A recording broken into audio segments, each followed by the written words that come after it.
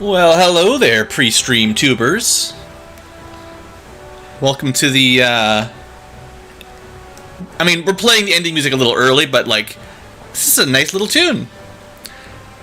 I don't finish Final Fantasy V very often, so I don't actually hear this very regularly, but I like the little drum, dum-dum, da-dum-dum, all that stuff.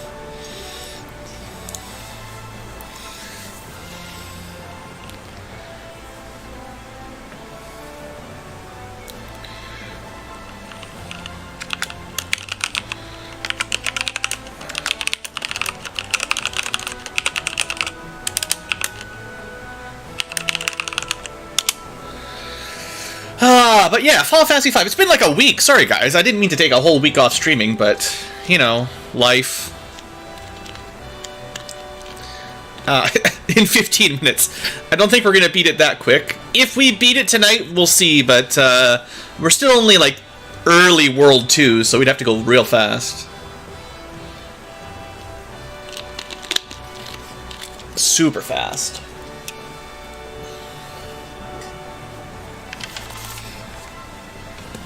Oh, I know what I can tell you guys before the official stream start. We've been talking about Dungeons and Dragons fairly regularly. I'm not a big online MMOer in general. Just to answer that question first, I generally hate them, but I've been trying to play F14 for the last, I don't know, few months. I've been sort of on and off trying to work through it. It's got some ups and downs, but overall, it's fine. Like, I don't know. I don't really like waiting for other people to play stuff, so, you know, there's always that problem. Supposedly, at some level, you don't even need people to do stuff, so that'll be a nice day in the future. I mean, it's fine. But I'm not like hardcore in a guild doing progression or nothing like that.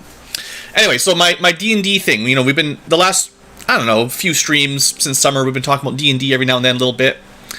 And I was thinking, like, we were talking about stuff like my ideal setting for players and the Dungeon Master and kind of the world of whatever you're playing in for your game.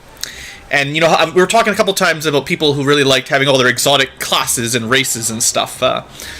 Not quite into the memes on Reddit and stuff, the Slimekin and whatever nonsense, but just everyone wants their own unique kind of, I'm this specific race that no one else ever gets to play as. Like, first time everyone's ever had a half orc, half goblin, half fairy, half angel, quarter demon, you know, everyone, you know, that kind of mentality. Anyway, and that kind of always sort of rubbed me the wrong way a little bit. And then I was also with the Blue Ankylas just recently for the season, watching some Lord of the Rings. And quick aside, I've been like a Lord of the Rings nerd since I was a little kid. My dad read me the books when I was, well, little, like four or five, somewhere back then. And then I started learning how to read off of reading that book. Crazy childhood. Just start with Lord of the Rings as your first real book. Yeah, good, smart. Anyway, point is, I got in on all that pretty early. It probably developed me into all this Final Fantasy gameplay and stuff that I enjoy. Got me into fantasy at a really young age. So I've been like, following those books for a long, long time, reading them every few years. And then the movies, pretty awesome. So I was rewatching the movies with the wife, who hasn't actually seen them, crazy enough.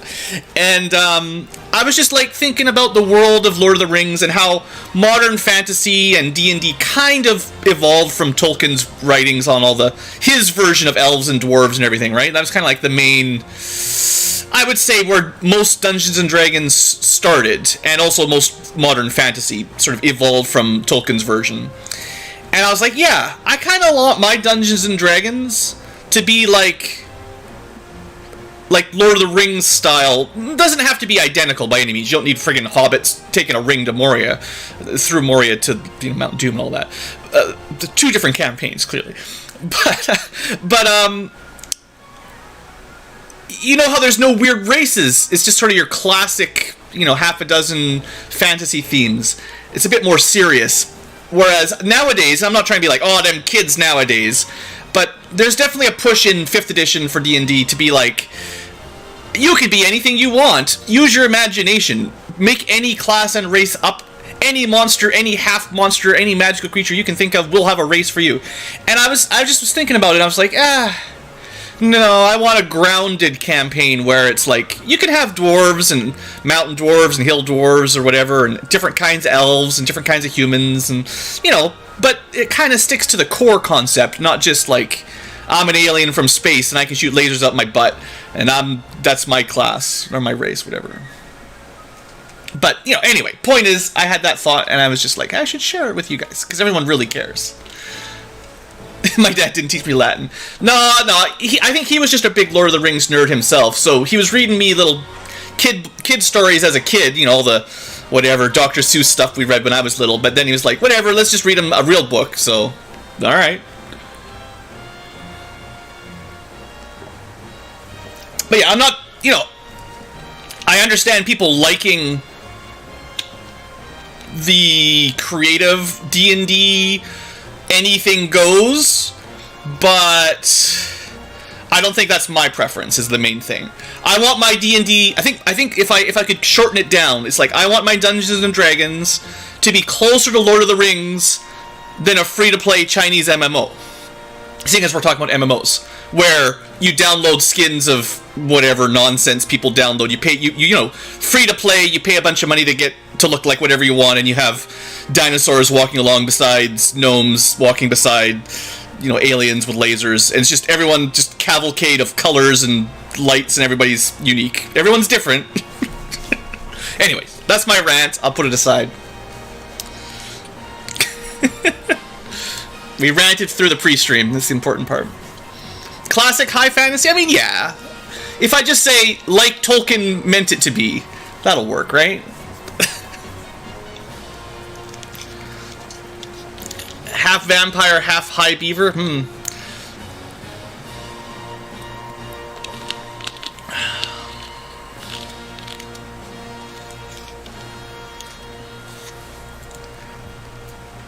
That was an 8.5-minute song. This is how we're going to do our intros every time, because once the music gets really epic, then the blood starts pumping, we start really talking serious stuff like ideal D&D campaigns, and, which Lord of the Ring was better.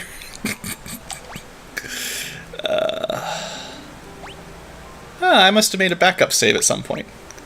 Probably accidentally.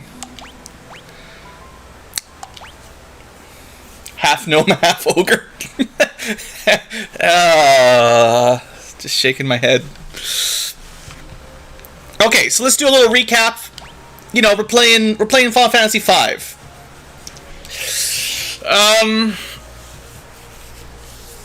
This is our third stream, and you can see that the in-game clock says 12 hours, so we've obviously made some progress. Let's do a little character recap to see what I've been doing. Bart's has been mostly a knight. He's been doing some samurai levels, and lots of Mystic Knight levels, because Mystic Knight is amazing. And that's pretty much all he's done. I've been really boring as far as job diversity. But, point is, Mystic Knight sword combo is really good, so, maybe he will get some levels in Ranger eventually to get X-Fight. But, that is a very, very strong build without doing any divergence, so we'll see. Then we've got Galuf, who was a monk for a long time, but monk is starting to fall behind after kind of the first world. He's been our backup thief, so kind of our agility fighter. He's got the ninja levels and the ranger levels. Now, ninja does get us dual wielding, which is pretty good. I think Mystic Knight is better 90% of the time, but dual wielding is good. Definitely not really leveling him in melee or physical, like, fighting classes. Some levels in Ranger, yeah. Just max it out. I guess... I mean, 405 to the next one. How far away is the next ninja rank? 450, Dragoon, I mean, this is hard, because when I'm playing Final Fantasy XIV, I main Dragoons, because, you know, it's pretty dang cool. But, honestly, in this one, I don't know... We should try it out to see if Dragoon, is, like, buffed a little bit. I know classically in Final Fantasy V, Dragoons are a little bit on the weak end. I think you can two-hand... I have one poor trident. It's not even very good. It's worse than a dancing dagger. I mean, dancing daggers are really good, but I haven't even bought... Okay, once we get a good spear, we'll try out Dragoon, but I don't actually have a good spear. It's just gonna have to wait. Yeah, alright. So...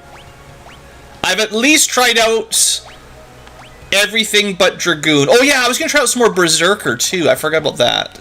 Let me, were we using animals, I think? Throw is better than animals most of the time, so. Alright, go back to Darkness Bow. And this is fine. Yeah, I think butts, I was intending, right, the first level of Berserker takes a ton of points, but, at some point we're gonna get a good axe. I'm gonna try out Berserker two-handed weapons for a little bit. I don't think it's great, but that's another one that I'm still trying to test out a little bit. Okay. I know Ferris with Summoner has been really, really strong lately. And this is also our Blue Mage. I've been trying to learn all the blue magic spells, wherever it is. Blends in. Blue Mage, yeah, there you go.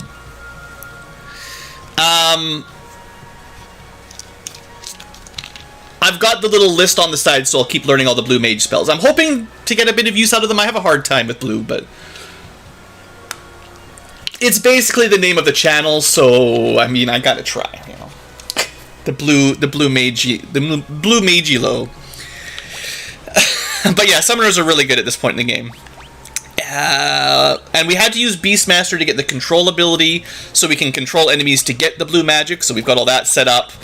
Chemist, I don't know if I have the effort to bother. Geomancer, we tried a little bit, was kind of weak. Bard, Dancer, anybody else matters? That's it, nobody else matters. So Lena's been our more traditional white mage, because she's definitely canonically a white mage, right? And she tried Geomancy, but the pajamas didn't really work. And then red magic we'll definitely want at some point to max out. And Summoner, well, you know. Also, Time Magic. You could play Astrologian / Time Mage and learn Meteor. When I'm healing, if I have to play group content in Final Fantasy XIV, I generally play Astrologian. So, you know, there's that.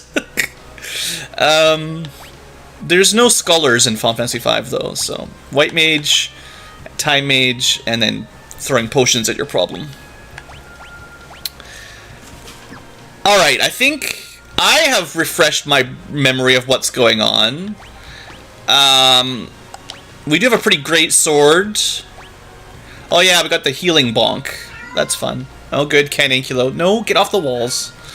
There's, the classic reflections on the wall of light through the windows, sparkling around. Oops, what am I even doing? Wasting my potions. So he's climbing the walls, as cat do. So yeah, we just got to World 2 fairly recently, and our current quest is to heal up one of the drakes, the wind drakes, they're always dying in this game, so we need some grass to go heal it, and we left the castle to go search it out, basically. This castle here where I'm standing. Oh yeah, if you want to see all the blue magic we've got, oh boy, do we have a lot of blue magic. I don't think we've missed anything so far. So, not that most of these are very useful, but we do have a lot of them. Yeah, 1,000 Needles is pretty good. White Wind's pretty good. Missile, when it works, is good.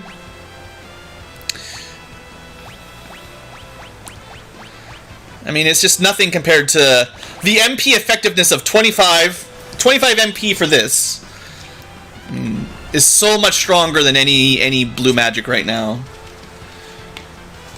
mean, that's the same cost of 1,000 Needles, right? Boy, that fight gives you a lot of experience. That's like 4 fights per level right there. That's a pretty good deal. Or maybe something like that. Alright, I don't think we can actually go back to the castle. I will have to start recording an episode for the future tubers.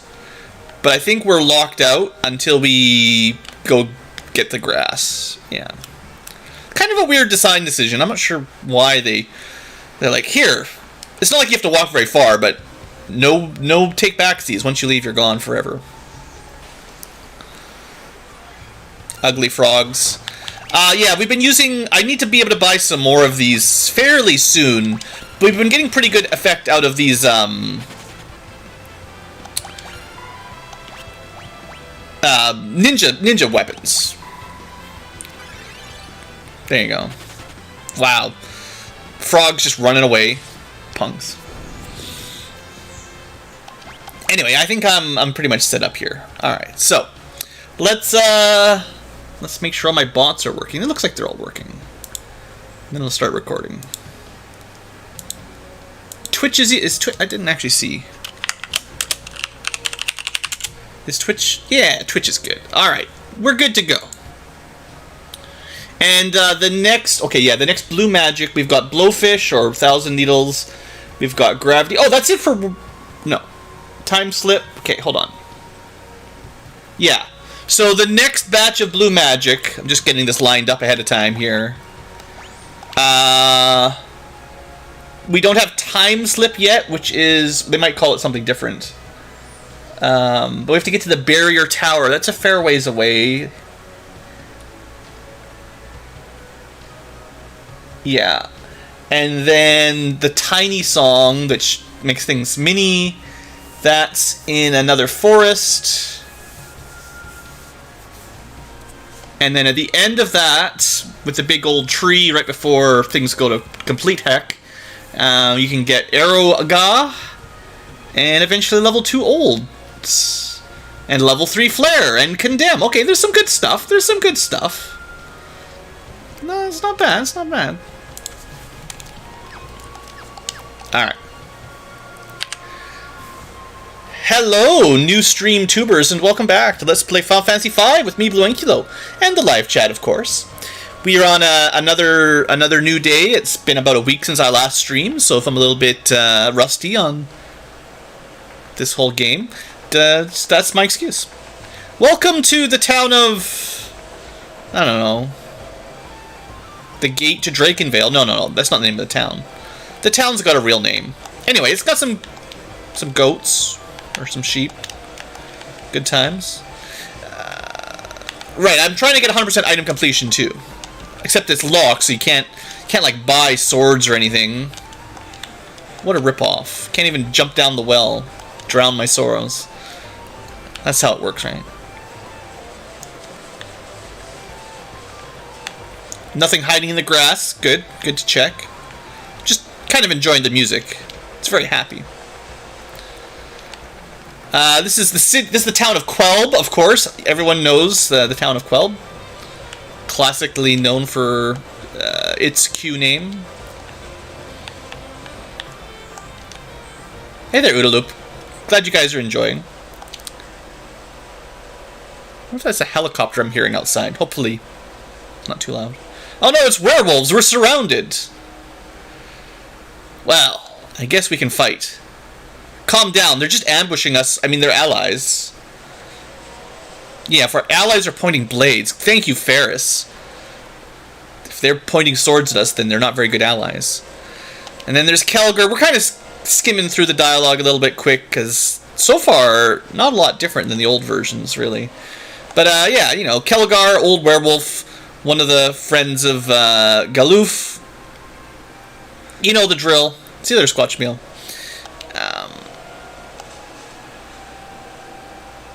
These cads, the ones who destroyed the crystals. Well, actually, Galuf helped. You got it all wrong. Oh, he just knocked him down like nothing. Should have kept his monk thing, and he could have like counterattacked or something. All right, you want to fight? Let's fight. Wolfman versus Sword Boy. Yeah, I'll do this on my own.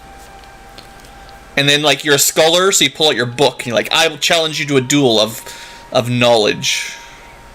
We've been talking a lot of Final Fantasy XIV future tubers, in case you're not getting it, but there's some cutscenes where you just pull out your book, ready to fight a duel. It's pretty good. It's epic storytelling. Looks like he keeps kicking our butt. He knows the bum rush, I think, clearly. Ha! Hiya! There's no need to hurt him, but he was hurting us. Shrug. Just balling like that. I mean, a werewolf starts doing circles around you and stabbing you in the back. Hell's bells! Not even censored. I guess he's an old werewolf.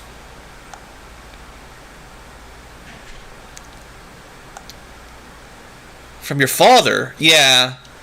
My father was Dorgan. It's a pretty bad name, Dorgan. Hey, Dorgan. Yeah, what are you guys making those funky faces for? Werewolf man and half werewolf man. Dorgan's... Yeah, I just told you he was my dad. What's the big deal? Ah, just like Final Fantasy IV, it turns out your father is from a different world. Oh, crazy. Your father's actually an alien. Wait, what? Yes. You probably gave your mom cancer when she died. Just that's how it works, right? This is very dark. So turns out 4 Dawn Warriors fought X-Death, the dirty warlock, or whatever they called him, the naughty neighbor, and they couldn't kill him, so they sealed him on someone else's planet because they didn't want to keep him on their planet. And then they blame us for letting him out, right? It's pretty rude. They should have just thrown him into the sun or something. Where's Superman when you needed him to drag a villain and throw him into a star? So, yeah, they put a lame seal on him and send him to an alien planet. You can only use... So this is important lore. You can only use the crystals if your hearts are united. It's probably going to be a plot point in Final Fantasy XIV later on. Everyone's going to have to combine their heart powers to seal the ancient evil. I'm predicting the future. Final Fantasy V did it first. Except for 4 and 3 and 2. Everyone has to use their heart power to use the crystals to seal the ancient evil. It's a recurring theme, I guess you could say. Alright, so they send him to our planet, and they use some crystals to lock him up in a forest. A forest is a great place for the warlock, because he's totally got no nature powers. He's just a regular person, and they put him in a forest of just plants and trees and stuff. It's fine, don't worry about it. And then Dorgan decides to stay because there's some hot lady action in a nearby village to that place. He's like Superman. He finds some girl to go. Well, you know the story. Make little half Superman babies.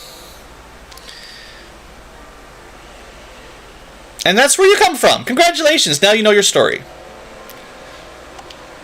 Except your dad died of old age. Not really Superman. It's more like no one really knows where Dorgan went. He just, he left to go get some milk and just never came back.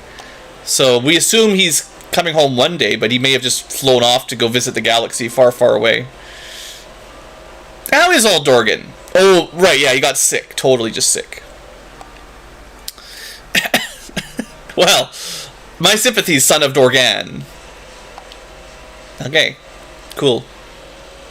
All we want to do is open a gate. It's really easy.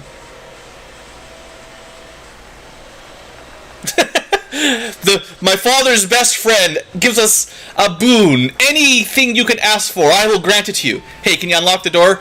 Yes. And now we are done with this village. It's just... I mean, he could have helped us, or he could have taught us his little wolf attack move, or he could have given us a new sword or something, or, like, did he actually have my father's old sword hidden here? That'd be fine. Like, I'll take one of them. Wait, what was that? The Windrakes? No one knows why the Windrakes died out. Probably because you fly them around to exhaustion and kill them all the time. Pretty sure they're actually pretty weak constitutional. They've only got like 6 points in constitution, so if you exhaust them, they just die. This is a ceremony. It's called Ring Around the Rosie. You've interrupted the ceremony. Yay, music.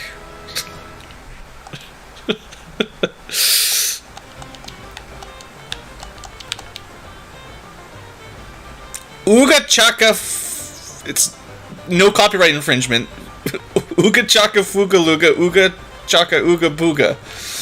I know what song they're going for, but you can't sing it or you'll get your YouTube taken down. Okay, evil monsters. No one can fight because werewolves are weak. Drake in veils, full of drakes inside veils. Tsuzuzi? Who's that?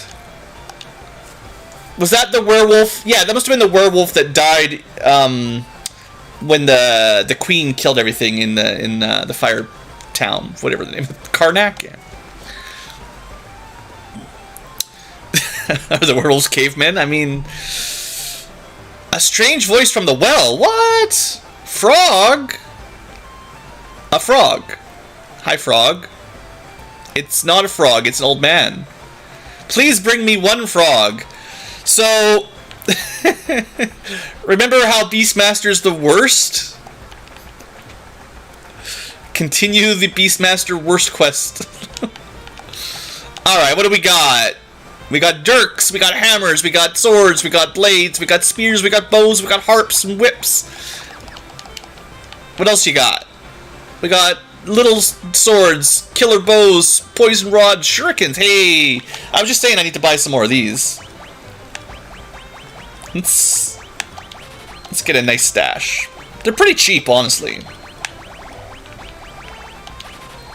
And I mean, I'm using a ranger. I'll buy them a bow. I've got a few shurikens. They're really good, but they're pretty expensive still. I guess we could get a poison rod. I don't use poison magic very much, but... And if you want to use ninjas, you want to buy a couple of these, but they're pretty expensive, so just keep that in mind for later. Let's see, what do we got? Gaia gear already bought. Ninja gear, we got one. Got it. You could buy some golden hat. That's pretty cool. What does the other shop got? This is a lot of shopping all at once.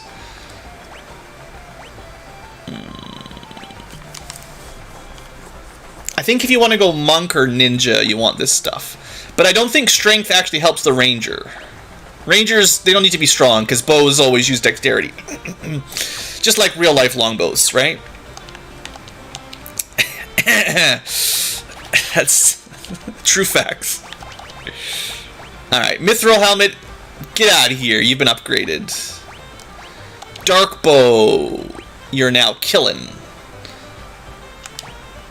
Sometimes does a critical hit. Yeah, the green beret at least gives you agility, and I don't actually have an agility accessory yet. Where's my elven mantle? Oh, these guys have the elven mantles. Sure. If I ever get like a good protect ring, then we can move it up. But thunder. I guess if you equip the main gauche, a summoner with a main gauche, that's pretty good because it gives you the extra evasion. But you know, they're in the back row. Alright, so they get boosted earth, and then I can equip a different rod, fire, ice, lightning, and poison, and eventually we'll get, like, you know, the rainbow rod or whatever it's called that gives you everything, but that's pretty late. Okay, cool, we got some new stuff.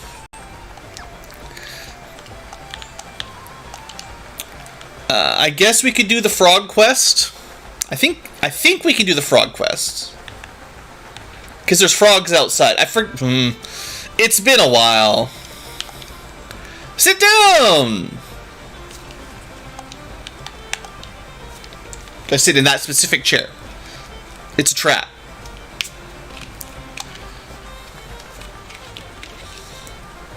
At least in Final Fantasy VI, they put food in front of you that Sabin eats.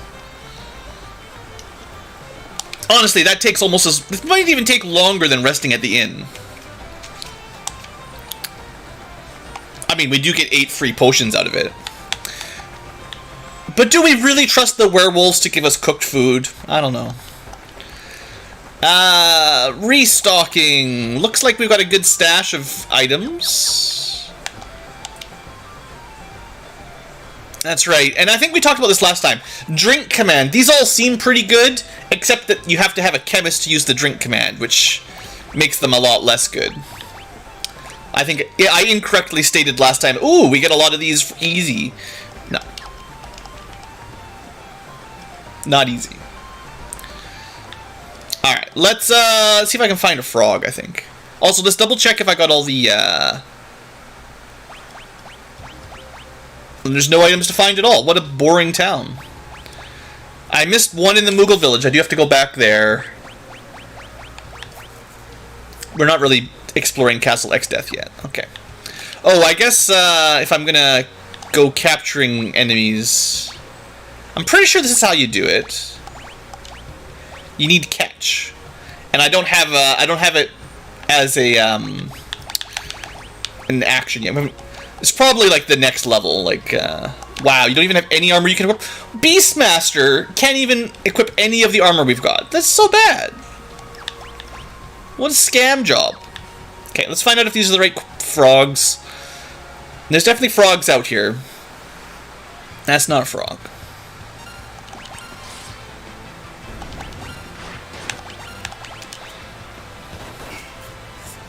Make use of that auto battle a little bit.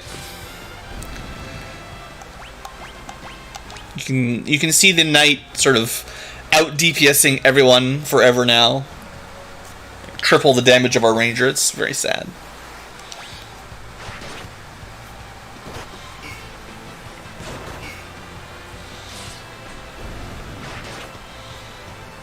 Definitely. I mean, we do need to level up that ranger eventually, but right now it's... Where's my dang frog? Maybe the frogs are not in the swamp. You know, you'd think frogs would live in the swamp more than the forest. I guess there's tree frogs. But maybe there's more frogs in the trees than there is in the swamp.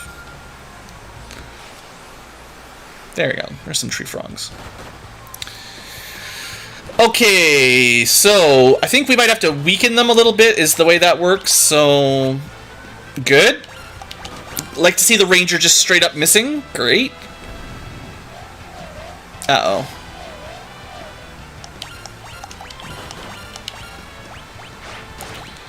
Catch him. The enemy is too strong. Hit him with a chocobo.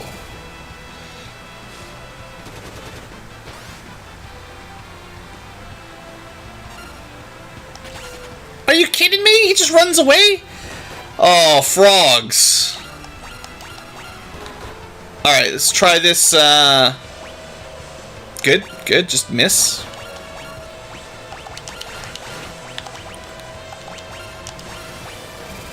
Okay, all the commands went in at the same time. Maybe we'll get him.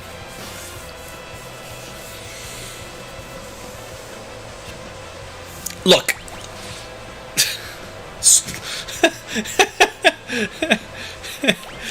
I tried. Okay, backup plan.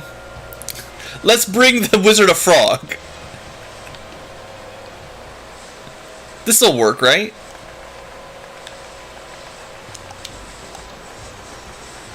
We stopped being a Hi. I'm a frog? I brought you a frog right here. What are you talking about? Will you please bring me a frog? I mean, seriously, dude. I tried.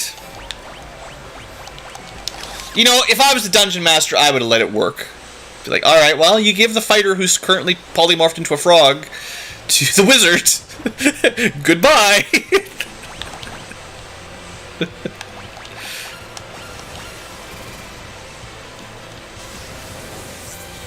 So I need to almost kill these Carnago, but not quite.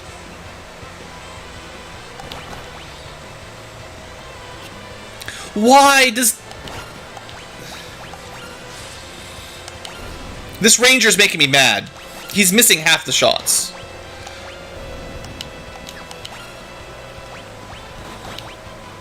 Maybe we should be using like blue magic Quarterga kind of stuff. Quarterga. But are you dead? You let the frog kill you? Why are you dead, dude? Okay, I need... This is embarrassing. That's what this is.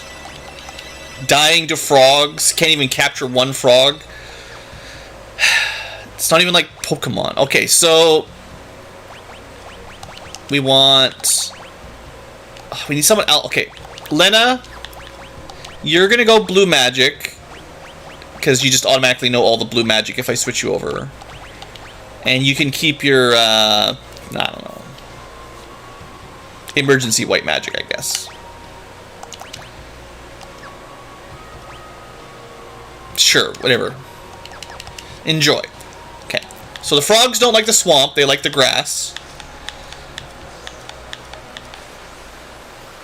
Okay. What am I trying to do? I'm trying to use, like, Quarterga or something. So let's kill... So Titan's gonna kill everything.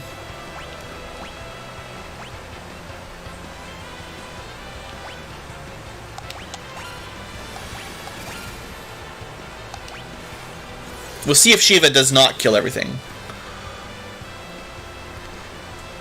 You know, frogs classically known for being strong in the winter. I wonder if they're level 4. If they're level 4, you could just use level 4 Gravaga, but Missile is what I'm hoping. Okay, this should be really low HP now. It's got like 50 HP left.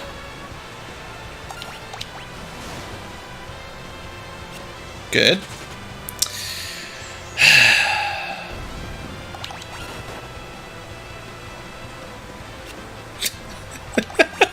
It's impossible. So what, do we have to like put it to sleep? What? Gullif?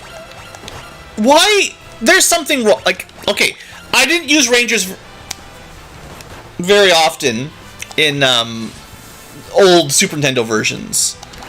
Do they always miss this often? Like, is this normal?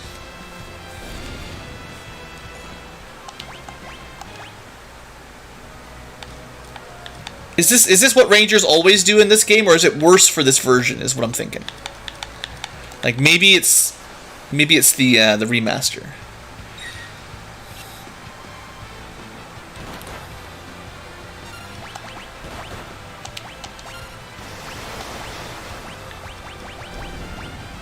That worked pretty well.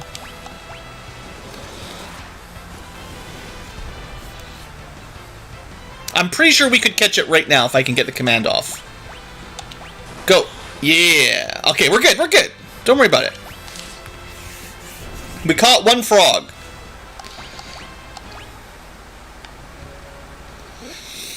It's really...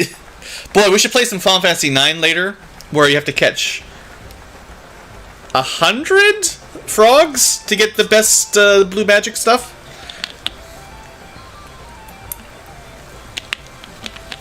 I wonder if that was supposed to be a callback to this game, with the whole frog catching mini quest, and then using blue magic. Maybe. I didn't use Quina very much in FF9. Alright. I'm not even 100% sure if this is how you do this. Okay, 10,000 bucks. Totally worth it. Wait, what?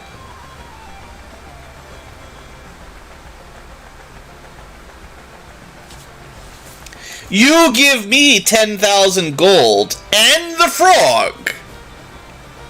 I'll give you a pot that I found at the bottom of the well. I hate this old man.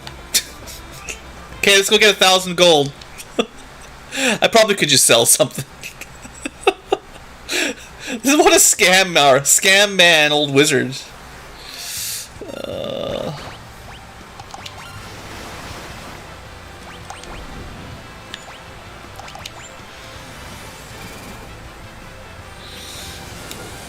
I mean, I was intending always to play through the Final Fantasies in order, and then I never got around to 7 or 8. But, you know, 9's pretty good. I do enjoy that.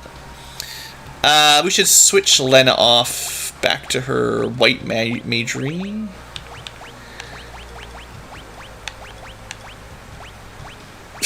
There's too many jobs. I can't figure out what I'm doing. Sure, you can flail it. Alright, that's fine.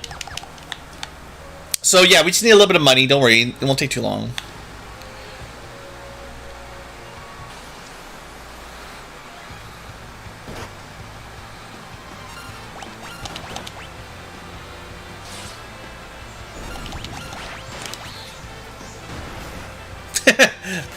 The flail, 60 damage. The bow misses. I think that's enough money already. Yeah, we're good. Money, I mean, this is a point in the game where everything's really expensive, and I always run out of money here. But you could grind more gold pretty fast, if you want. Alright, 10,000 bucks. Nice! He just wants to eat. And we get a frog ring. Or a frog gourd. What does that do?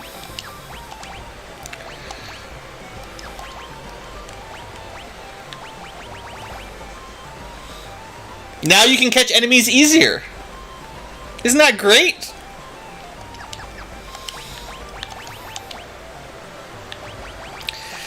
Well, we're now the Beastmaster, the true Beastmaster, the Lord of Beasts. What was I working on anyway? Summoning, probably?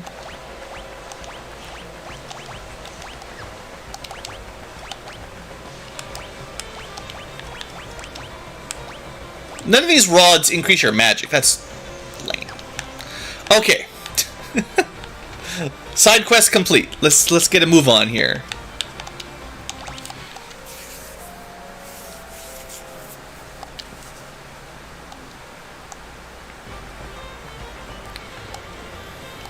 I should probably save it. I'm pretty sure there's a couple more catch an enemy, turn it in kind of quests as well, but we'll see.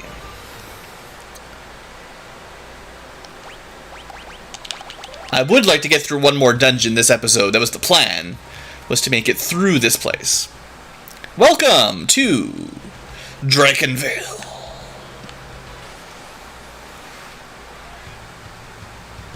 I think we're going to have to switch out Galuf to something more useful.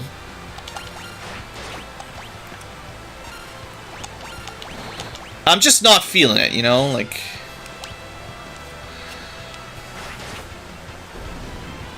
I don't know what his hit rate is, but I'm guessing maybe 75% or something, which is not impressive. It's a lot of missing. There you go. There's the money. We could just pick that up and then bought the Tornico guard. Not Tornico. Torcando? Tornado. Tornado. Tornico is the merchant in Dragon Quest IV.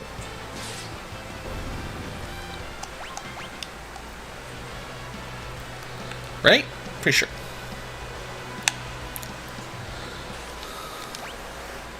Oh, this is a tricky fight.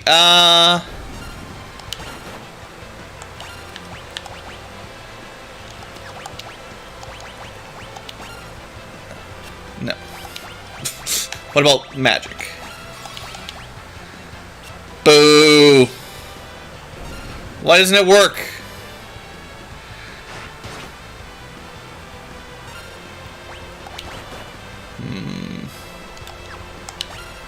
Oh, we could probably have gone like this. Not that great. He's kind of kicking our butt. Given that Ferris is already dead. He is very weak to fire, though. I mean, that would have probably done it. Oh, a spell blade. That's what you need. I should just be using aim all the time on Galuf. I know, I'm complaining about him missing, and then there's literally the ability to never miss, you know, one button down. I'm just lazy, guys. It's just lazy. Maybe the bow's bad accuracy is designed around never using the regular attack command. Which seems really weird, but maybe that's how it is. Cats. Get rid of them. Lie cat? Is it like werecats?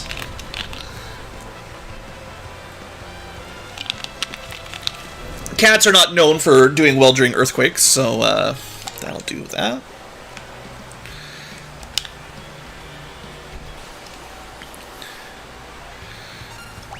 I think... Now, aim, I think, does slow your turn down a little bit. I think.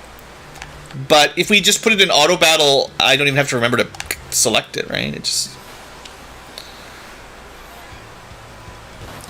Let me try out another little trick here. Switch to Fire Rod, and then summon Ifrit. I could switch to the Fire Bow as well, actually. Maybe next time.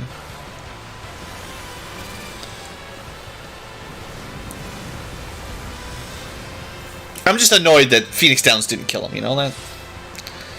It's not nice.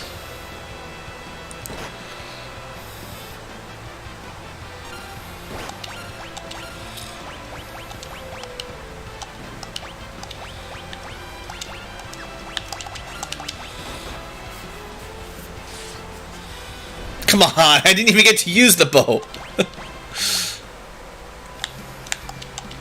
Why you gotta do that? Give me another zombie dragon. Dare ya. Triple dog dare ya.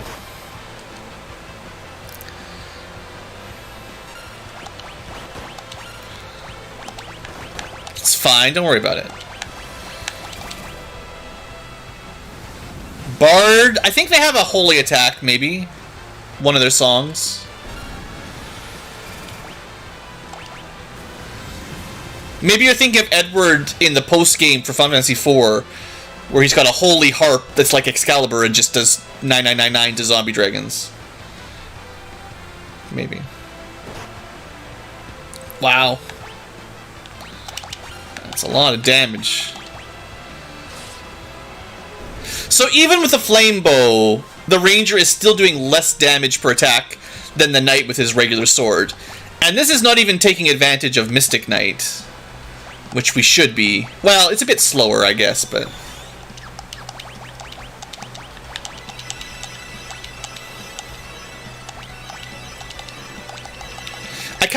I'm gonna show it off. Because it's a new stream, it's a new episode. I haven't used this in a while, but yeah. We're going to show you the big power. The main power beyond any other. One more zombie D. They're only underground. Other enemies above ground. Well, these guys are different. I don't actually know how tough these guys are. And it will only get stronger once we get to Firaga sword.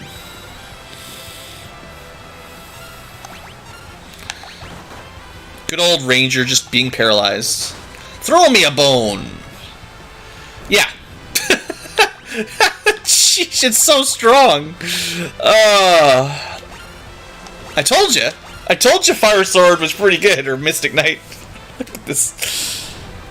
Get out of here, Bone Dragon. Okay, I wanted to fight a zombie dragon. We'll try to get one more zombie. There you go. Let's see if the bard, or sorry, the ranger can kill the bird. There you go. And that's only fire 2, right? That's only fire 2.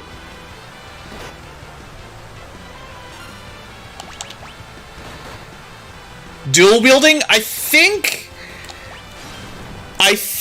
the what am I trying to say? The Spellblade only affects the first, like your main hand weapon. I don't think it gives you the bonus damage on the offhand. So you want to two-hand your weapons if you're doing Spellblade, I think. And it's not working nearly as good on the zombie dragon as it did on those bone dragons. Just kind of interesting, but hey, level up. Good stuff. Anyway, I just wanted to show off how amazing that combo is. You can only do it as a Mystic Knight right now, because you have to equip the two-handed ability, and the Knight needs the two-handed ability and the Spellblade ability, so you can't get them both. But, you know, eventually.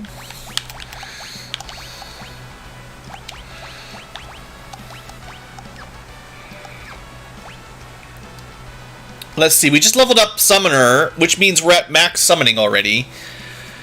So 500 points is a long way away. Let's switch this up for Ferris. Are we done blue as well, or like nearly done blue is what I'm thinking.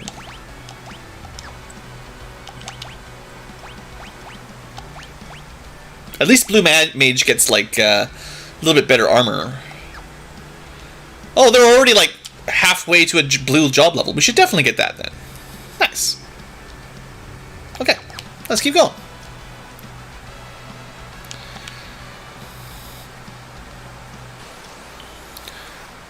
Oh, there is bone dragons outside. Prove me a liar, will ya?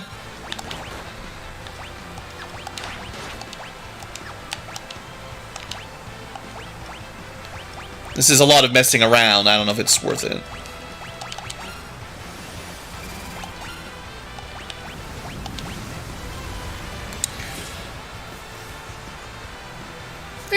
Damage is okay.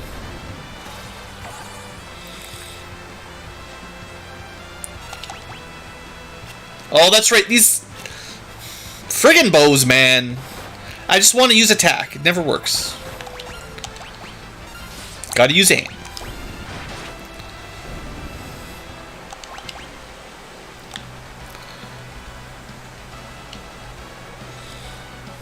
Let me double check something here. So 4 more chests and 1 hidden item somewhere.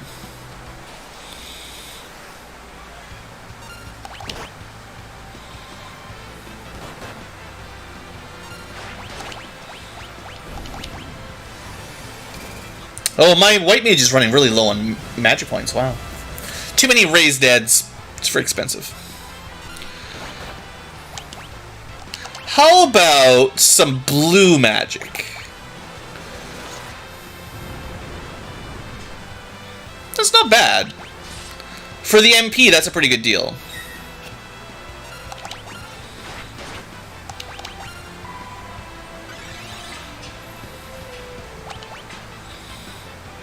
What is it? Flamethrow's only 5? Yeah, that's pretty strong.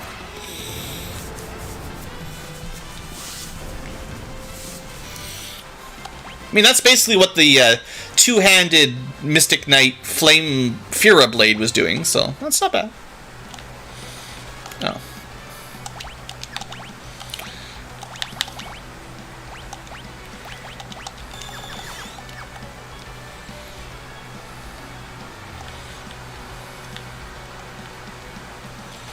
Oh, I think one of these skulls has something, right? I think we've talked about this.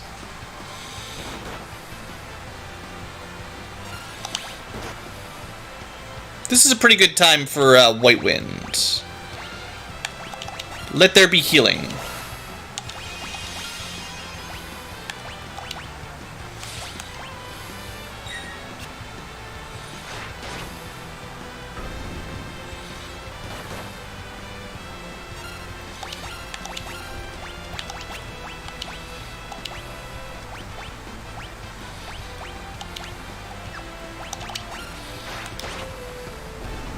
Alright. I mean, I'm glad I remembered that we had the aim command. It's fairly important. Yeah, the grinding for levels is certainly a thing you can do. There you go, bone mail. This just turns you into a zombie, though. Yeah. It's good. It's lots of defense. Technically immune to most statuses, but you are a zombie. Pretty sure. We should test that out to make sure, but maybe I'm thinking of a different game. It doesn't say he's a zombie. Maybe it means, so you still have control, but maybe he gets hurt by healing. Yeah. So there's probably... That's not as bad as I thought.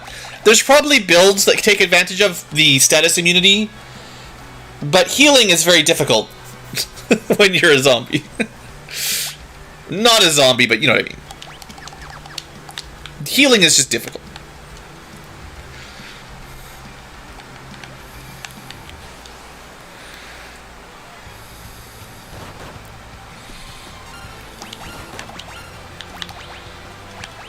I don't think we need to go all the way to Ifrit. We can save some MP, I think.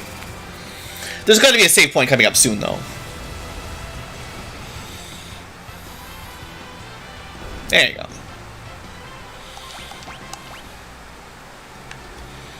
Oh no, it's a hole! We fell in the pit.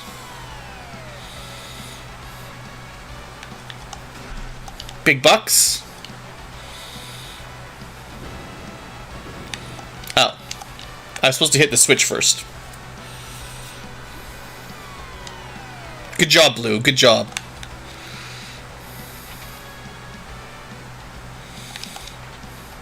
Oh, there's like a secret passage somewhere in this dungeon, isn't there? Like a wall you can walk through.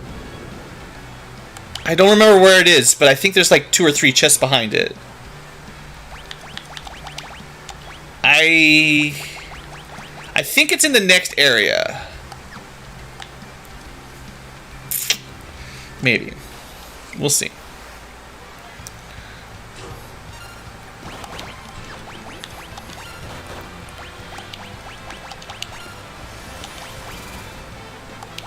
I should have used aim. I'm dumb. You know what would make a lot more sense for me with Rangers is if their attack command just was replaced by the aim command. Why don't you just do that? I need some healing here. We're running low on HP, so it's time for that Cure Wand to help us out. Running low on MP, more likely.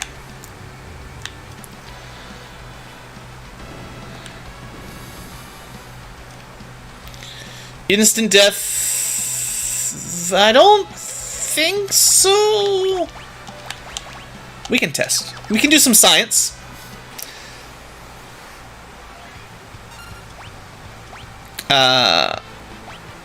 What am I even doing?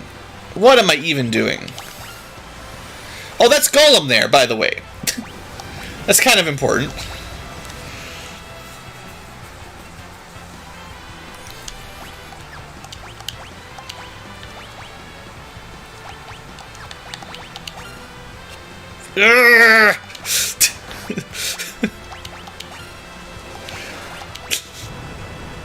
Ranger!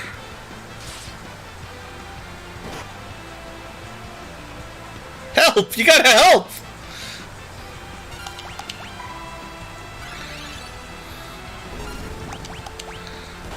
Don't worry, Gollum. We'll save you. Maybe.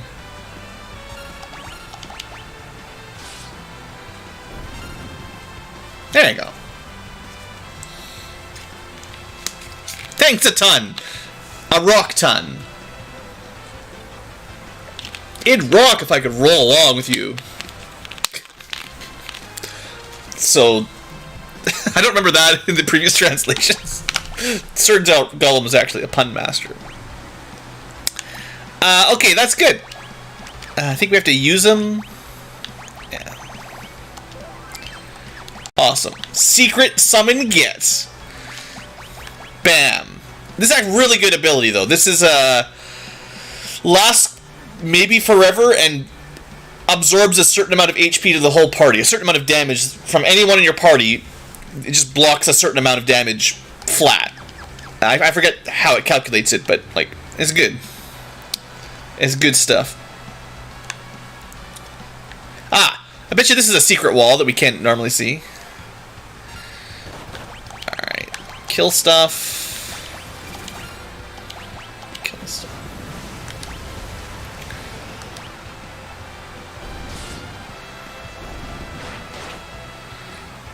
Let's get some free heals. Wait, it didn't. It did the opposite of what I wanted. I was gonna test out the instant death. That's fine. It's fine. Don't worry about it.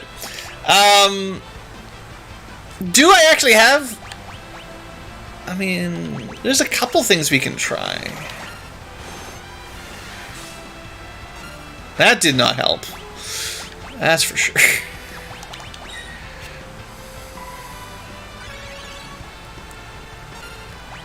We do actually need, like, a death... I don't have a lot of instant death type stuff right now. I don't think it would work, but... You might be able to reverse heal with Vampire. Yeah, I mean, that's a little bit of healing. Sort of in a way, you know.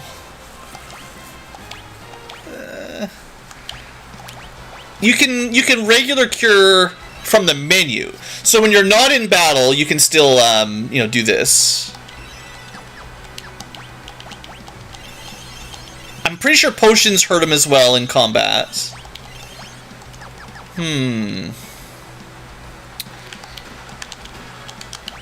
So the Hypno Crown is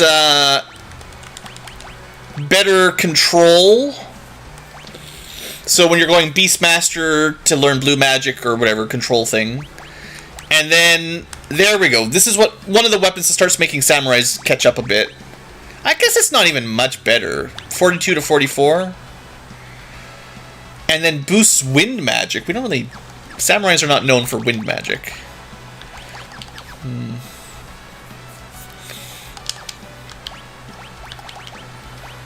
Let me just double check.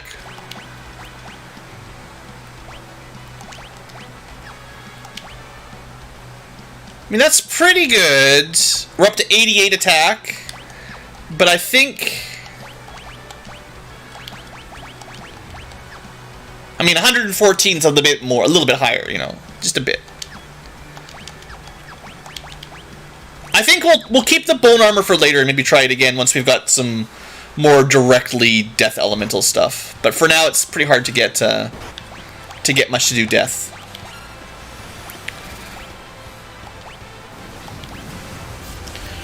What we need is protection from paralyze, apparently.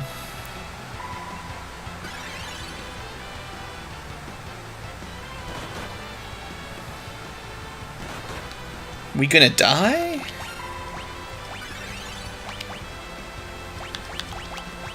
Make sure one of these goes down, at least. Then they can't paralyze both my healers.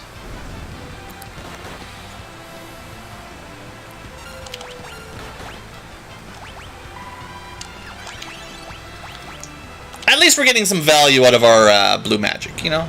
At least that. I wouldn't be surprised if Fire 2 from Black Mage is just as strong, but it costs 10 MP instead of 5, so...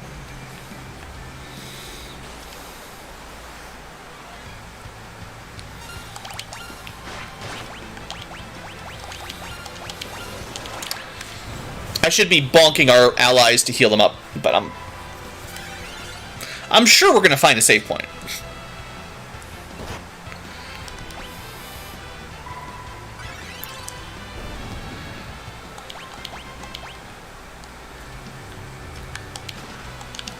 Or at least some Phoenix Downs to make up for it.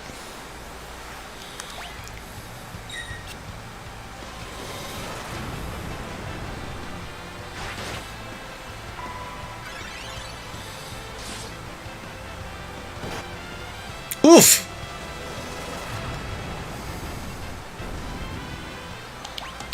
It's fine, because right behind this door... Save point. Hey there, dude. Alright. We're looking good now. Full heal, full MP. Still rocking. Let's go save ourselves a Windrake. Second question, did we get all the items? Yes, yes we did. One cat. I think one cat can stop us. The answer is nay, one cat cannot stop us. Look, some grass. Dragon grass. It's not really dragon grass! Or is it? Maybe... Yeah, grass is not supposed to attack people. This is no grass! A foul leafy demon! I guess this is why the drakes went extinct. The grass attacked. It's the happening all over again. Dragon pods. Alright, there is some trick to this one. I forget what it is. This is one of those, like, all the little guys are immune to different elements or something. I think. Something like that.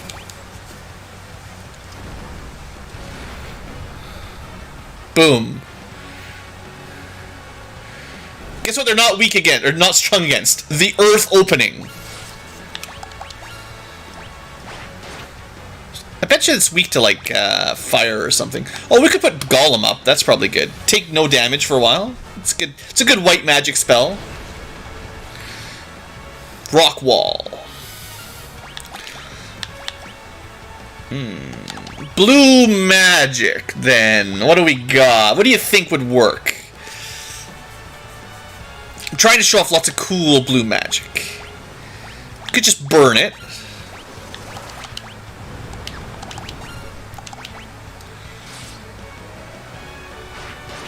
I forgot to unequip C passages, so I'm missing some stuff. Level 33. Already half dead. No weaknesses. Okay, okay. Regens.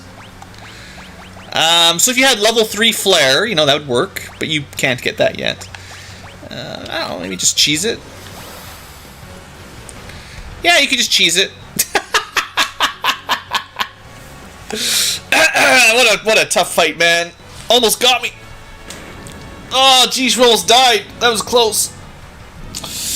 I don't think the boss attacked us even once.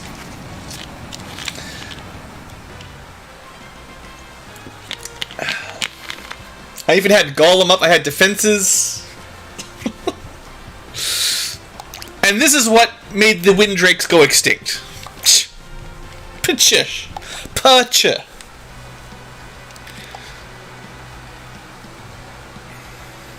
Look!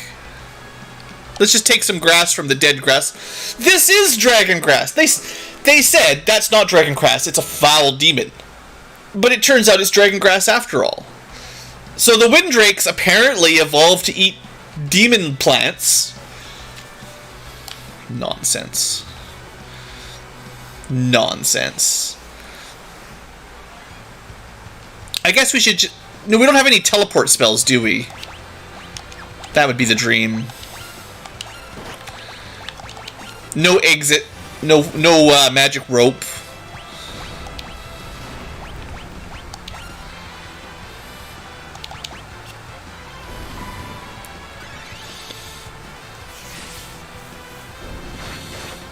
That was a little bit backwards, but looks like it worked. Alright, so what happened here? Lena got a job level up, but she still got one more white magic rank to go. Might as well just keep going then, seeing as she's the white mage. Oh right, but I was going to change back to throw, which is much more useful in combat. Summoning is pretty good. Now, we also have some time magic, which I haven't been using. You know, haste and stuff's pretty good, but what if we just get big guard instead, you know?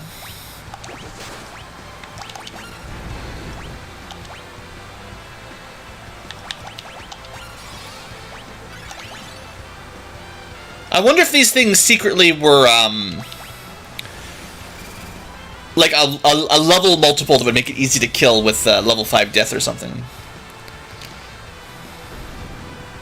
Not like it matters.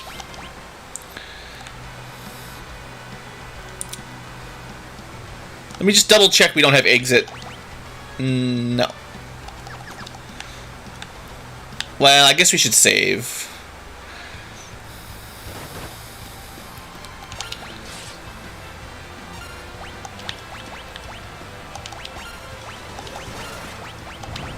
I like learning about our enemies. Throw in a little Libra now and then for fun. 24. Okay. Nothing too crazy. Definitely hits hard, though.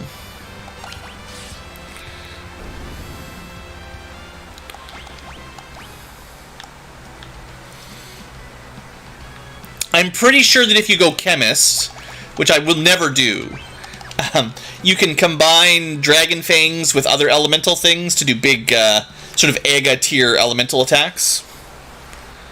I'm pretty sure.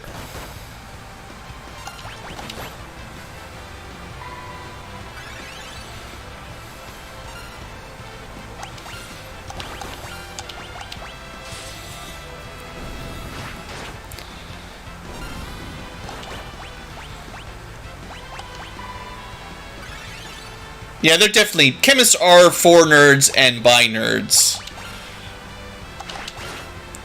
Did we ever find out if we can auto-battle... Yeah, it just switches. I was like, it'd be really cool if you could auto-battle the healing staff to keep hitting your own party. So that you'd always get healed for free. I think the Cure spell works like that. Like, if you cast Cure and then auto-battle, it will just auto-target the lowest HP, but... No heal staff version.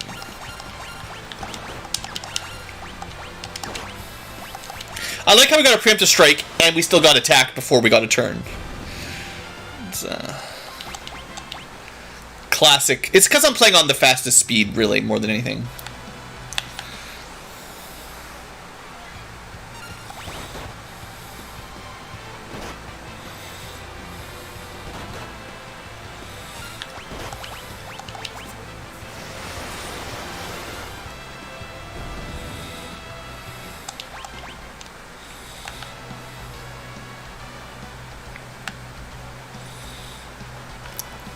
I think this has got to be like the only dungeon you have to walk all the way out of, right? There's almost always a shortcut at the end, Skyrim style.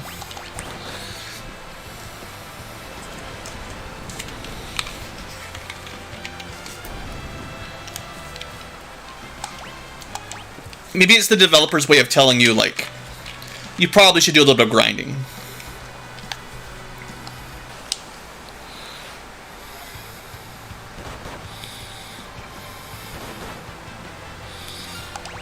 Or it's the developer's way of saying, kill all the cats.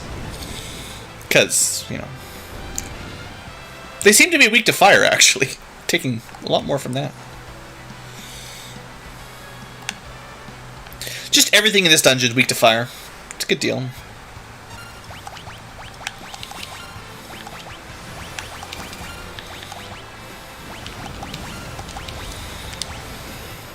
Goodbye, bone dragons.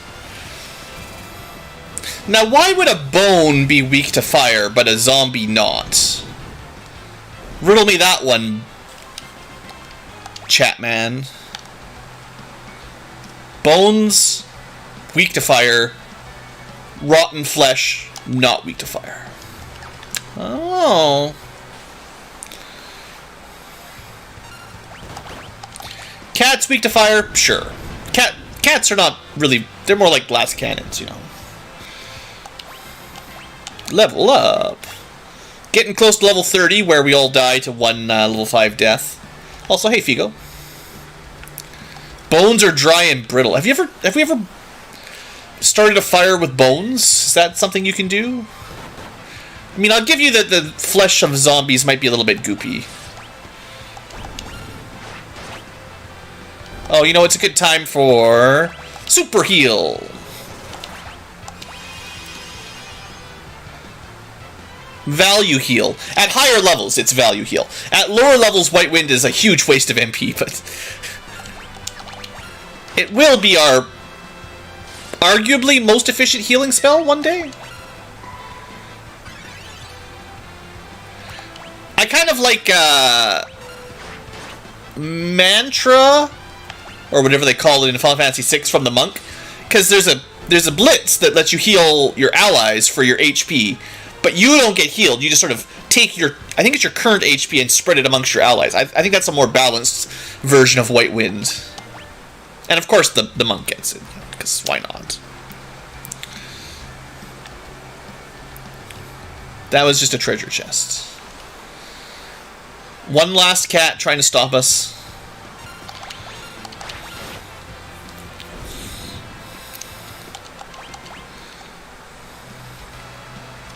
Alright. Side quest, well, real quest done, I guess. Kind of felt like a side quest. So we got lots of money, right? We could probably, with our 37,000 gold, buy some more weapons. Or just try to get to the next town and save up for even better stuff. Maybe. I mean, I was talking about, like, using the Dragoon and stuff, but there aren't even any spears for sale, right? So Ninja would want Kodachi's. There is a wind spear, technically.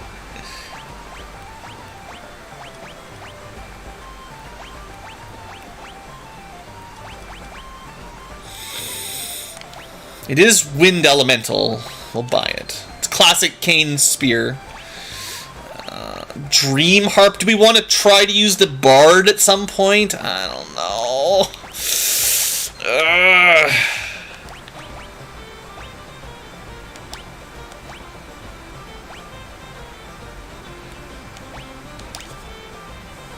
Why is the Warhammer 38 damage, but like the Berserker, the offensive damage dealing class, has the weakest base damage weapon of all the melee fighters? It's even weaker than the dagger. How does a Warhammer do less damage than a fancy dagger? Come on, game. This is why we don't like Berserkers. Anyway, future tubers, it's been an hour. Exactly an hour, actually.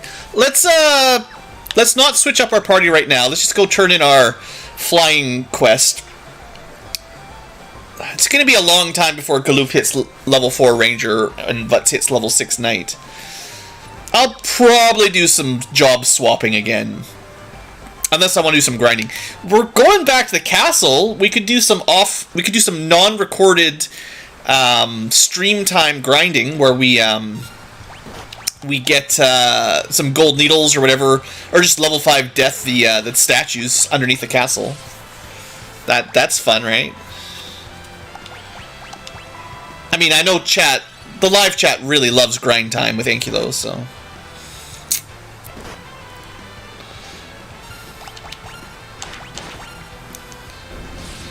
I mean, I'm not even being facetious, like, seriously. We get into all the craziest chats when we're not actually recording and just grinding away listening to music. Alright, open the gate. Haha, nice try, monsters. Oh. Plan B. Swim. Or just walk through the waist-high water. The kind of moat that can protect your castle from invaders. Waist-high water.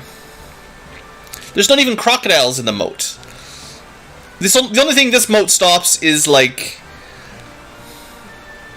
I was gonna say fire elementals, but they can probably fly. I don't know if this stops much. Press the button. Flush the toilet.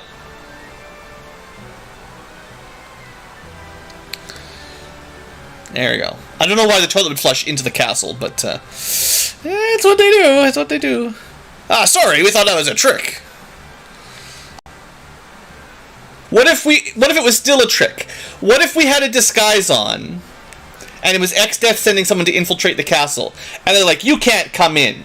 And then suddenly, out of nowhere, they appear beside you. Like, these guys didn't know about this shortcut. Suddenly the king shows up beside them, and like, oh, don't worry, this guy's fine.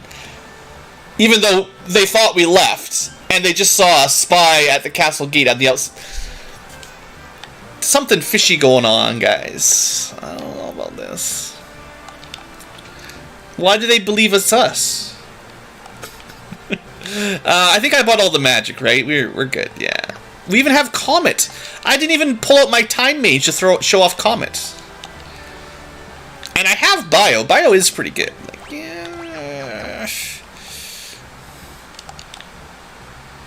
There's some magic. Once we get the next tier of black and white and time, like level 5, we're definitely gonna want to use someone with black and white magic to show off and time magic to show off some of the cool stuff, because it's it kind of has a lull where the regular elemental magics kind of suck, but as you get closer to the end of the game, it kind of gets good again.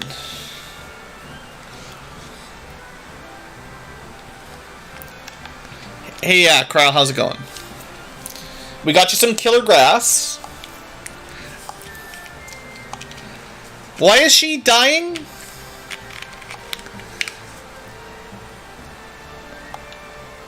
I forget why she's so tired. Is there a reason for this?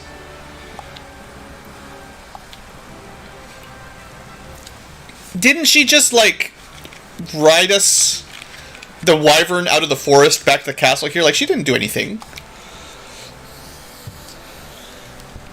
Oh, there was, like, telepathic Moogles, like, mind brainwashing her or something, maybe. Like, psychotically. Yes!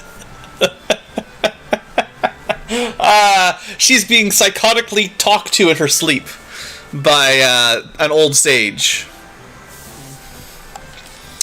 Hang in there, Kyle. We'll go see Guido.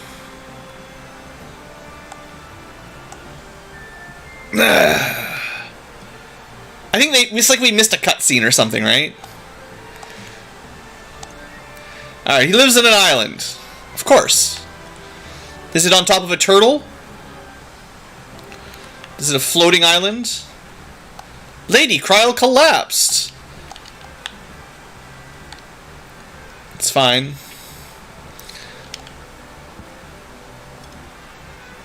It's normal. Alright, here. Sleepy dragon, have some evil grass. Doesn't want to eat. The grass that it eats to survive killed the other windrakes, now it won't eat it. This never made sense to me. This is why I'm like, Final Fantasy V story, it's like, it's got some gaps in it, you know? Maybe it's the translation, maybe in Japanese natively it's more well explained, but it's like the main, you know, like, I don't know, it's like cows, right? Cows that always eat grass. They've lived for thousands of years or however long eating grass, and then they stop eating the grass because it's like pokes them. I don't know, they starve. This is a hard analogy. I can't do it. It doesn't make any sense. Maybe it's supposed to be like the grass they used to eat got enchanted by X-Death. Maybe like secretly. This is never covered in-game. But maybe the magic grass was awakened by dark magic, and then it killed all the windrakes, and now they're scared of it and starving to death because, you know, it killed them. That would, I mean, I'm writing the story for them, but that would maybe explain it if that's what happened. Of course, then Lena eats the poison grass and dies. And the Windrake decides, seeing that she ate the grass and died, it would be fine for it to eat. It's like, when you're trying to trick a kid into, eating dinner, and you eat a little bit first so that they will try it. But they probably wouldn't try it if you took a bite and then fell over dead. So again, I get what they're trying to do in this cutscene. They're trying to, get some trust between Lena and the Drake. But her dying after taking a bite would not inspire confidence. Thanks, Kyle. She should have just fake eat it. Like with your dog, right? Where you put a biscuit up to your mouth and then have it disappear, and the dog's like, "Oh, what?" The Windrake's probably no smarter than a dog.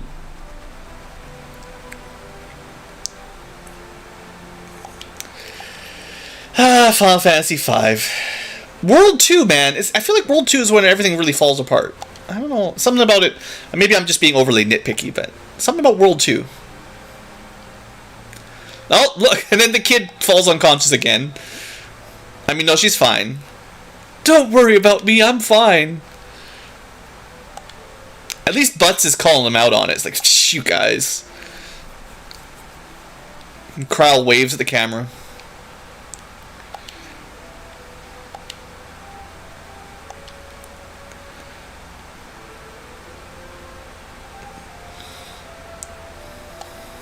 Yeah.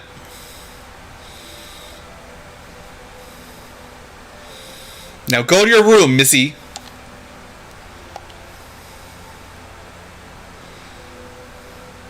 To Sage Guido. He's probably not a pervert. He's on a turtle island, right? So. I don't know how many of you guys watched the original Dragon Ball series back in the day, but the Turtle Sages. This game came out in the 90s, right after all the Dragon Ball hype.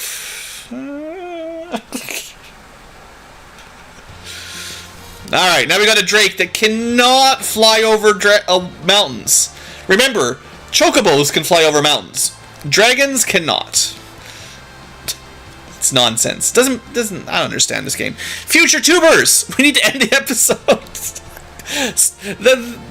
Whatever. I'm sure some of you guys really love the story, and I don't want to, crap all over it for you or anything, but I definitely find it, it's got some holes. It's got some weak points. Anyway, enough rambling about weird story bits. That's this episode. Thank you for watching. I think I will do a little bit of job point grinding between recording episodes, because this is a good time for it, I kind of think. And, I just kind of feel like it anyway. So we'll come back. I'll have some more job ranks, and maybe I'll show off, maybe I'll have some other builds to, get some ranks in Dragoon and stuff and try to show that off for you guys a little bit. Just to see if the remaster changes any of this stuff, right? Because I haven't really seen anything different, really, in the remaster, other than maybe item drop rates. So far, this is as far as I can tell, a very, accurate to the original version release. The Pixel Remaster for 1 to 4, all kinds of changes. But 5 seems pretty accurate, honestly, so we gotta keep testing. Anyway, thanks for watching, hope you've enjoyed, and see you next time. Alright, live tubers, it's just you and me. Future tubers will never know what happens. What stays in live chat, what happens in live chat stays in live chat.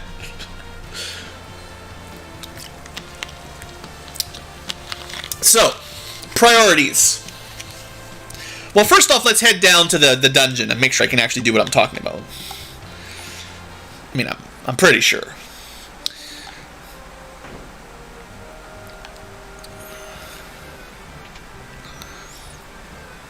Now, I know you can do this with gold needles, classically, but we also have the other cheap trick to make this easy. And the reason we do this is mostly for job points. Let me, one more time, just Libra them here. Okay, that... Getting turned to stone doesn't help our argument very much, but if we cast Libra here, level 45, over 3,000 hit points, so a boosted up Ramuh might be able to kill them eventually, but not yet. Our Ramus probably are not strong enough. However, for the low cost of 22 MP, which, you know, there's a limit, we can just one-shot them. No matter how many they are. And that's a pretty good deal. It's a little bit of a slow animation. We could, in theory, teach everyone... Like, I'm trying to think of a quick way to do this on auto battle. If we taught everyone the blue magic ability, which probably wouldn't take very long. Level 3 blue mage, that's going to be like 100 or something. That's probably the quickest way, right? Lena doesn't have it yet.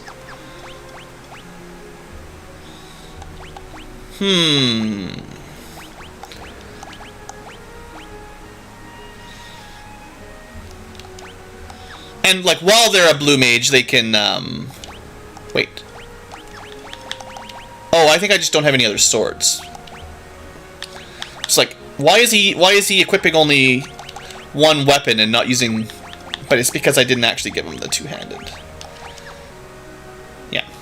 I thought he was getting free double-handing, whatever, two-handed. But he does not. Alright, blue mage... You throw... I guess what you'd want is like blue mage and then preemptive strike from ninja to make this really efficient. So you just get preemptive strikes all the time and all that.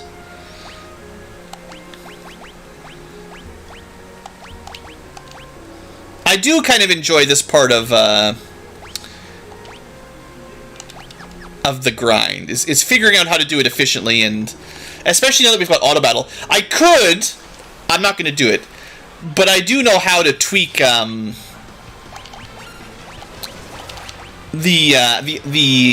text files. It's really not very difficult, but you can change the auto battle speed multiplier. I did this for some of the challenge runs we did there a couple months back. So you can play these pixel remasters with. I think by default, I think auto battle is 150% speed or something like that. You can go higher than that, like double, triple, quadruple, quintuple speed kind of thing. It gets a little bit difficult to control at some point, but also there's a setting in the menu.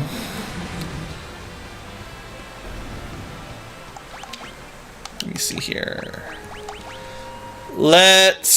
We're definitely on. Oh, we can go to. I didn't even put it on. I had it on fast. I didn't even have it on very fast. Very fast. Continuous auto battle. Prepare thyself. Prepare thyself. Now this works great until we run out of MP. Or get, like, back attacked. So we're getting 4 job points per battle right now, which is pretty good, right? Pretty decent. This fight's even better. Everyone's half dead. This fight you get... Yeah, 8 job points. That's like a double dip.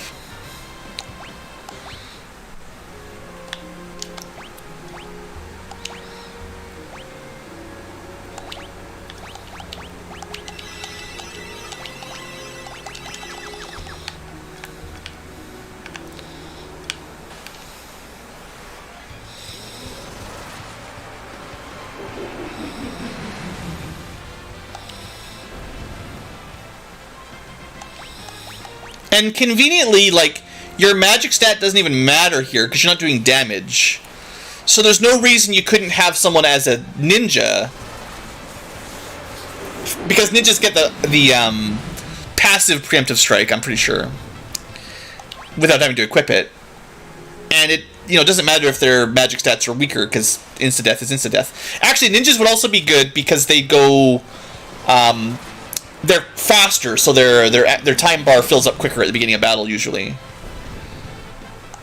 Not that blue mages are slow, but... Well, this seems pretty chill, honestly. Other than speeding up auto battle. If you could turn off... If you could turn off animations for spells, that'd be even better.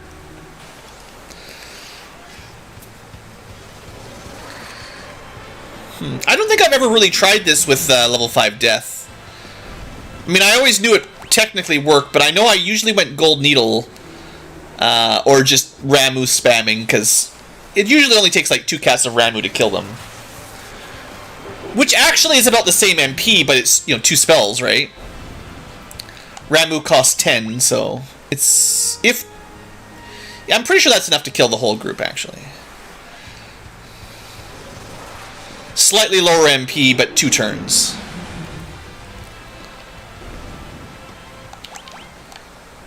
And then you might need to be a mage with like a Thunder Rod equipped or something to get the extra damage.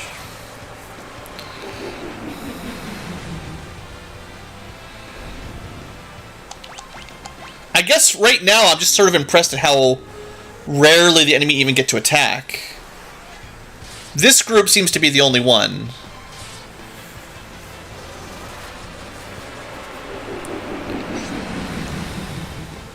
And that group's great because you get 8 job points.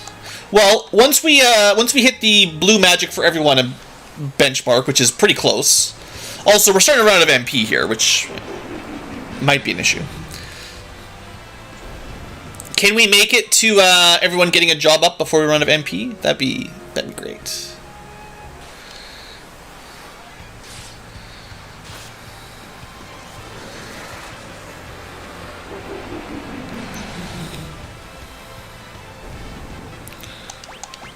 I think I've given the Blue Mage job a bit of a bad rap.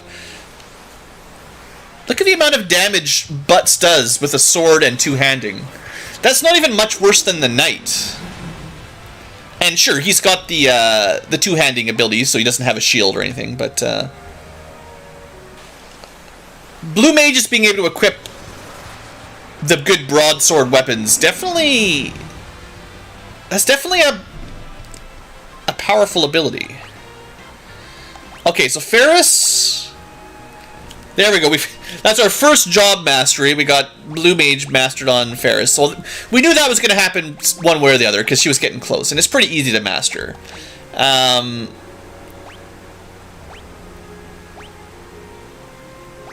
What was that?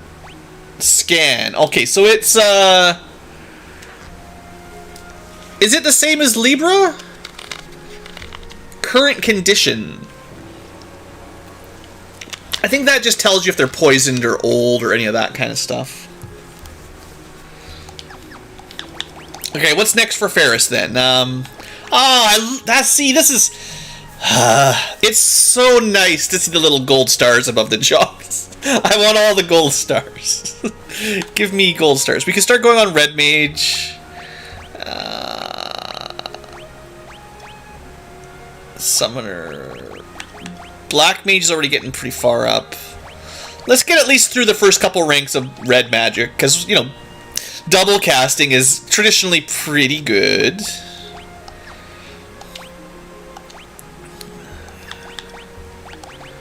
I guess Red Mages can use all the heavy weapons, too. Interesting.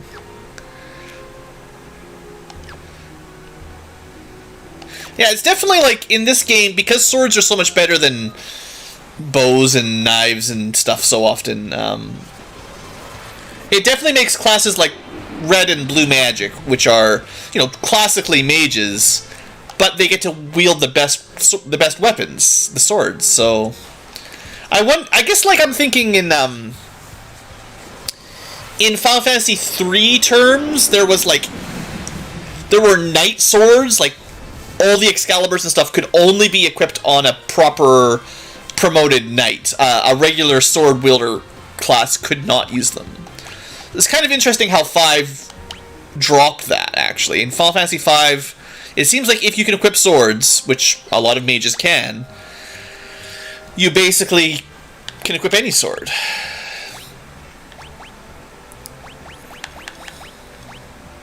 Let's get... a few ranks in Ninja real quick here. First off, the job is to get killing enemies quickly.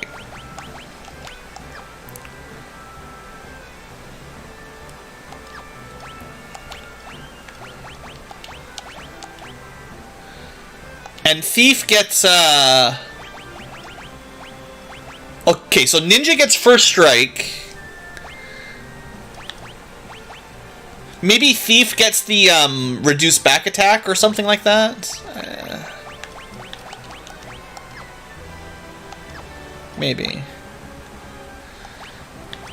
And then Lena, what's she gonna do? She's working on...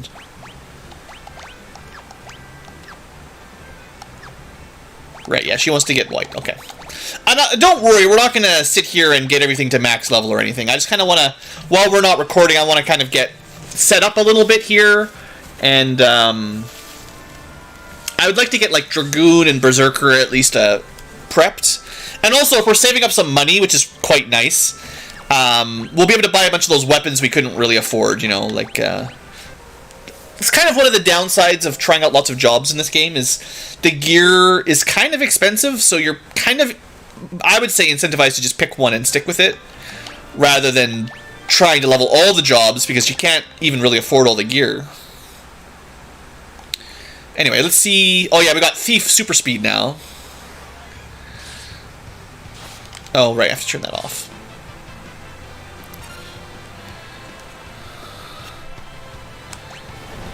Oh no, I'm making some mistakes here on my input, my bad. What am I doing? Okay, I want everyone to be ready to go, and then I need to input 4 level 5 deaths at once. Okay. Go, go, go, quick, quick, quick. Alright, we got it. You just have to have all 4 commands input before they die, and then it'll remember it for the auto battle.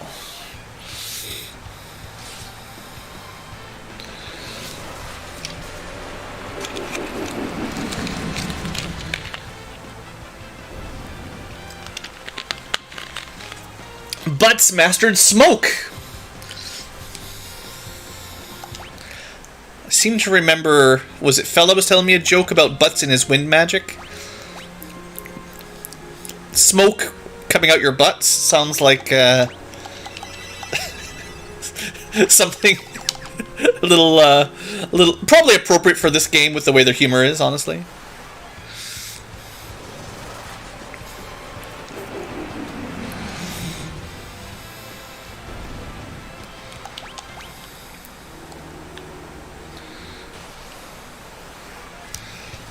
Ah, look at that. Getting this off before the enemy gets a turn is lovely.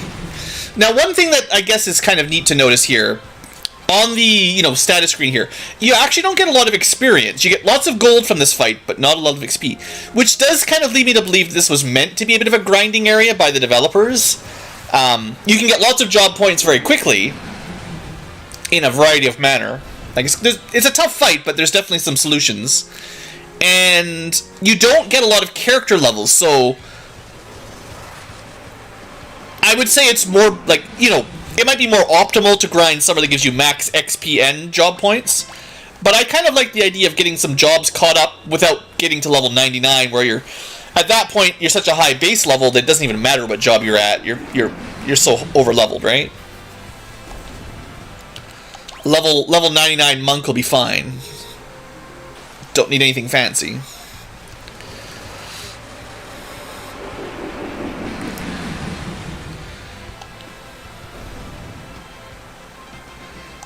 Butts mastered his image. He learned to put makeup on.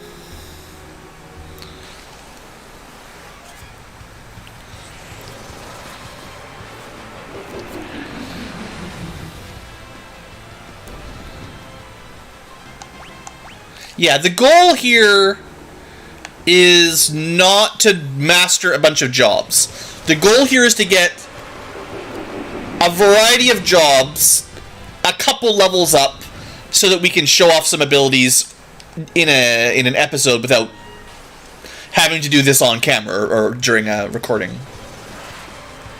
efficiently gain some levels in a variety pack of jobs to test them out. Get a bit of money piled up so we can buy some weapons.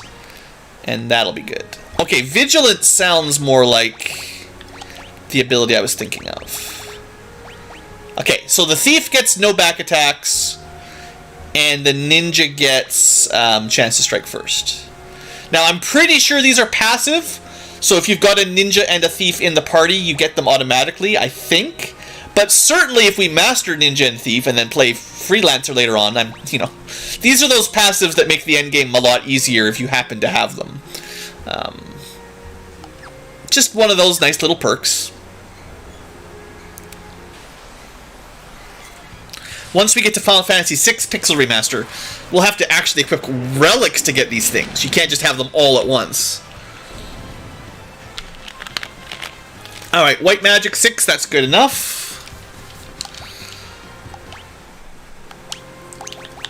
And then, let's see. We should probably get Time Magic. Lena is definitely my white and time primarily. I think I maybe won't give her a lot of black magic. We'll let Ferris be black special and Lena to be white special. And then, they both enjoy a little bit of blue and summoning depending on the time. I'll probably put a couple levels... Once I'm through the important jobs, I will try to get Bard a couple levels and stuff. I guess.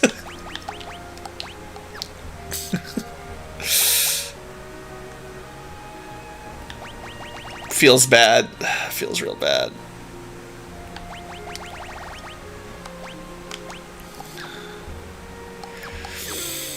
Okay. Gotta go fast. Oh, that's right. Every time you change job, it forgets your auto battle. Good to know. Easy to forget.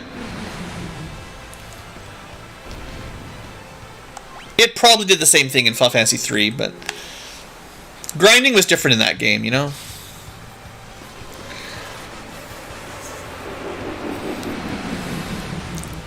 Also, I keep forgetting that auto-equip when you change job does not give anyone an Elven Mantle, which is pretty nice for not dying.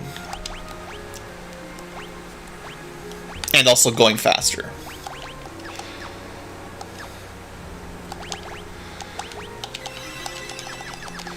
Alright. Dang it. I gotta turn off auto battle and set up again here.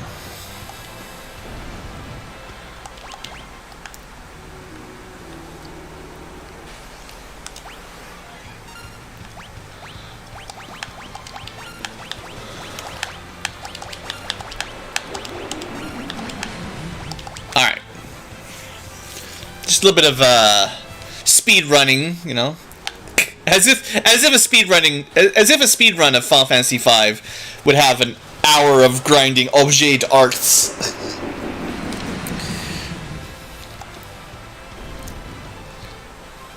All right, Butts has got the first strike. Butt strikes first, clearly. Do we want to go beyond that point on the ninja? I think 150 is low enough job cost for this kind of area that it's... Well, what is it? Is it... I feel like it's maybe... Like 1 in 3 fights is the big group, and 2 in 3 fights is the small group. So the average might be something like... Well, I mean, if it was 50-50, it would be 6 job points per battle on average. I don't think it's 50-50, though. But let's just say it was 50-50. I don't know. If you average 6 job points per fight, sure would be nice if you had like a JP up ring, right? Like an experience egg that gives you more job points per fight. That'd be great. But yeah, say it was 6. 150 divided by 6 is 20... 25? Yeah. 25. So 25 battles is a bit long. Like, that's a pretty significant grind. Maybe that's kind of at the boundary of like a little bit too long for what I want to do right now. 100-point jobs, fine. 150 points are getting a little bit slow.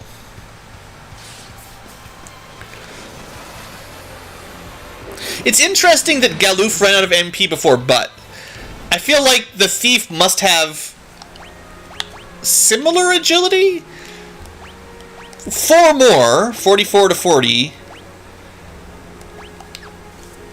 But he's going first in combat a lot more than the rest of them. So maybe the Thief has like a hidden, you know, starts with more agility than, starts with more action bar than the rest of the team kind of thing. Because the Ninja should be like almost the same.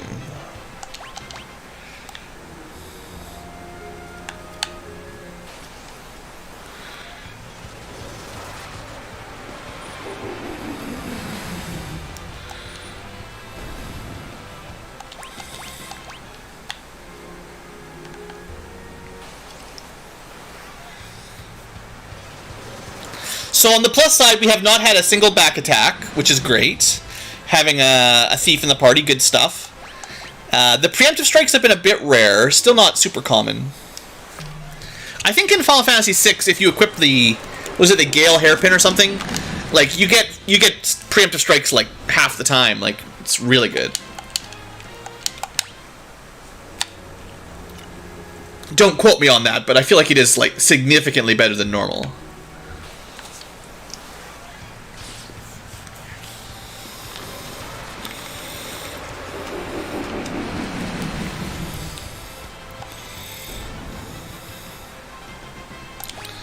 Okay, Red Mage to 3.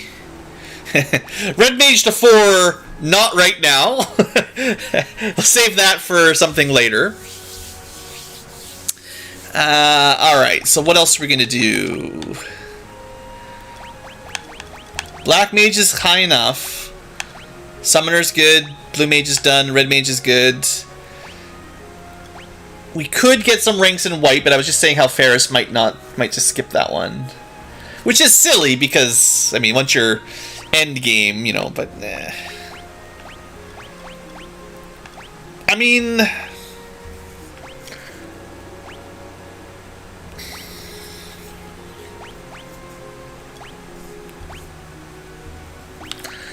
so as far as support classes go on the second half here, what else should we try with Ferris? She seems kind of like a dancer, right? Like, I would say Ferris is the most dancey looking in the group, right? Well, other than Butts, of course.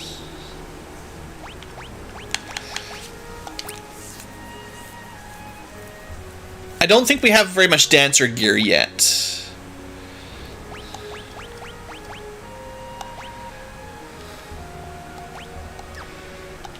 The dancing dagger is 1. Someone's got that. That one. Running out of weapons, apparently. Yeah, there's a... Didn't I get a ribbon? I guess dancers can't even... Oh, yeah, there's the ribbon. So, the ribbon is really good. If you've never seen the Final Fantasy V ribbon, you can see all the stats now that you normally can't. You know, plus 5 agility, stamina, magic, strength. That's pretty good. Lots of defense for a head slot. Immune to almost all statuses.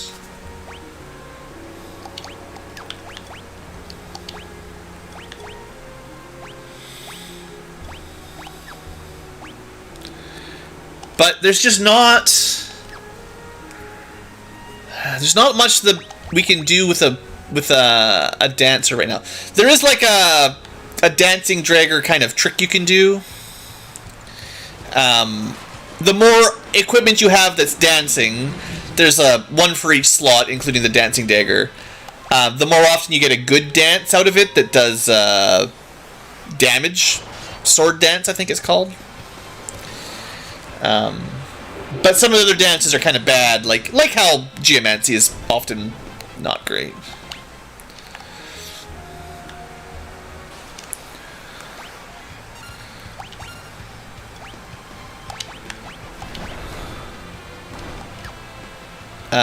No, we need him to not be... Guys! I need y'all not to be turned to stone here so I can... Come on, team. Get your crap together.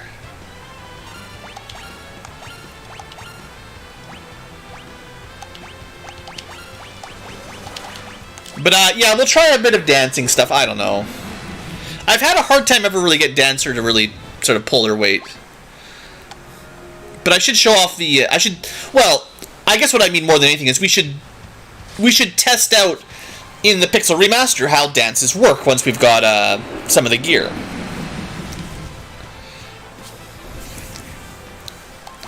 And we can get a level or two in Dancer job quick. That's no big deal.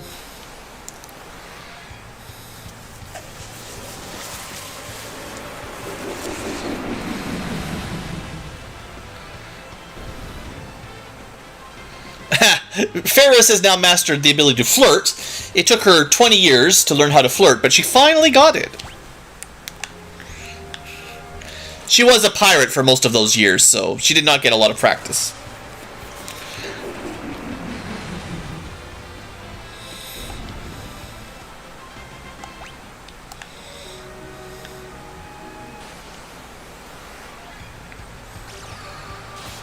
There's your sword dance. It does pretty good damage. The dancing dagger doesn't do a regular attack, so we'll show it off.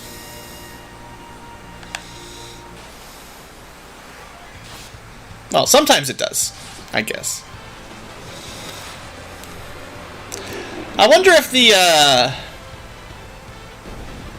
those must be spam bots on YouTube, hey? With the weird posts. Maybe the bots are taking in a new strategy here. Oh, we're out of MP, aren't we? Hold on. It's time. No, that's not gonna help us. Oh yeah, it's time to drop a meteor. Comet. 700 damage. It's okay. Lightning Scroll's a lot better. Tempting Tango. I expect that would muddle or confuse or charm, or probably charm, an enemy that's not a statue.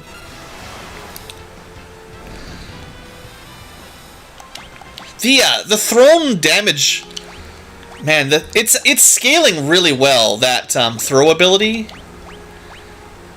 I was not expecting it to, like, I wonder if that's been buffed in this version too. Like, it could be onto something. I think it was always strong, but it seems to be really going crazy in this playthrough. Maybe I should put it on like a mage with high magic and try throwing to see if it scales. Like, I don't know if it scales off of your magic stat or your agility. But honestly, Butts has got a lot of magic. Ninjas, maybe that is it.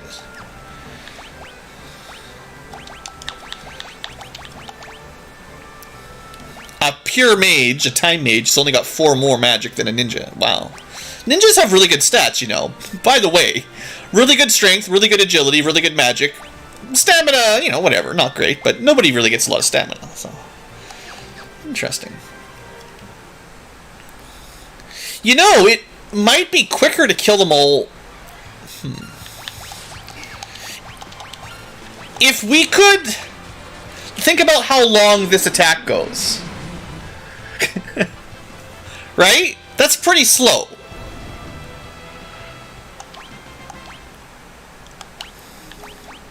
What if we did double lightning scroll? Would that actually save time? We'd probably need more people with ninjas. And I need to go buy a bunch of scrolls. But that's so fast. Oops. The thing is, yeah, there seems to be some difference in scaling here. Butts is doing a lot more than Galuf. It's got to be your magic stat, I guess. That's the difference between 50 magic and 18. Okay. Thief's not good at... Interesting. So if throw does scale on your magic...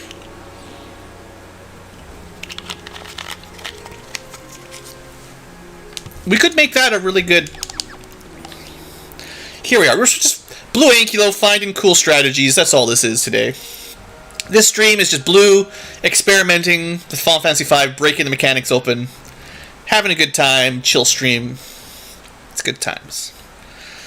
We got our dragon.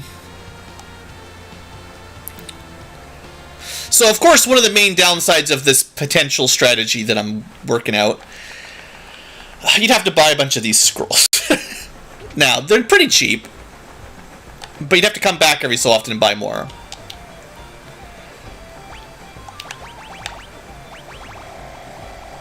I mean, it's practically nothing. Buy a couple of those. Let's do a little bit of shopping while we're here, you know. Get that hammer. That's for thieves. I don't know. Sleep Blade sounds kind of cool, but I don't know. Got all this. At least one of all those. Alright, I wanted to buy like one of these as well. If we go back to Monk or... Actually, it's probably pretty good on the Ninja, because Ninja does a lot of melee damage. Well, actually, I don't know. I don't know if these type of weapons, lightweight katanas, if they scale on your agility or your strength. It might be still agility, given that they give you agility.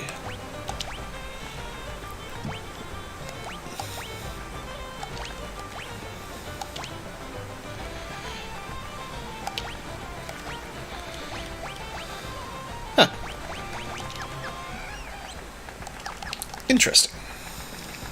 The plot thickens. Is Ninja the best job in the entire game? Dual wielding, pretty good. Throw command. Well, it might not do as much damage as the summons or the blue magic, but it's very quick. The animation's short, which, I mean, when time's of the essence and you don't want to watch Knights of the Round summon for 15 minutes, you know, or whatever all that nonsense was from Final Fantasy VIII that took half an hour. What was the name of that last? I know there's like all of the summons have, or the Guardians Force, whatever. They all have kind of weird names in Final Fantasy VIII.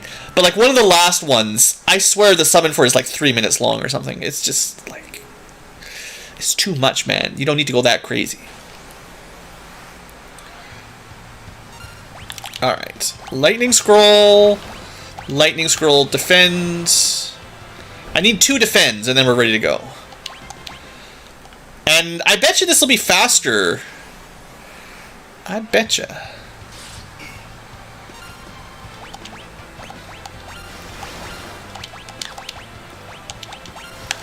Alright, we got it. So now we can go auto battle mode. Galuf learned how to rob people, of course. I'm just going to leave him asleep for a little bit longer.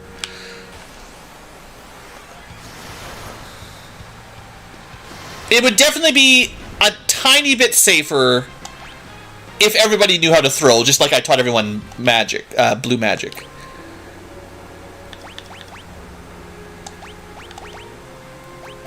I mean, I do like ninjas. Ninjas are pretty good. Doesn't even matter what we have on the second one, I guess. Just in case. By equipping a magic casting ability, you'll get MP points. I'm pretty sure if you're a job that doesn't use MP for anything, you don't get. Like if you don't equip blue mage, white mage, black mage on a fighter or a knight or whatever, you don't get any MP. So when you select when you change jobs, if you want to preserve your current MP total, you gotta pick one of those spell casting abilities, basically. I probably did a terrible job explaining that, but...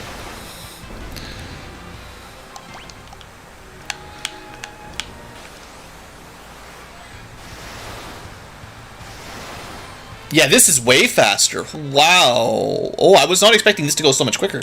This is great!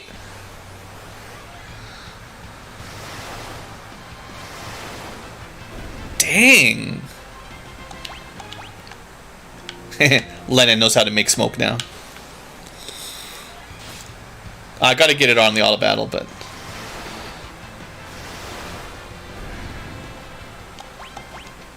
So instead of using a cottage every now and then to, dang it. Instead of using a cottage once in a while for MP, all we need to do is, I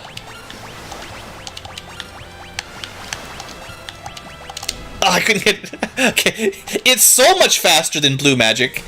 I can't even input all the commands in time.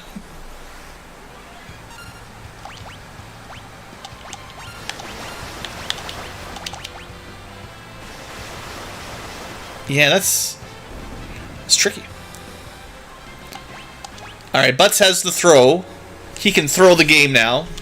Oh, I guess we should do some more job switching. So that, you know, remember back when I was calculating how long it would take to get Butts his ninja rank up there? That didn't take that long, I don't think. And I guess getting throw at level 4 ninja kind of gives you an idea of... It's meant to be a very powerful ability. Like, it's not an easy one that you can get at, you know, 10 job points. It's an investment. Okay, that's interesting. Let's do a little bit of Dragoon. I'll keep him with throw. We could get... when we're serious about Dragoon, we'll two-hand the spear and see how that works. Sadly... Yeah, Dragoon has even worse magic than a thief. So we're probably going to want to use Lena for big throws. Also, Ferris apparently is already beyond normal tiers of... It's expensive now to go past Dancer, too. We'll get... You know, we'll just get some of the low-level stuff. That's just what I'm going to focus on. And then we'll do some sciencing. Once we've got a few levels in the jobs I want to test out, we'll do a bit of sciencing. Galuf... Do I want to get to 300? I think that's mastery for Thief, actually. 300 is, like, pretty slow, though. I don't think I want to wait that long. Really, the plan is not to spend an hour or 5 hours here. Maybe an hour, I guess, but... Yeah, we should get that one. So Lena will be my primary ninja thrower, probably.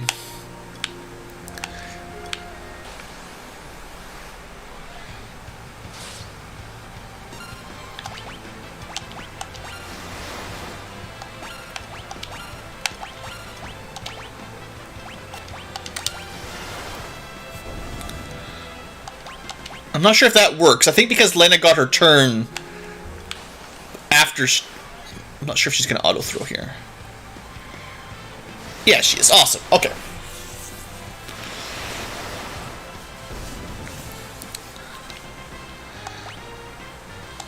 Okay, we got jump already. One thing I definitely need to try out is if you can equip a Thunder Rod, if that boosts the Lightning Scroll damage even higher. So I'll have to give throw to like a Black Mage or something with the maximum magic stat and see if this actually is the strategy. Because Ninja into Black Mage or some Mage might actually be like high level strat. Now sure, mostly effective when enemies are weak to an element, but... Well, you can throw scrolls of fire, lightning, and water, which is already pretty good. Black mages will also get ice. It's not bad. Maybe you should stick to, like... Well, Summoner gets, like, all the elements, basically.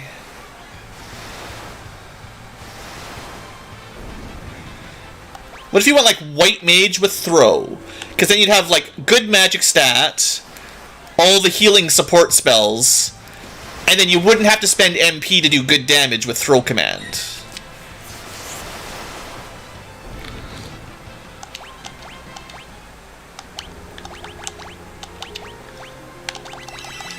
I mean, that's kind of what I've got Lena as right now with Ninja with White Magic. That kind of sounds reasonable. Probably like Blue Magic with Throw, because Blue Magic doesn't have a lot of damage abilities either. White mage or blue mage with a throw command secondary. That might not be a bad combo. Especially if you can boost it with, like, a lightning rod. Ninjas can't equip stuff like that anyway.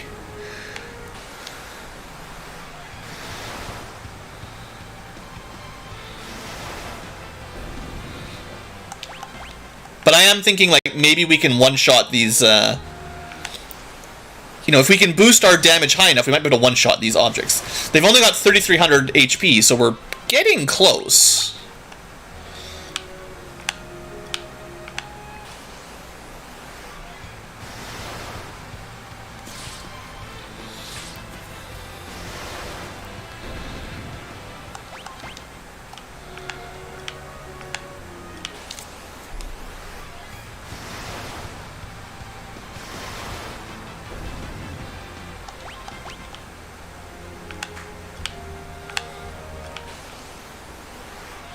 So far, this is my current favorite way to grind in this game that I've ever found, actually.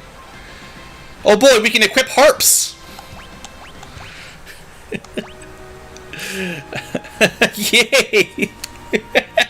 That's gotta be about the worst ability you could ever equip.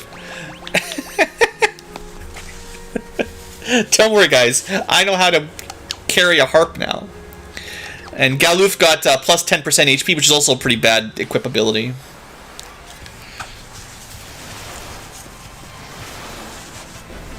Well, I say that. There might be some abilities that scale based on your max HP. Kind of like how Ultima Weapon works, stuff like that, maybe. Maybe.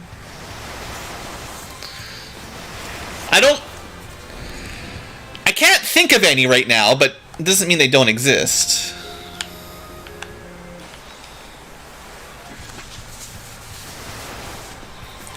Oh, you know what? I probably should have put this on.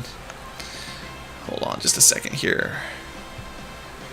Let's go. This was back when I was doing Dark Sun Super Speed. This is like intermission grinding some job points. Only not mastering everything.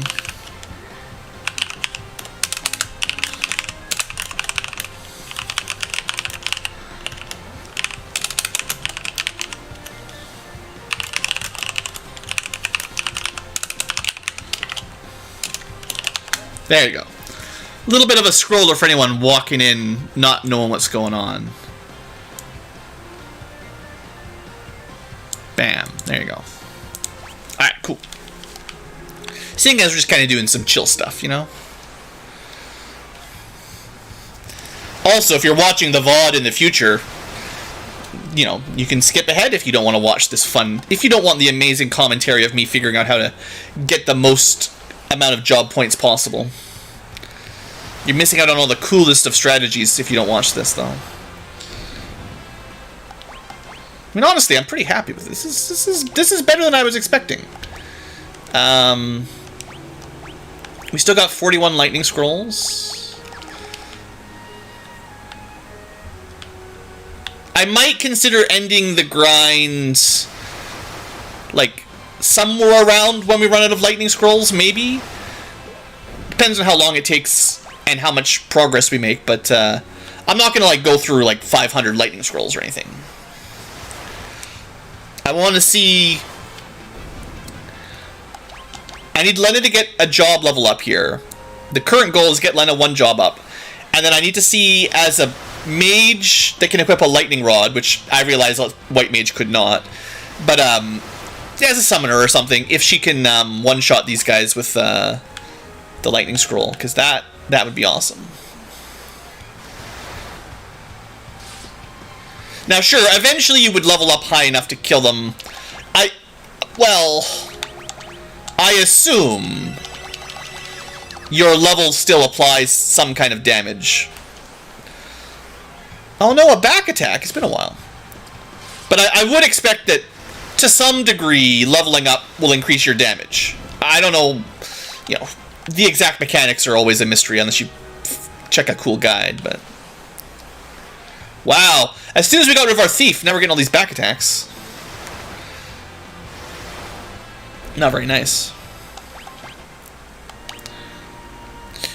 I do like the amount of money we're getting, though. That's great.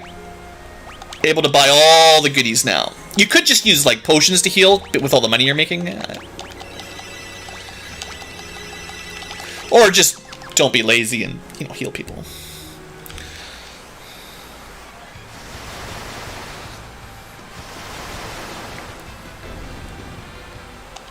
Alright. So Galoof is probably just going to get one more job level as monk, and then we'll stop the monking. Stop monking around. We got too many monkeys. We're going to get a couple levels in Dragoon, but probably only for butts, because I don't think Dragoon is all that good, but I just, you know, got to show it off a little bit. I might get a little bit of Berserker going. He's mastered the Lance. Another terrible job level. I think it's 400 points to get... No, he gets jump at level 1. That's easy. And then equip lances. Right?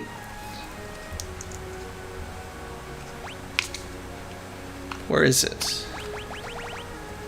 Oh, no, it's the... Okay, this used to have a different name, I'm pretty sure. Lancet, or something like that. It's going to be 400 points to learn the equip lance.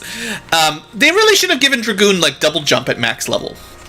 Mastering Dragoon, giving you a double jump, that would probably do it. But I don't think Final Fantasy V did anything cool like that. But yeah, Lancet is actually not terrible. Stealing HP and MP, you know, it's like kind of an osmos and a drain at the same time, but fairly weak power the way I remember it.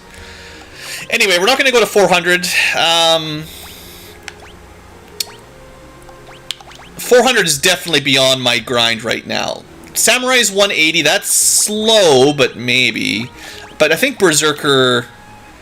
We owe Berserker a little bit. And you can't use any actions, so you have to give him a passive. Honestly, First Strike or something would probably be most useful right now. But I'm going to go two-hand.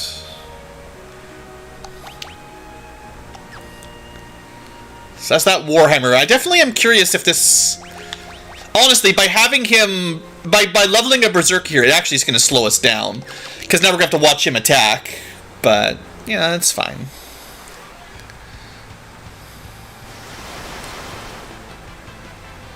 Sometimes.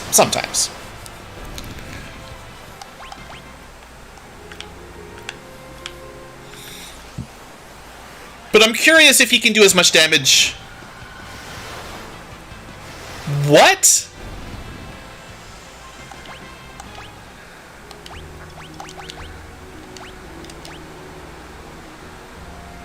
Are hammers throwing weapons? Since... Wow, I don't use Berserkers very much. Is that all it? What?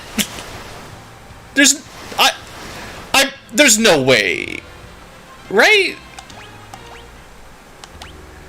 Oh, good, we mastered Bard. Oops. That was an accident.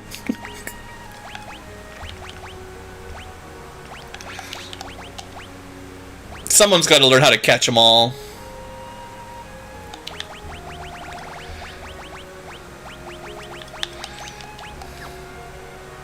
Got that Hypno Crown, which is decent. Bone Mail, that seems dangerous.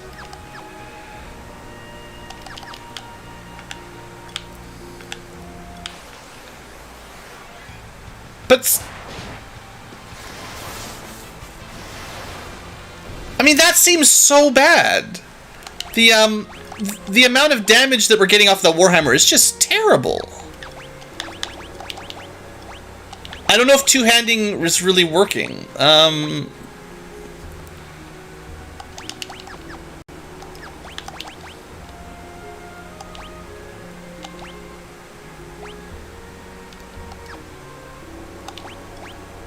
I mean, it must have, right? Because it...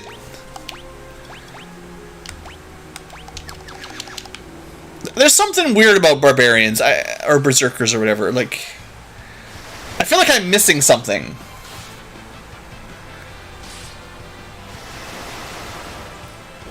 We gotta figure that out before we start recording again for the future tubers. We gotta figure out what I'm misunderstanding about how to use a berserker.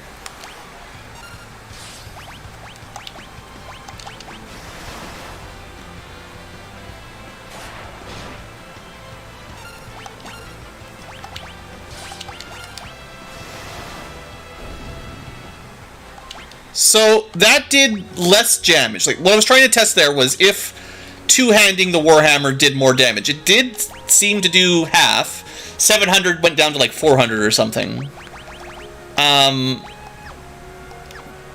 So we should do about 700. Let's put him in the back row and see if it changes, right?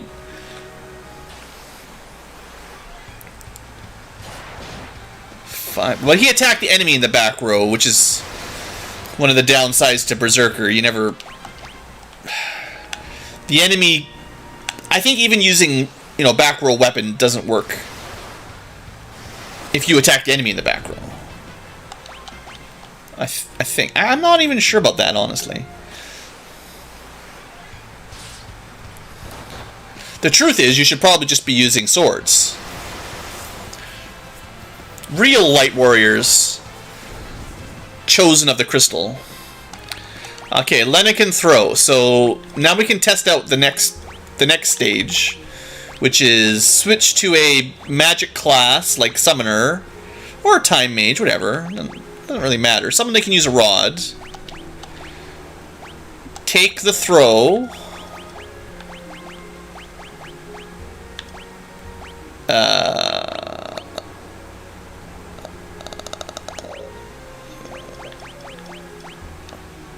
I'm on Ferris. Dang it.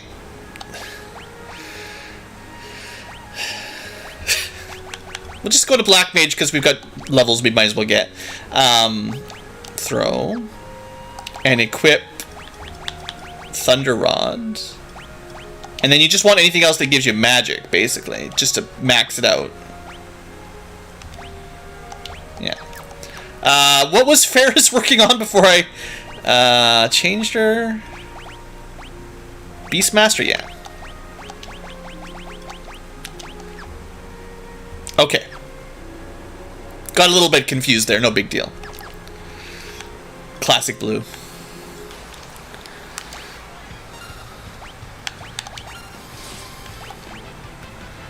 Okay, let's see how much this does. We only got 5 left. That did not seem to get increased. Pretty sure.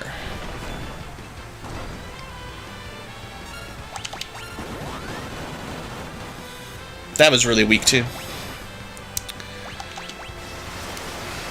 So...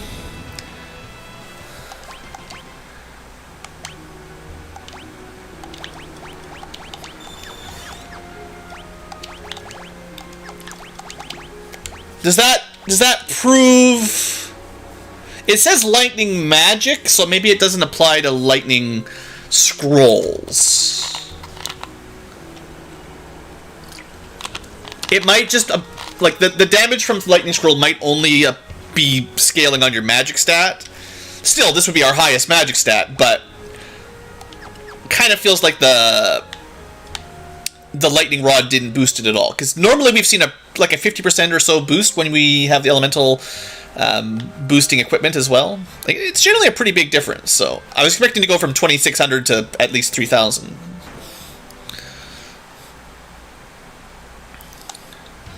We'll do a little bit more science, but I gotta go buy some scrolls again. Science time with me, Blue Inkilo.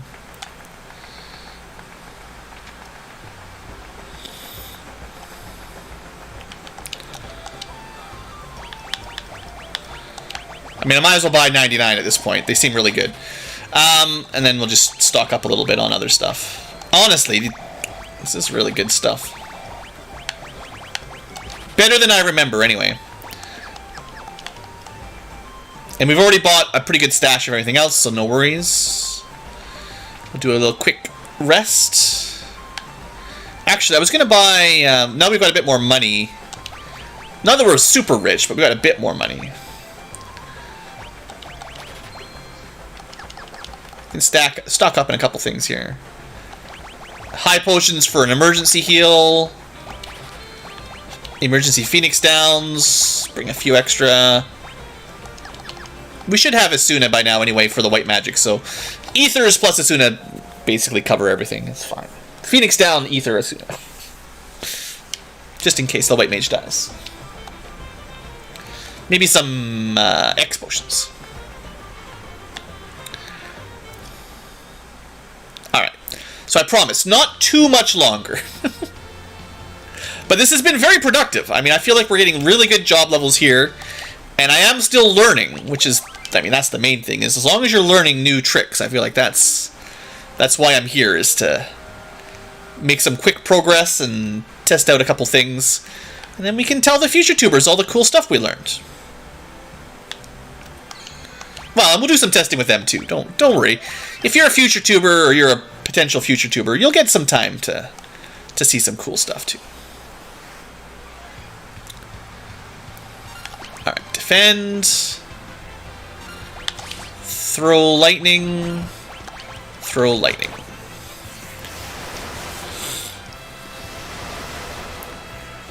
Alright, so we're doing... Okay, well, Galuf hit probably high enough level in Monk.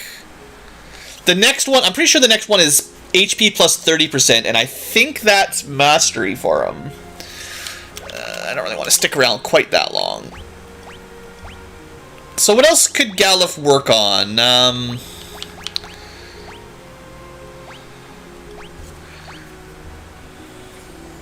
I feel like he's going to be dual wielding. The build for dual wielding is X fight, dual wield, and what's the other one? Spellblade only works on two-handed mode, I think.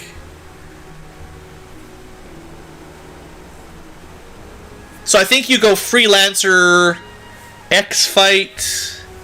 What was the... Or was it... It was... The classic one was two-handed weapon from Knight, Spellblade for magic, and then X-Fight to not miss. Because those were your two actions Freelancer would equip, is Spellblade and X-Fight. But you'd also get two-handing from the Knight. I mean, you'd also get dual-wielding from the Ninja and everything else, but... Maybe it's worth picking up two-handed, honestly. It's just so strong.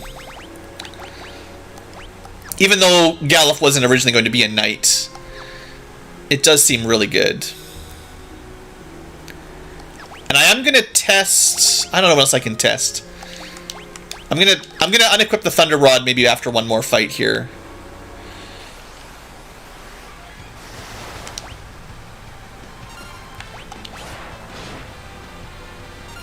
Oh, right, we're testing if the Berserker is doing full damage from the back row. I'm supposed to be keeping track of his damage values.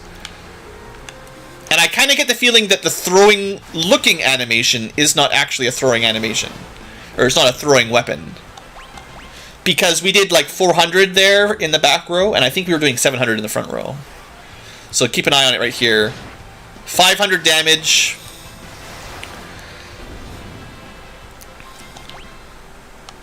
Now we'll move him up. And he's still got two-handed Warhammer. It's just weird because it looks like it's throwing, but... Maybe it's just a weird animation thing. I don't know why they'd give him a boomerang-style attack. But... Oh well. Alright, now anyone can Berserk. I'm gonna leave him as Berserker a little bit longer. Alright, I'm going to assume at this point that whatever this Vark thing is some sort of new YouTube bot spammer. If anybody knows in chat, you guys let me know what that's all about. But we keep getting different variations on Vark tech, which I am assuming is now some kind of bot. Seeing as they're just random names I've never seen before and they don't say anything else. If it's not, then you know, you let me know. But don't click on their name just in case if you're watching along.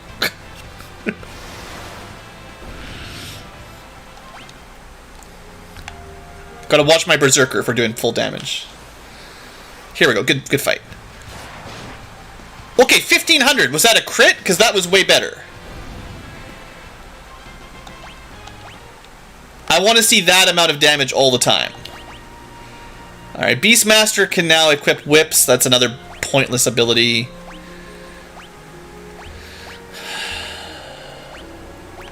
I'll give some levels in time.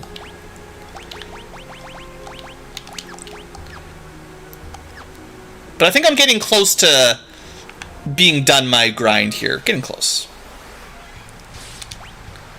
Defend. Also, okay. We've been reliably doing 2400 damage with the Thunder Rod equipped. Let's switch that out with really anything else.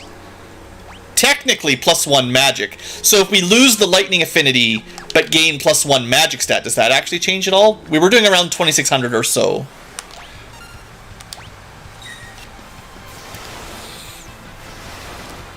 $2,700? Is that technically an increase? It'll need a little bit more stats to really know. 2,800, 2,900. It looks like the lightning rod, Thunder Rod, definitely did nothing, but +1 magic does seem to actually make a difference. Interesting. I wouldn't have expected that. 26, 27. It's probably like 100 damage per magic point, or something like that. But yeah, I'm starting to see some 29s, which means we're pretty close to seeing some 3000s. But we would need like probably 5 more magic to one-shot these guys, is kind of what I'm thinking. Maybe more than that. Maybe like 10 more magic. And our Berserker seems bad. Just seems bad.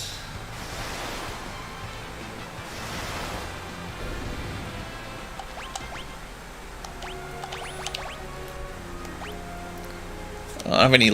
There we go. No. Why does Galuf know but can't cast? Oh, I guess if you have no magic, it shows you all the spells. And then if you've got at least one, it only shows you that. Interesting. We could use some blue magic to heal up if I'm smart.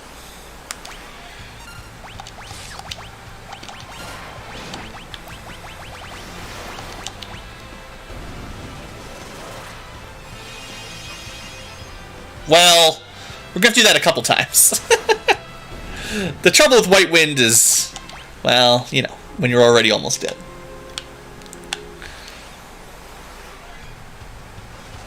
This should do.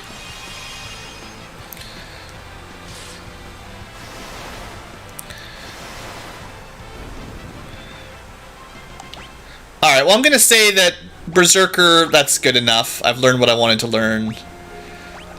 Is there anything else butts? He's got... I mean, he'll probably want X-Fight at some point. So we'll pick that up. Or at least we'll start. Although, I mean, I do think ranges are pretty bad. And this might be like the last set of jobs we get a few levels on at this point. Oh, I forgot. Oops.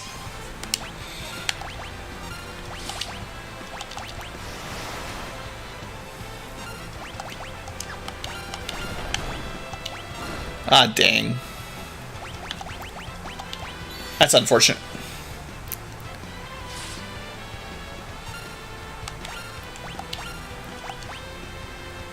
Oops. Shoot. I messed up all my auto battle there. I thought I had it, but I did not.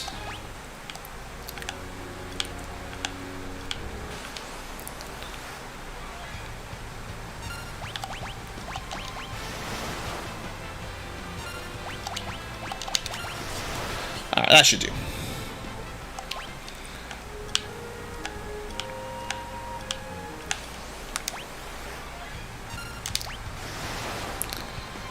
Once I get back to the next episode, I gotta remember to turn off the continuous auto battle, or else I'll just be angry every battle.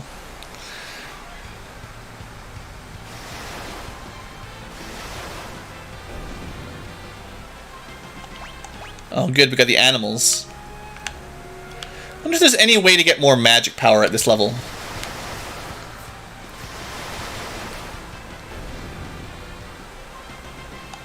Okay, there's the two-handed ability I was looking for. That's a good one.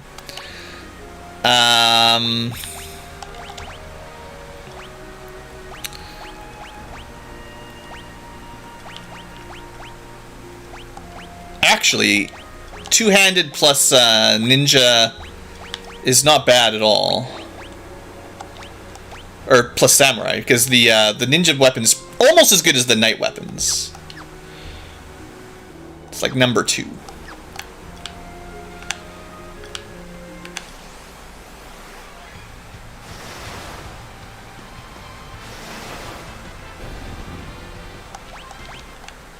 Alright. So we'll do this for a little bit longer, and then I'm going to take a real short bio break, do a little stretch, all that business, and then we'll get to the next progression. A little bit of a slow bit here in the middle of the stream, but, you know, I think it's kind of fun.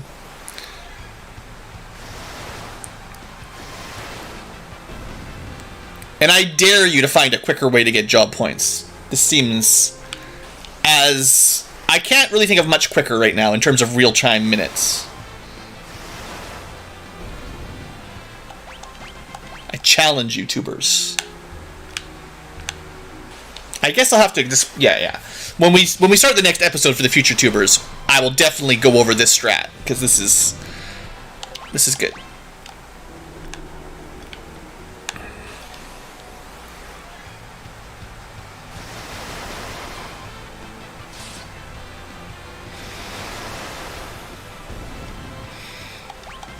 It would have been a bit slower on the Super Nintendo because you'd have no auto battle. You'd have to select your commands, Matt. Then again, on the Super Nintendo, you could be using fast forward and stuff. Yeah, you know, other tricks. Frame skip.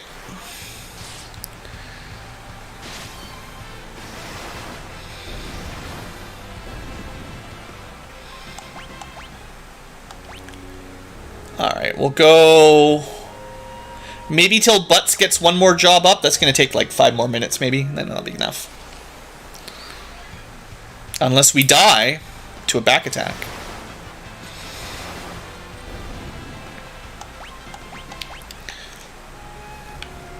And samurais get the, I forget the name. Like the... A chance to kill everyone attack, I think. The Zenigage is throwing money, which is funny. But it also does do it. Okay, one side effect of what we're doing here, we're getting a lot of money, which means we could also throw money.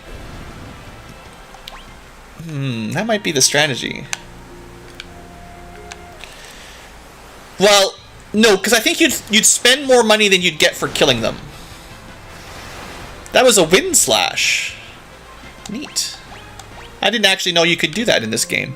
That's like, you see it in Final Fantasy VI pretty classically in the, you get like the Tempest Sword, and then half the time Cyan does a wind to everything attack. I don't know if I've ever seen it in this game with Samurai. I guess I just don't use a Samurai at this point very often, you know.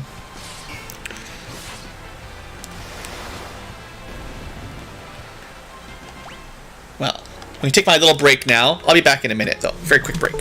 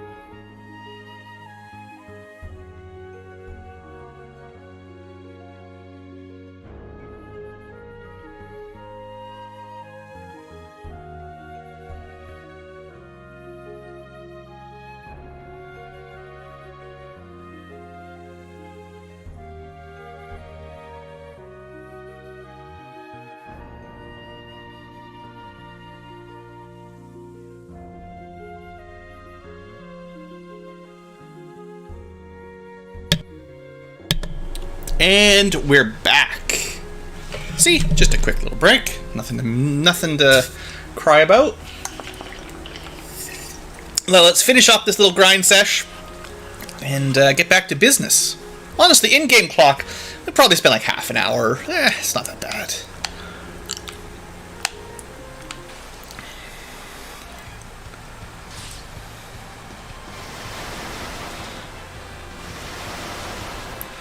The only difference I'd make if I did it again is I'd probably do my little tweak like I did for Final Fantasy 1 and 2 for the challenge runs, where I increased the auto battle speed a little bit.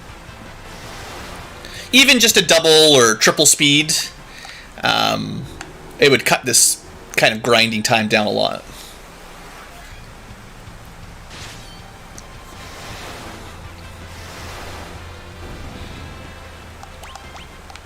Or you could install like the cool fonts and stuff that people like. I have heard there's quite a few new fonts available other than just the basics. Like, I used the Final Fantasy 6 font last time, but like the Super Nintendo Final Fantasy 6. But I have heard there's all kinds of stuff you can throw in now. No, Ferris. You're not supposed to die.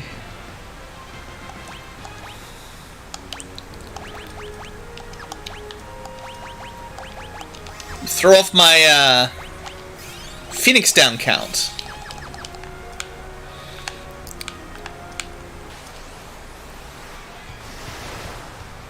Now, does she remember how to defend after dying? I mean, that should teach her to be even better at defending, you'd think.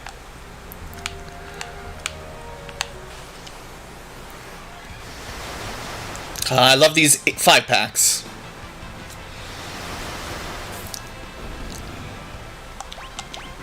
Okay, hold on. One more little thing I want to check here.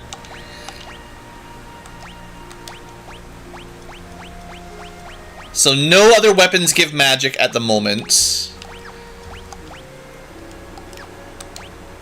Elven Mantle gives 1. That's as good as we've got. Wizard's Hat gives 1. Gaia Gear gives 0.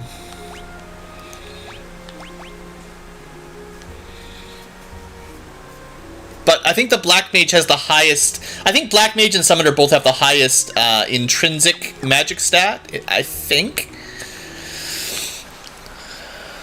And I think they both equip the same gear, so it's not like anything would change much. Alright, we got Shishidori. Shiradori, that's actually kind of a good one, if I remember correctly. It's definitely more for like a defense build, but this gives you like 50% just block or something like that. Quite a lot of block, whatever it is you get. It's pretty good. Alright, so I think that's enough samurai for now. Yeah, I think I've got enough ranks and all the stuff I was going to do. Was he working on this one? Yeah, this is where he was working on... This is what we'll... This is what we might go back to for the future tubers with Galuf. Maybe... I don't know. We have a lot more abilities now to play around with at the very least.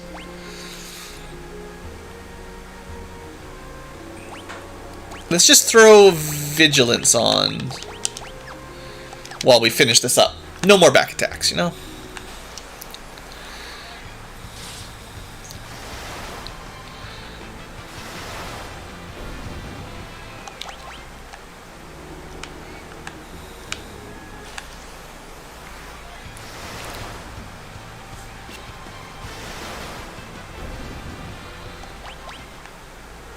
I guess one thing we should definitely have... I do want to test out if Ramu boosted by the Thunder Rod could one-shot these. I kind of doubt it. And it would take longer to cast the animation anyway, and you'd use MP for it. But just in theory, could we one-round them yet, or one-shot them? And we're almost at Black Magic level up, so after this. Oh, we ran out of... uh-oh. Did I run out of... So, apparently I've... I've done a lot more grinding. I didn't think I was going to go through 200 lightning scrolls. They go quicker. They go through them faster than I expected, basically. I may have stayed here a bit longer than I meant to.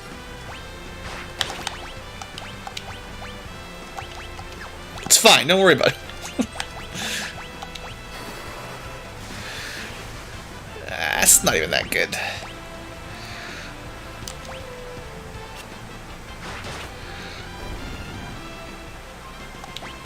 Alright, so that's set. Butts is almost ready. Ferris is almost done. Let me just, for interest's sake, 61 magic with Thunder Rod, Elven Mantle. 61. 61. 61.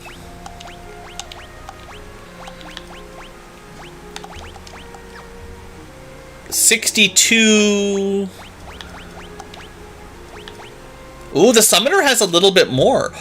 Ooh, so I was wrong. I thought Black Mages had the max magic. They do not. Summoners have a couple more points in magic than they do. Interesting. We'll let the science continue. Let's go buy another bunch of scrolls. We're not going to use 99 more. No. I'm just going to finish Butts' level, and that's it. Or we could master every job right now. Stay up all night, get everything gold starred. That's the content you need to see here. All night grinding statues. I can't believe we went through 200 of these already. That's insane. This is way faster than I thought. It gives you an idea of like how many fights per minute you could win. Like if you want to like math it out. This is fast, you know, way faster than casting Ramu for sure. Or whatever we were doing, level 5 death.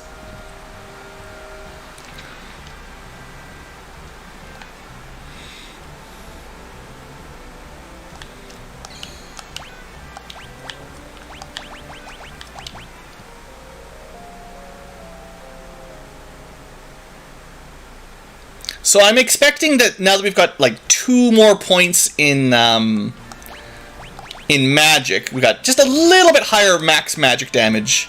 I bet you we'll be hitting about 3,000 with the Thunder Scroll. I bet you.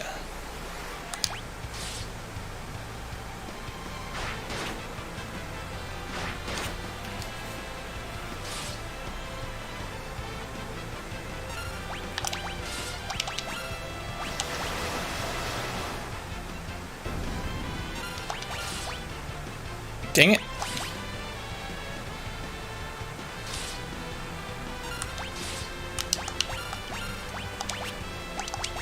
Alright, there. I didn't even look at it.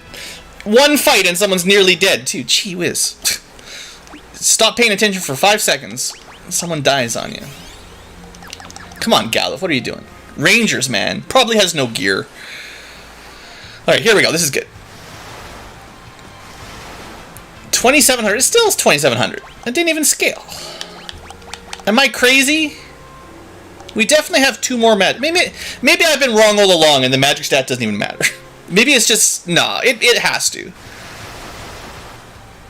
It's just the formula... There's some random variation and the formula's not clear.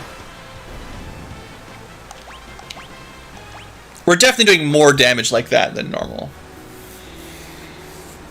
Alright, we'll get Butts that job up, but we're almost there.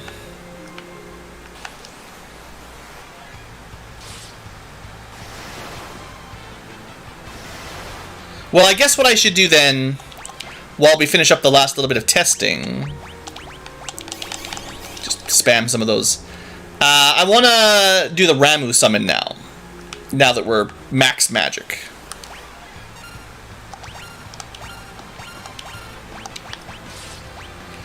We do not have the Thunder Rod equipped. And for a nice long animation with cool effects, we get 1,200? That's pathetic. That's way less than those scrolls. Huh. Alright, so... Dang, the base power on those throne scrolls must be just crazy good. Probably meant to be on a class like Ninja that doesn't have super high magic stat, but... I don't know. Here we go. This is boosted, right? I think I equipped the thing. 1,800. So, yeah, 1,200 to 1,800 makes a bit of sense for the Thunder Rod. But dang, that's still not even as good as a mage using the Throw Scroll.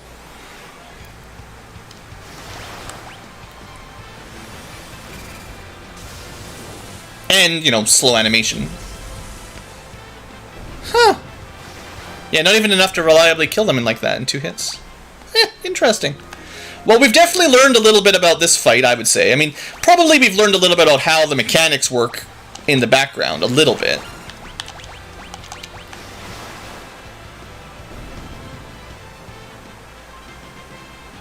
Savage Frontier, maybe eventually. I'm a little bit... After the Dark Sun trilogy, or not the Dark Sun trilogy, after the Kryn trilogy, I got a little bit tired of Gold Box mechanics, but I'll probably get around to it at some point. It's the only series left that I haven't touched in the on the channel, so at some point I will probably give it a go, but it's not very high on the priority list just yet.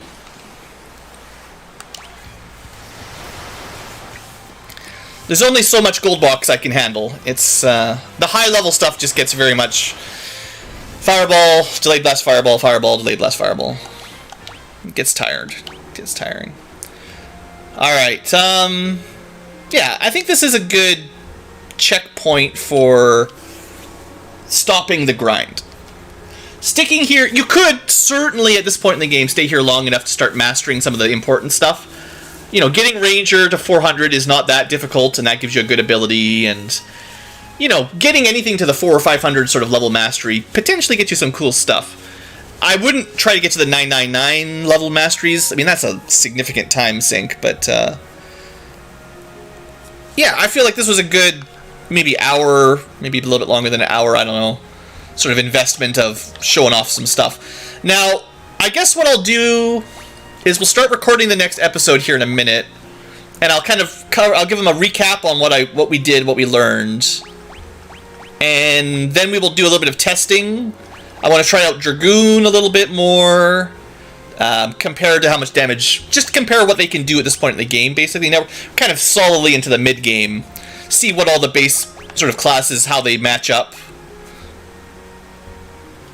Yeah, I'm glad you enjoyed the Gold Box series. I just, especially the end, Dark Queen of Kryn, like, whew. I think Champions and Death Knights were pretty good, but Dark Queen was, that's not the best D&D game I've ever played. It's just, high level doesn't really work in that engine super well. But yeah, we'll give everybody a little test, not all the possible combos, but we'll give a bit of a test. We'll go over sort of what we've learned a little bit, and then I'll pick, I mean, I guess I'll have to pick 4 jobs for the next, like, actual dungeon. I don't know what I'm gonna do. Oh, we never leveled anybody in Chemist or Geomancer. I skipped those 2 somehow. And Beastmaster. Did I get... No, we got... Bard got Mastered, Dancer got some progress, Beastmaster got some progress, but I skipped Geomancer and Chemist. Whatever. If we have another grind set later on, maybe I'll give them another try. I know Chemist has some cool stuff, but yeah. It's tough. I don't like... It's too complicated. It's too complicated. Alright, let's just go back to the save point, and there's going to be some... This is going to be a bit of a weird intro for the future tubers. A bit of a weird one.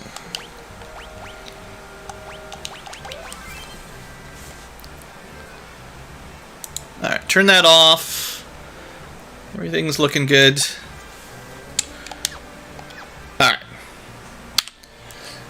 Hello, job point grinding tubers, and welcome back to Let's Play Final Fantasy V with me, Blue Ankylo. So, future tubers, new episode. There's a few things we should talk about. First off, chat, live tubers have all abandoned me because we spent too long grinding. I didn't really intend to spend a long time, but then I got testing things out, and I found a pretty efficient way to do it. So I'll show that off first, and then I'll talk a little bit about where our job levels are at, and I want to do a little bit of testing on camera for like how jobs compete, like Dragoon versus Knight versus Ninja versus Samurai, kind of see how they work at this point in the game, just to give a bit of an idea which ones make sense if you're trying to play along and maybe don't feel like grinding. But first off, the first running, we came here before, like you guys know the statues here. The first thing we tried to do down here was with blue magic, which of course you can, because these enemies are multiples of level 5, I gotta turn that off too. You can definitely use level 5 death for 22 MP, and you can just have everyone be a blue mage, and then just put it on auto battle, and for 22 MP you will always kill everything as soon as you get an action. It's pretty good. The downside is it costs MP, and the animation is kind of slow actually, it turns out. If you look at,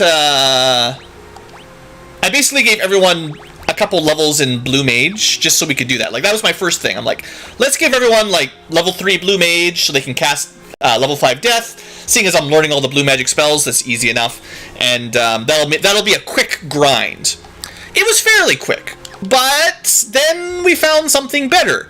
There's a couple other really cool tricks that work.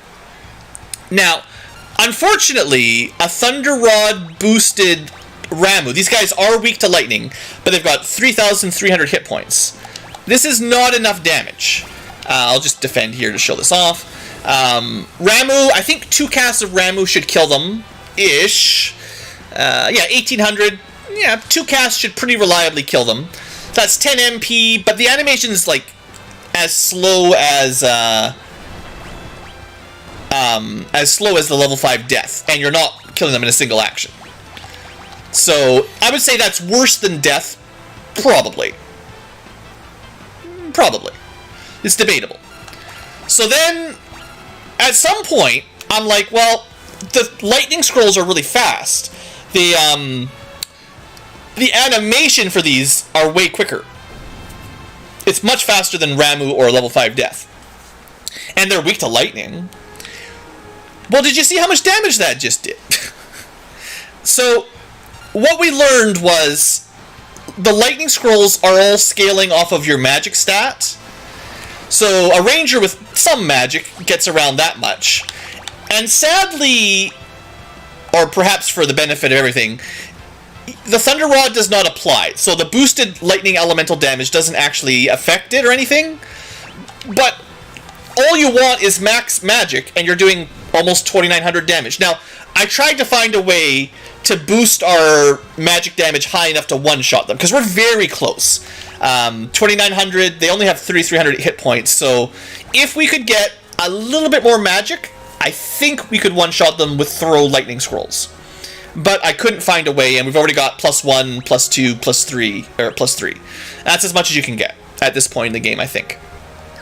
Well, there might be some other tricks, I don't know, but as far as I can see, anyway, that's as much magic as you can get. Summoners have the highest base magic. We tested out Black Mage and stuff to see who would have the most.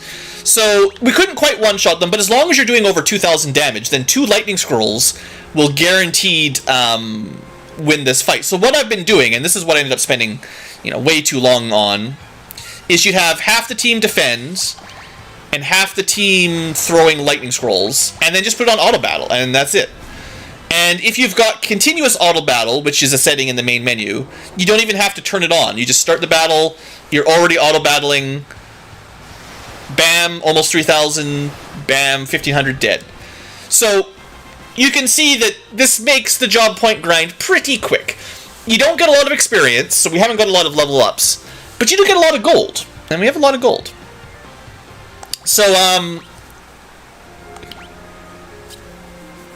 anyway, that's sort of what happened, and I would highly recommend throwing lightning scrolls. I don't remember if they were this good in the Super Nintendo version, but in this Pixel Remaster, boy, do they seem to scale really well. Like, if you're throwing them on a job that's bad at magic, monks are like classically really low. 2 magic, you're going to get pretty bad damage on monks from throw. But ninjas have a lot of magic, honestly. Like, they're not as high as summoners. Wait. Oh, you know what it was?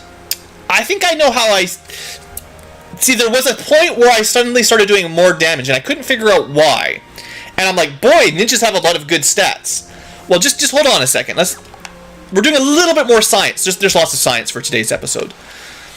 Ninja with 15 magic, designed to throw ninja scrolls for that much damage. That's how they're balanced, I think. Yes, this all makes sense now. And I probably have learned this in the past. If instead you put on... This is what I had blue magic, because I was doing all of my death level 5. We don't actually have any white, black, red, and I usually don't mix and match my fighters and mages that much. Hey there, Tayu. But for some reason today I was mixing and matching. So if you put on any or any spell casting ability, let's say, not only do you get magic points, you get the stat. You get the magic stat. I wonder if it's based on the job it's from. Like, Blue Mage gives you 48. I wonder if Summoner would give you more. Anyway, first off, you saw what the ninja could do with 15. That was like, what was it, 1,400 damage or something? So just equipping Blue Magic, he went from like 1,500 to like 2,200 damage. Pretty big jump. And I betcha if you have someone who's actually got a Summoner job, which is probably more powerful... Let's just do a little bit of science here. Oops, I skipped right out. So, Ninja with 18 magic, and then switch over to Summoning, which is the strongest. And it's up to 61. Bam. So, that's the trick. I didn't realize that equipping... So, there's some min-maxing you could do. By having your secondary ability, a mage, picking Summoner or Black Mage is going to boost up your magic stat even higher. Go ninja, go. Go ninja, go ninja, yeah. We can't quite become... We're probably teenagers. There's no turtles in this edition. But, I don't know, maybe we're mutated a little bit, but we're working on it. Alright, so yeah, there you go. It's, a bit min-maxy. And if you happen to have gear, like you can equip, Elven Mantle, Mage Masher... I don't have any hats.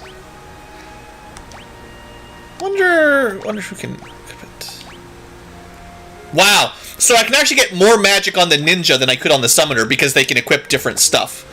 That's kind of funny. Point is, anyway, I'm not going to do this for much longer. But I just wanted to demonstrate that, oops. Thanks, Lena. When you, whenever you change job, it loses their auto battle settings, so that's fine. But anyway, point is, 2,900 damage, that's real good. And ninja scrolls are cheap, like 250 gold per throw.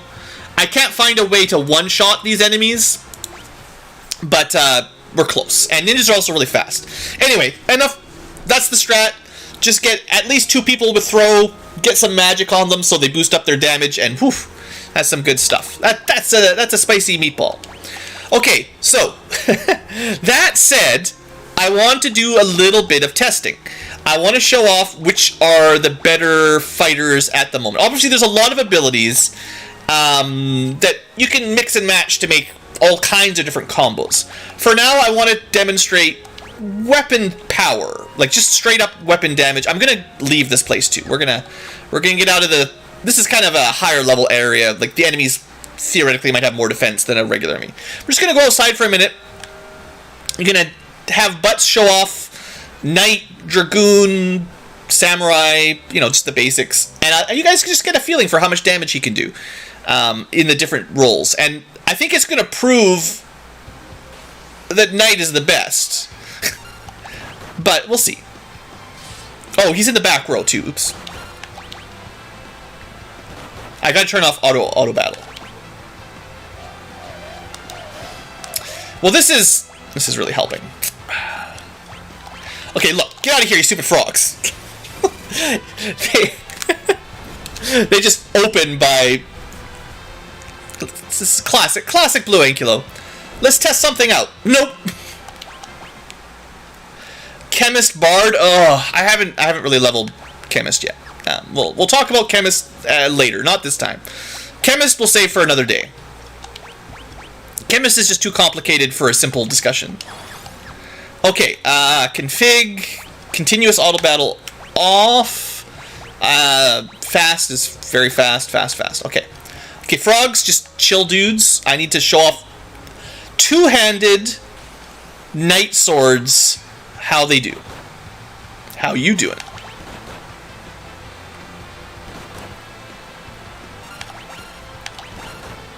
Alright, let's do it.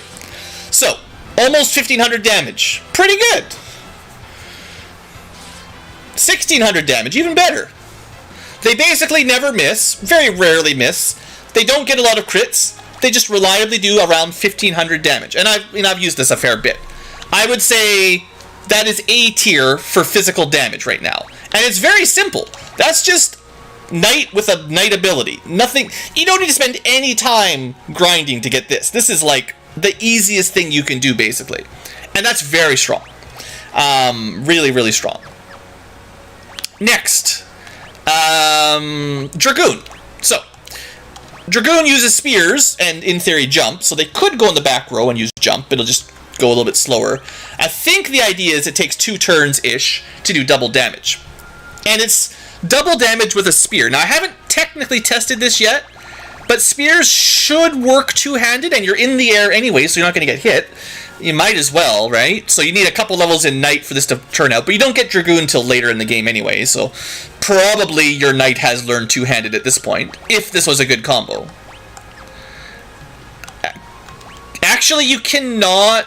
Never mind, I was wrong. You cannot two-hand spears. See, spears are going to have a really hard time. I got a bad feeling about Dragoon. I got a real bad feeling. I mean, sure, they get more defense because they got a shield, but the Knight could use the shield if you wanted. That's rough. I thought you could two-hand them for sure, but only swords, katanas, and axes, according to the tooltip. Okay, so what else could we give Dragoon to make it competitive? Berserk won't even work because you need to select the jump commands. This just gives them some more evasion from Samurai. If you're using the jump command, you can't select any of these anyway. Alright, well, Dragoon I already know is going to suck, but I will test it out. This used to be called Lancet or something. I'll show that off because that's a unique Dragoon ability. Otherwise, they're basically wearing the same stuff as a Knight, heavy armor, and I guess technically they can be in the back row, but that's it. Yeah, we'll test the monk out too. Don't worry.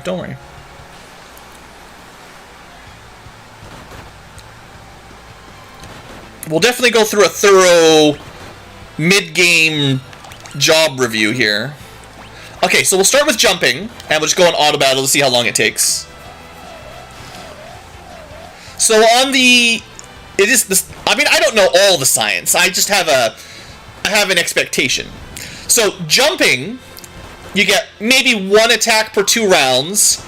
This is less than the regular attack on the Knight. The Knight was doing 1,500. So, it's hard to be super impressed by that. On the plus side, the Dragoon is off-screen, not tanking for the rest of the group. So, I would say that is, like, way worse. Like, not even close. Like, unfortunately, at this point in the game, you get the Dragoon at this, like, late... the Dragoon is one of the last jobs you get, I think, right? That just sucks. Like, that is bad. So, like, okay, if jumping is slow and does less damage, let's see what his regular attack is from the front row. Spears are not back row weapons unless you jump. And I'll try Lancet out. But honestly, I think Dragoon needs to be benched permanently at this point. So, regular attack. Yeah, I mean, 576. That's not even half as much damage as the Knight.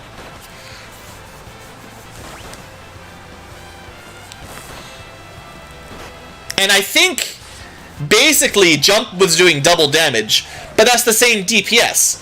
If you get 2 attacks at 500 or 1 attack at 1,000 every 2 turns, it's the same thing. Except you're in the air, so you don't get hit, which is actually bad, because then everyone else, the mages, are getting smacked, while the guy with the armor is away, not taking damage. Like, you want the Dragoon to get hit, because he's got more armor. That's just really bad design. If he got, like, double jump at max rank, or multi-jump, or something, if he could two-hand his spears, that would significantly improve the situation. He'd be more of a damage dealer than a tank. Oh, I didn't use Lancet yet. I'll show you Lancet. Yeah, I don't think he even has any passives. I think all he's got are Lance, Jump, and Lancet. And Equip Lance. Let's see. So that did... Oh, man, that's really bad. That's really weak, too. So Lancet is a drain attack. It might scale on your magic, so we can test that out too. Could you dual wield spears? Maybe. I don't have that ability yet. We can try that. That's a late game ability. Like, dual wield takes some serious investment to learn that, but you should be able to dual wield spears. I'm not sure how jumping would work, but maybe. Okay, so Lancet is doing 220 and you steal 20 MP. Not enough. Let's finish this fight up and then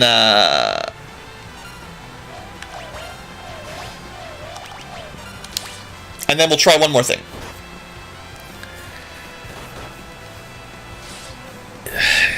Dual wielding would be better for sure.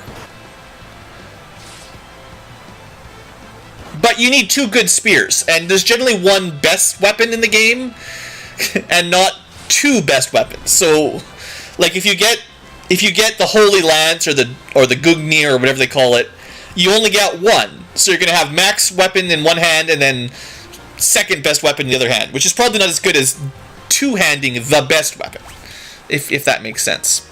Anyway, so far I'm running out of things to make Dragoon good. But we're going to try giving... Oh, I can't. I was like, let's give him some magic stat by equipping a magic ability, and that'll make Lancet better. Well, of course you can't do that, because you can't have both equipped at the same time. So basically, for now, trash tier.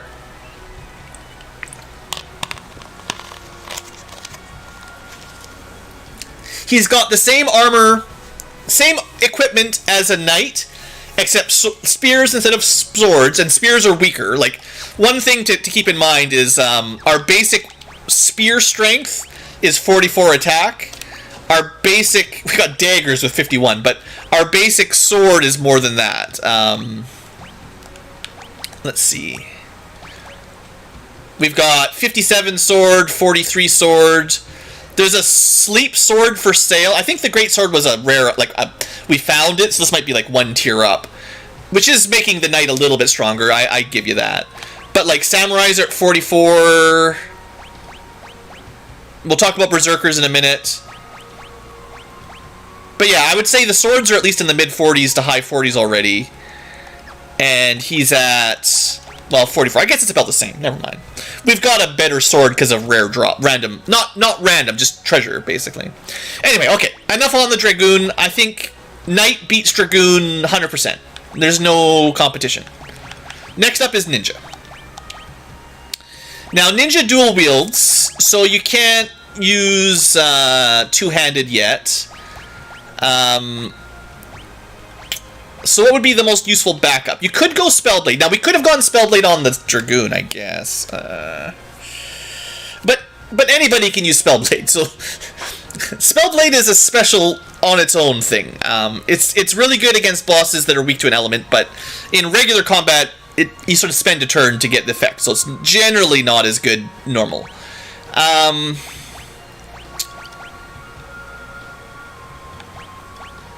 Katanas are samurai katanas. So, I actually don't know what is good as a backup on a ninja for abilities right now.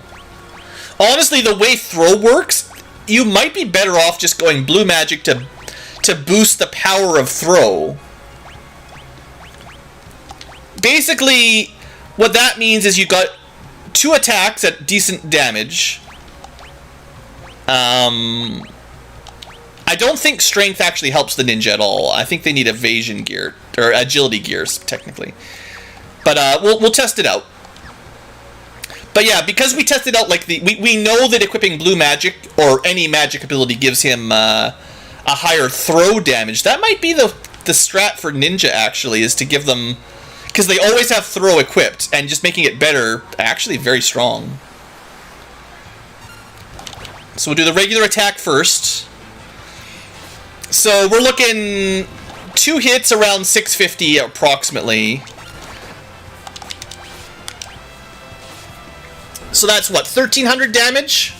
Depends on the enemy and how much defense they've got. Sadly, dual wielding also is penalized by enemy defense a little bit more, because you get 2 attacks that are reduced by enemy defense, whereas two-handing a weapon just does a lot of damage. You only have to sort of cut through the defense once, sort of thing. I mean, if that makes sense. So in theory, it's a bit harder to keep up dual wielding than two-handing.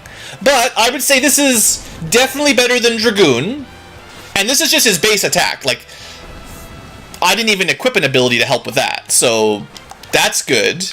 And then the ninja definitely has the edge on utility, which we'll do in a next fight here. So ninja looking good, no doubt about it. Let's show off against some regular enemies how this works. I mean, that's pretty dang good. If you're weak to fire, lightning, or water, he will wipe the enemy group. Especially with that magic boost. Now, if I didn't have blue magic equipped, it would be worse, but this is perhaps my new favorite combo, actually, is getting a way to boost magic on throw, and then just killing everything with scrolls. Scrolls are cheap. I mean, it didn't quite kill everything that time, but, you know, that's still pretty good.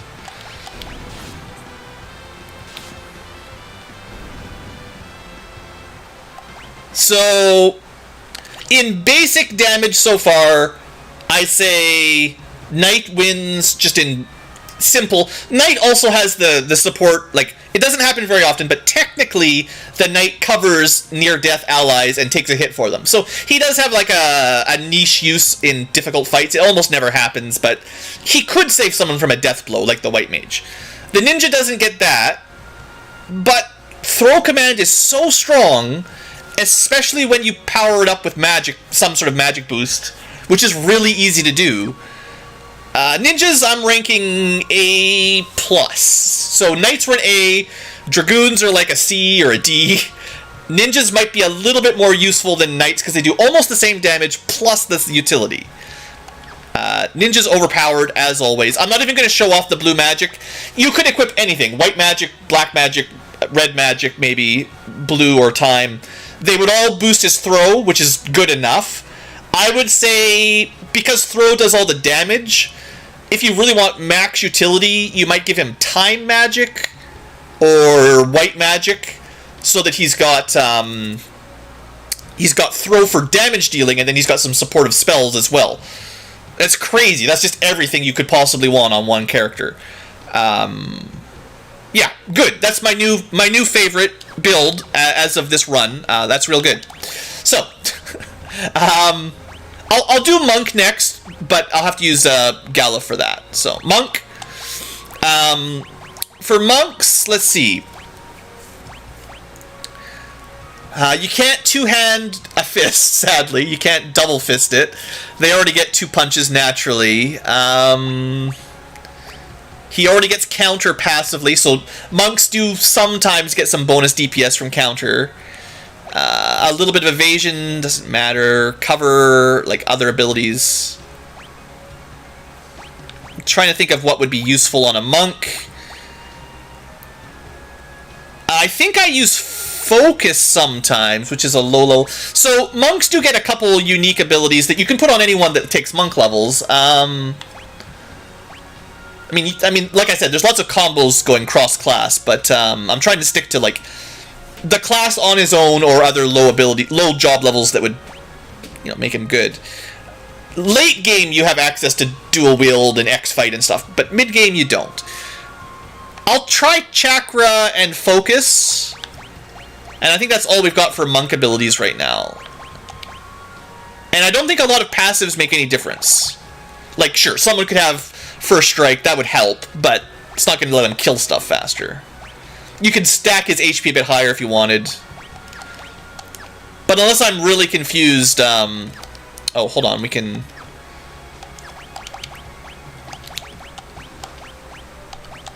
Let's give him the best chance here by giving him the actual... I specifically bought the monk equipment to make sure that this...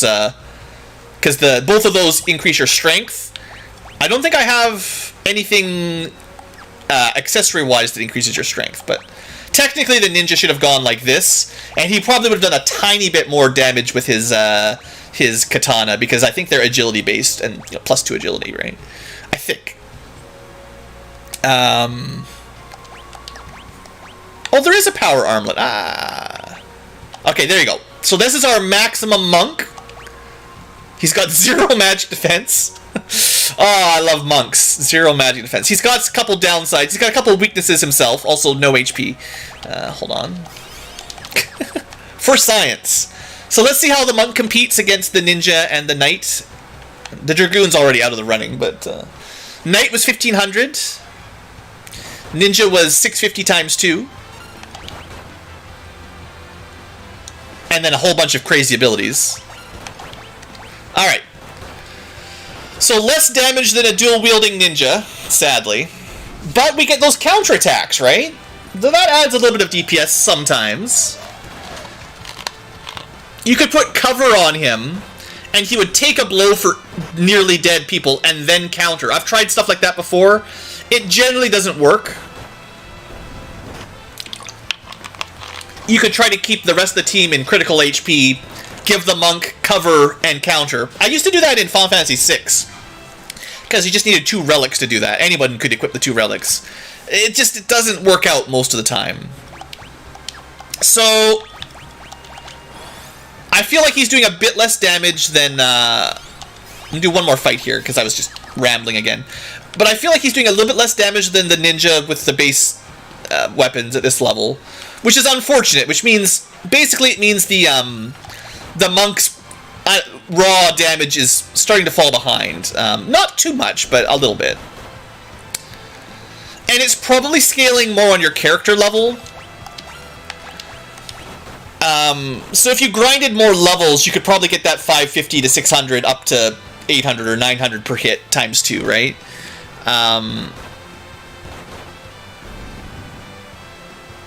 Animal summons. I'll talk about animals when we get to Ranger a little bit more. Because, you could give anybody the animals. You could just give Dragoon the summon ability from Summoner and have him summon Titan or Bahamut or whatever, and that would probably be better, actually. Like, that's the trouble with, command abilities is you have to compare them against other command abilities, like Summon. And Summon is always going to beat something like the animal thing from Ranger. Let's try out Kick. Yeah, but the squirrels. Yeah, don't worry. We'll showcase the squirrels. I will talk about squirrels in a minute. Okay, let's try some kicking. So, a benefit that monks have is free AoE. 600 damage AoE. It's okay. I think the monk is the okayest class at this mid-game. He's just completely average at everything he does. 600 damage to a group? Yeah, that's okay. Summoners are better. Ninjas are better. Black mages are probably a bit better. Summoners are definitely better. Ninjas are definitely better. And then the other casters are a little better. But it might beat Squirrel. I don't know. I think Kick is about Summon Squirrel tier. Maybe a little bit better because you always hit the group. You have you get control of the command, basically. I think the way to fix Monk, not that I'm doing this, I think the way to fix Monk would be to do what they did in Final Fantasy VI, where you take this command, turn it to a Monk-only command, and put Kick, focus, chakra, whatever other monk abilities you want, all inside the one command. It's like having black magic, but instead of fire and ice, you get all of the monk abilities. That's the solution to have a good monk. Have all the monk abilities under one command. Call it a blitz if you want, or something like that, and then they're fine. But as it is, commands are almost the most valuable commodity is your equipable command. And kick is not good enough to be one of those commands. So next up, we'll do focus, which, basically, it's going to be jump. It's going to take 2 rounds to do double damage.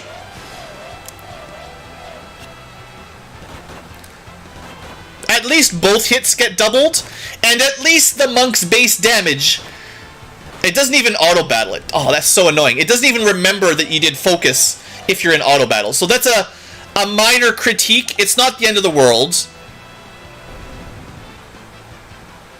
Why did he do so much damage after he got turned into a frog? Wait a second. Have we unlocked the secret power of monks? Oh, this is an unfair, because back attack. Let's just run away. I never run away from battle. Maybe it's frog on frog only.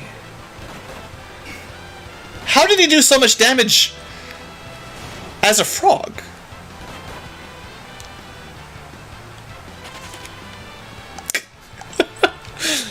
This is the science episode, guys. 30 minutes in, we're just sciencing.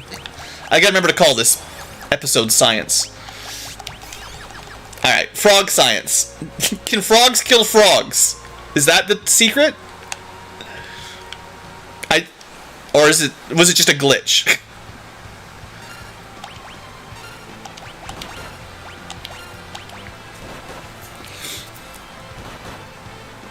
How?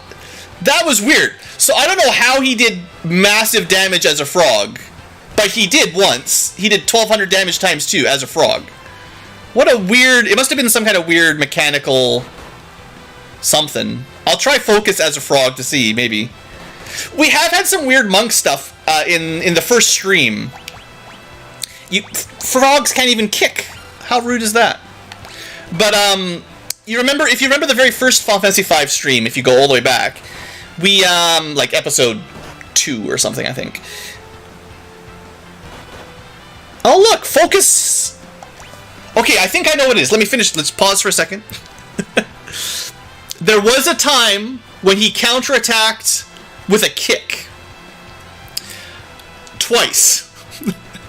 Or something. I had a kick command queued, and then we had a counter kick, which shouldn't happen.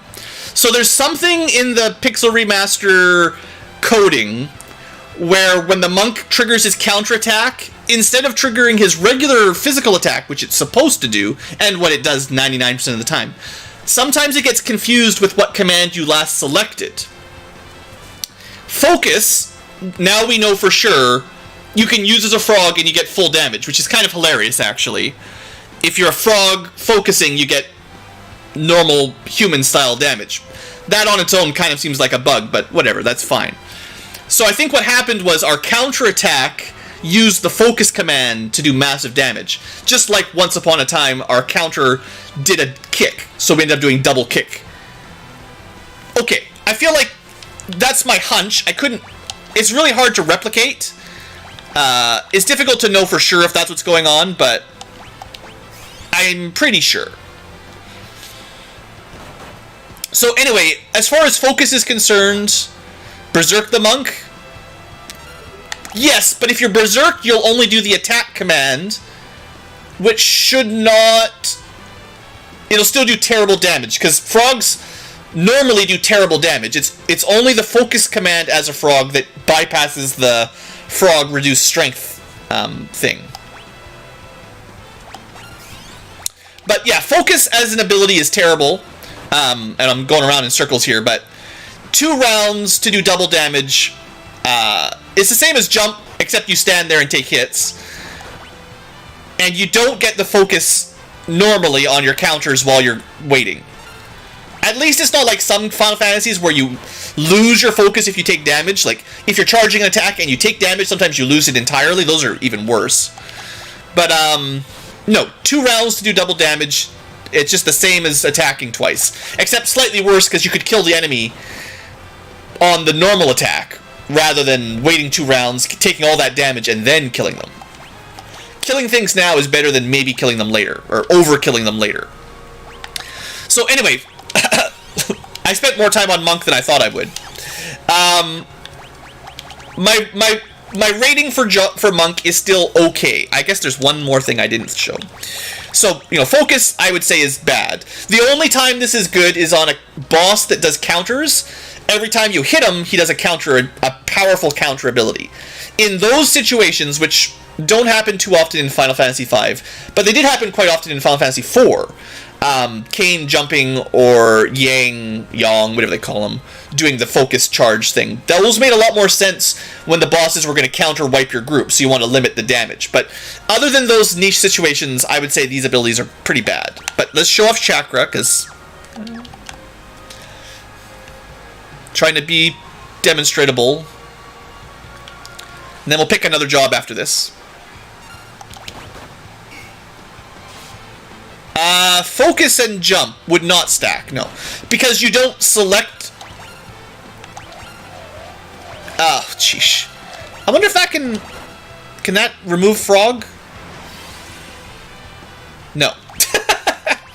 Oh, it's so bad. So... Chakra is not very good. Self-heal for, like, 10%.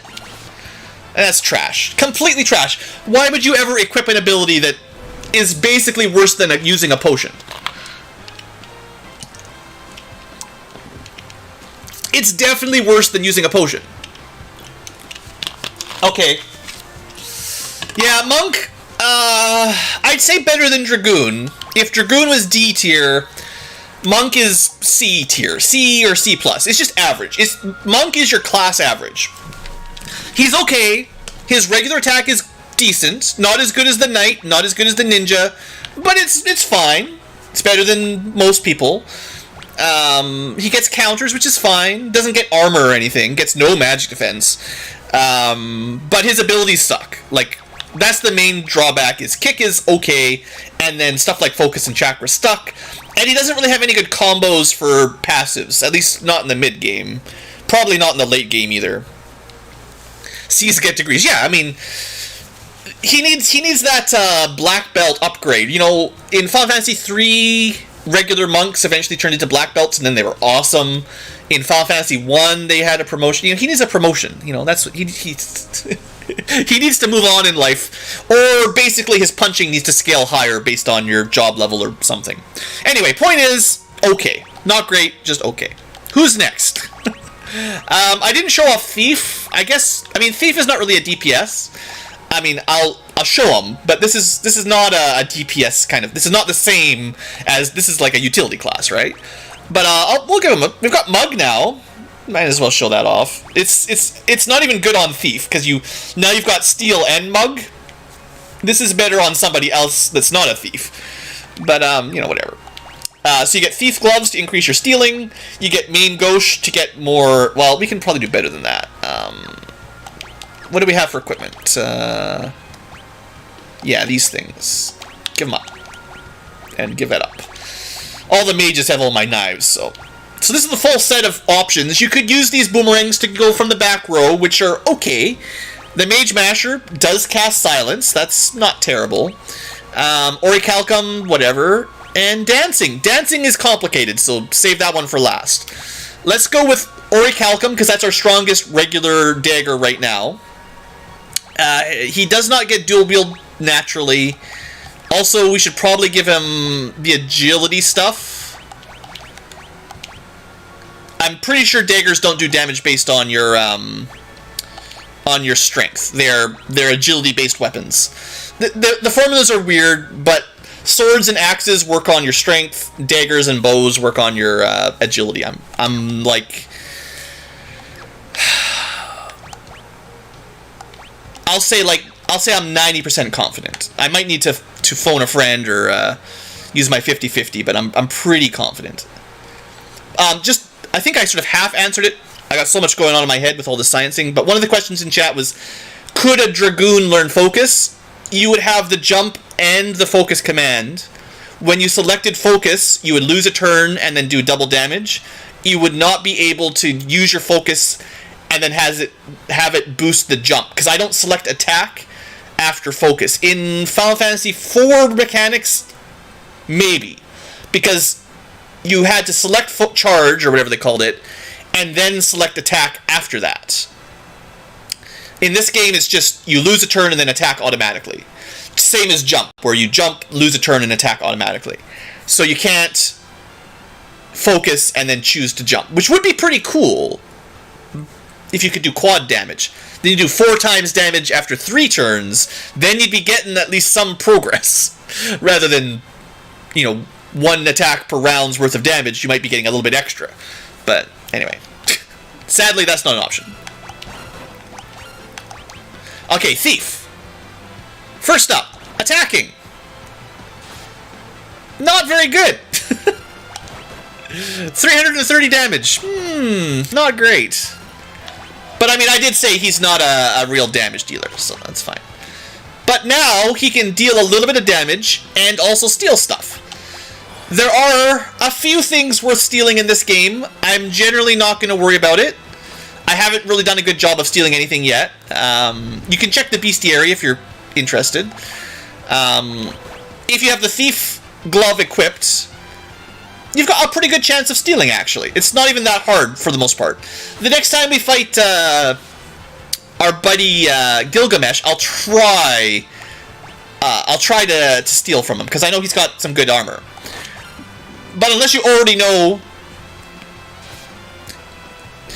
I wouldn't bring the Thief unless I knew for sure that there was something worth stealing, is basically what I would say. Only bring the Thief if you know there's something worth steal. Otherwise, just bench him. Like, there's nothing combat useful here. Steal, you can escape from combat, but you might as well just give that to anybody. And ninjas also get it, so it doesn't really matter. Is there anything else thieves get? Okay, this is kind of useful. I will accept that never getting back attacked is a nice ability. Is it worth bringing a thief? Is it worth equipping on someone? Maybe. Maybe. If they don't need anything else, sure. But generally, nah. Find passages is nice if you don't know where all the secrets are. And then moving faster. Back in Super Nintendo days, this helped a lot. Nowadays, we get this for free, and this just makes you go double speed, or quadruple speed, or triple speed, or whatever it is. So Thief, I'm not really going to compare him to the other ones, right? It's not the same. He's a support character. A rank, C rank, not applicable. D rank, A+. Next up, Samurai. And we've only got 4 left. We're just going to do one entire episode on this. It's fine. Alright, Samurai. Now, I'm gonna say, just like with Dragoon, which I thought could use two-handed, I would say that this is a good time to look at something like two-handed from Knight. Ninjas are probably fine on their own. What? Why is everyone equipping that stupid... Oh, I didn't... Okay. I was going to cover the Dancing Dagger, and I'll do that now, because I meant to do it for the Thief. So the Dancing Dagger is special. It's really like... We'll see this in a minute. It gives you the dance ability on a not dancer. Sometimes. This is a complicated weapon, though. It does have higher base attack than the Orichalcum, so I should... Last time we did 330, right? Let's just continue this Thief test. I missed this one. Special equipment. So, it's a bit stronger. How much stronger? A little. Don't worry about the Samurai. We'll test him out officially in a second here. Wow, we're not killing anything. If it takes 3 hits to kill an enemy, you know your class is kind of bad.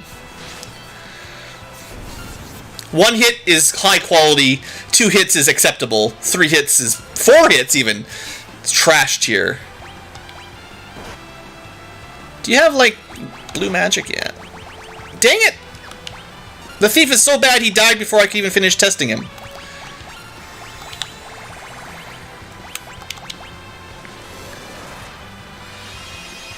Don't worry, Ferris with the blue magic, gotcha. All the enemies getting critical is kind of annoying. I will talk about Samurai soon. There you go, Mystery Waltz. Okay, finally got one. That's 48 MP steal. So basically, if I remember correctly, something like 50% of the time when you attack with the dancing dagger, you get the dance. And the dance has 4 possible abilities. And the chance of which of the 4 dances you get depends on your equipment. Which, there's another thing we can do here, I think. If you don't want to have the random thing, I think you can't just use it. I'm pretty sure I feel like in the Super Nintendo one, you can use it as an item to get the dance for sure.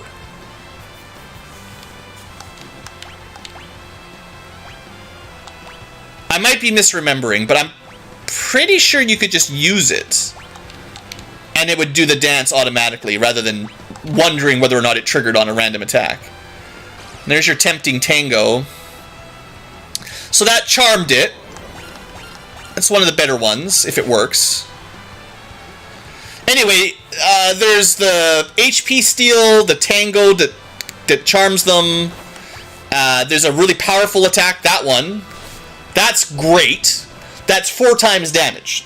If you could always get sword dance, suddenly we'd be talking. But that's a very...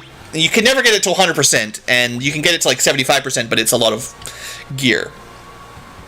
So basically, the dancing dagger is complicated and confusing, and I wouldn't mess with it unless you know what you're doing.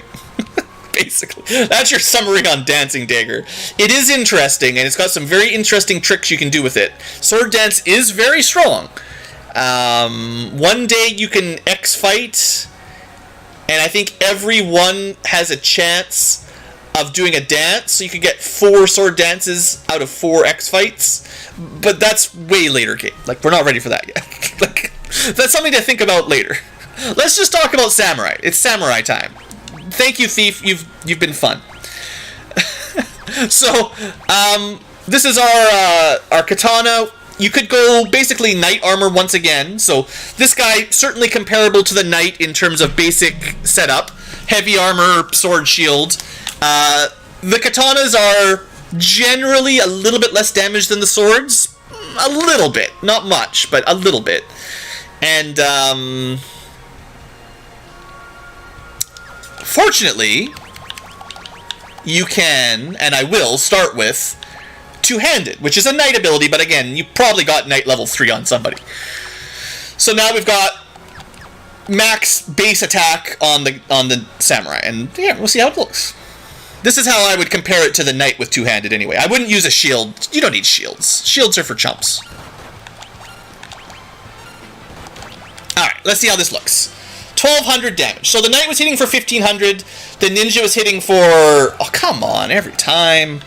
The ninja was doing 650 times 2, I think. And the monk was doing like 500 or 5... or like, if the ninja was doing 650 times 2, the monk was just doing a little bit less. Oh, and that... Okay, this is... It's kind of a weapon issue. I don't know how often this happens, and I kind of wanted to test it out, but Wind Slash does the AoE wind attack sometimes. I didn't even remember... I don't even know in the base game, Super Nintendo version, if I ever used it. I feel like this is kind of new to me, so I don't remember seeing that. His base physical is good, though. 1200 damage is ninja tier. Not quite knight tier, but ninja, maybe monk-ish, slightly better than monk. Similar. And it looks like he normally uses that attack, so that's pretty good. Wind Slash, because it's based on the weapon and RNG, you know, he won't have it forever. We'll have a different weapon soon enough. I don't know how much damage it does in general. It might be on crits, actually. Actually, I kind of think that's how it works. Because one of the benefits of samurai and katanas is they have a much higher critical rate than a base sword. Swords don't get crits very often. Katanas get, I don't know, feel like 1 in 8 or 1 in 10 kind of thing. Maybe something like that. 10, 20% maybe even. I just want to see one of those wind attacks again here. He's not quite one-shotting the jerks. Oh, and then we entangled, man. Do we have a way to get rid of that? Well, not like that. I mean, White Mage is Suna, but... Dang, just getting wrecked here. The Ninja's still A+, clearly. Don't worry about it. Whenever you've got a problem, just use your ninja abilities. Anyway, I guess to bring it... I mean, I'm going to spend a lot of time doing this. Let's just say, Samurai, basic ability...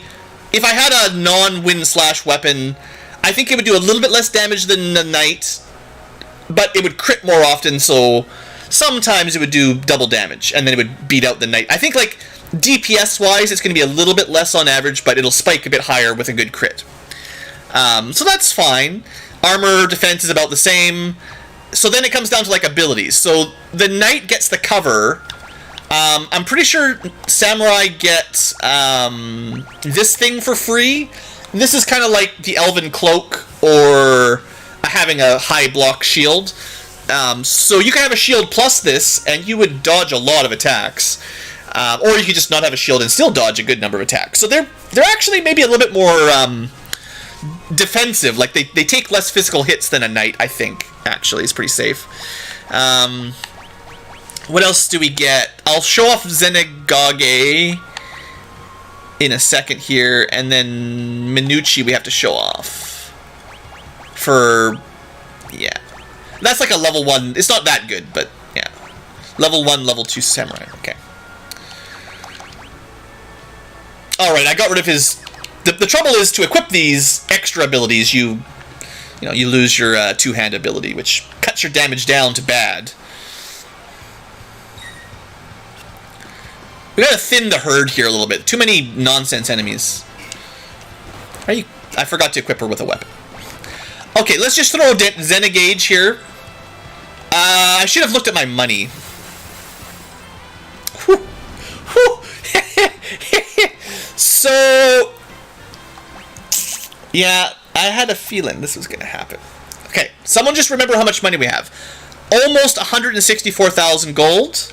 And then add in what we get from winning the battle.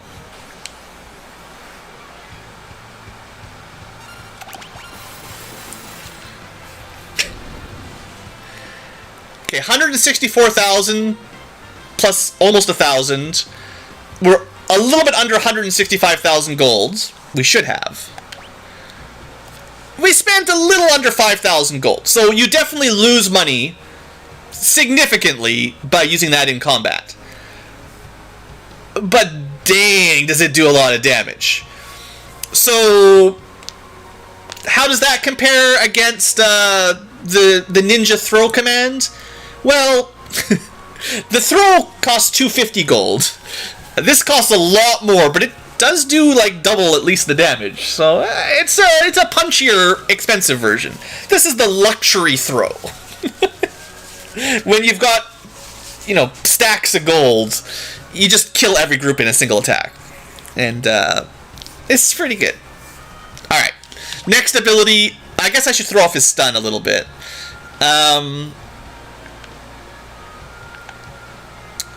Dragoon with shield and the samurai ability sounds good. So that seems like that's just a normal attack, right? It's a normal attack with a chance to stun. That's not good. So regular attack, 611.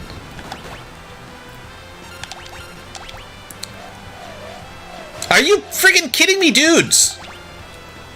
I'm actually out of my,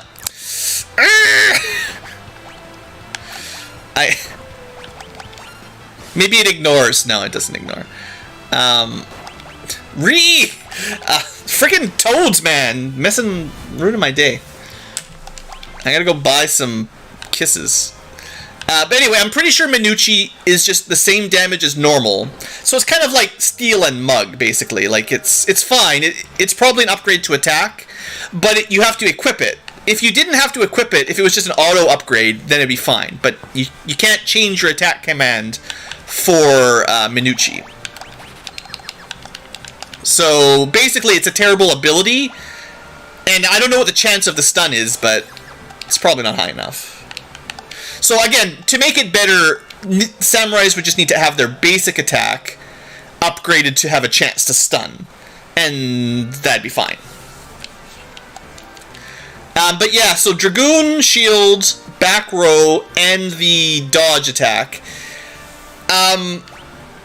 So the secret here, and I mean, this is not really a spoiler, but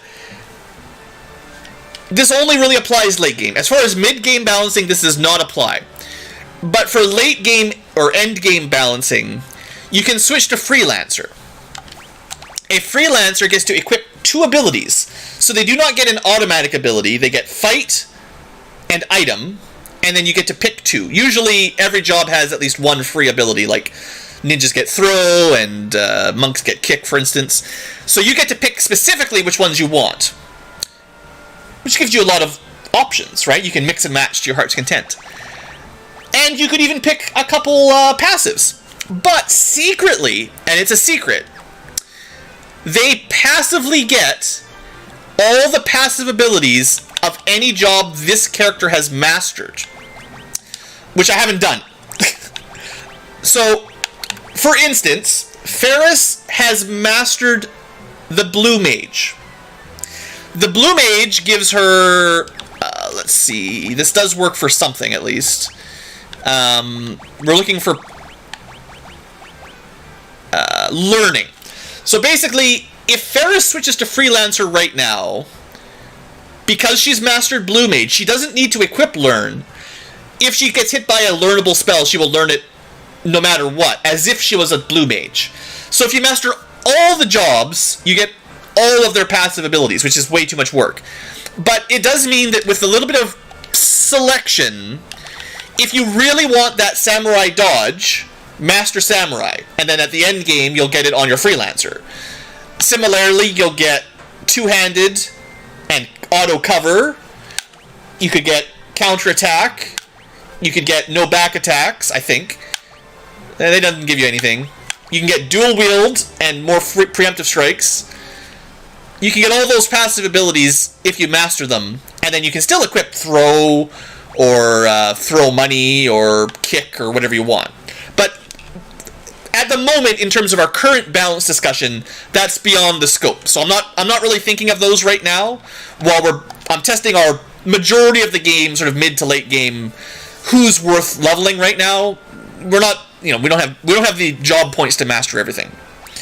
So as far as Samurai is concerned, basic attack and armor slightly worse than Knight, not significantly. A Knight was an A already.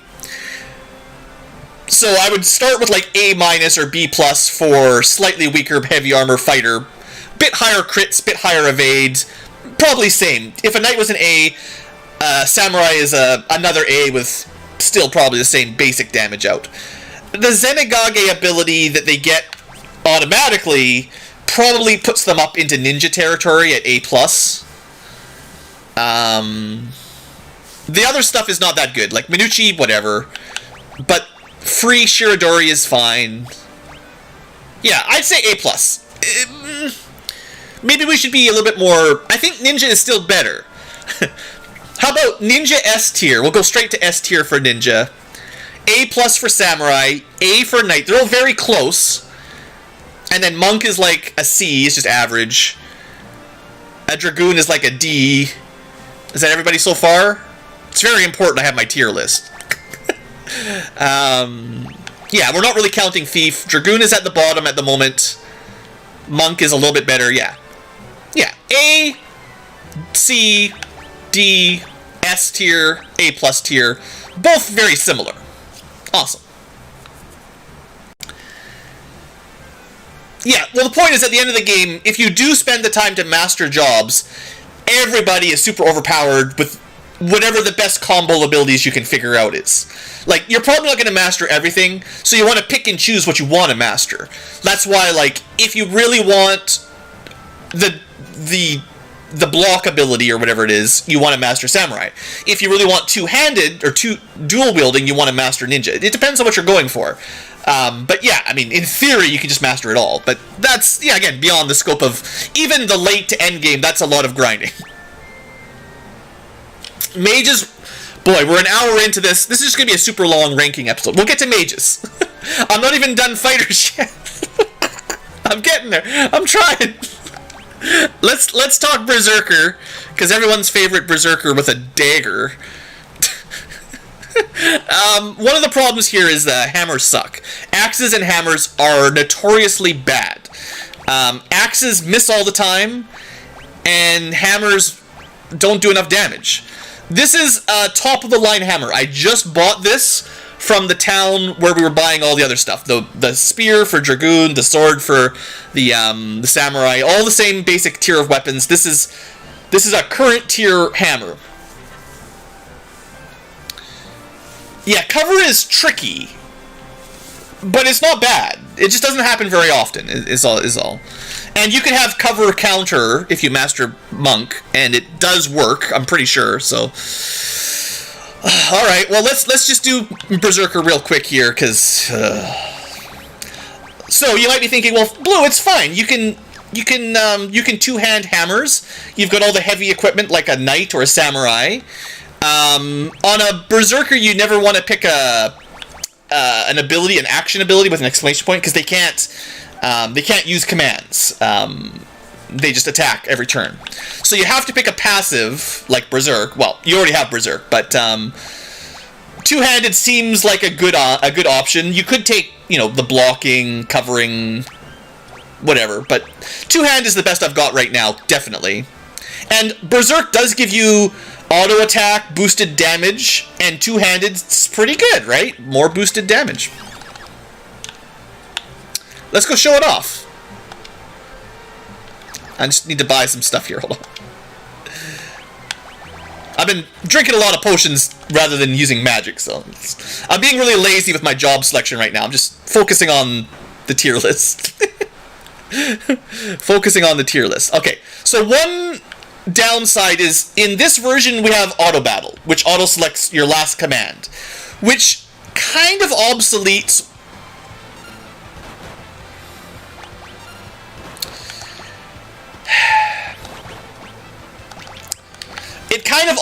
one of the Berserker's advantages in the Super Nintendo. So back on the SNES,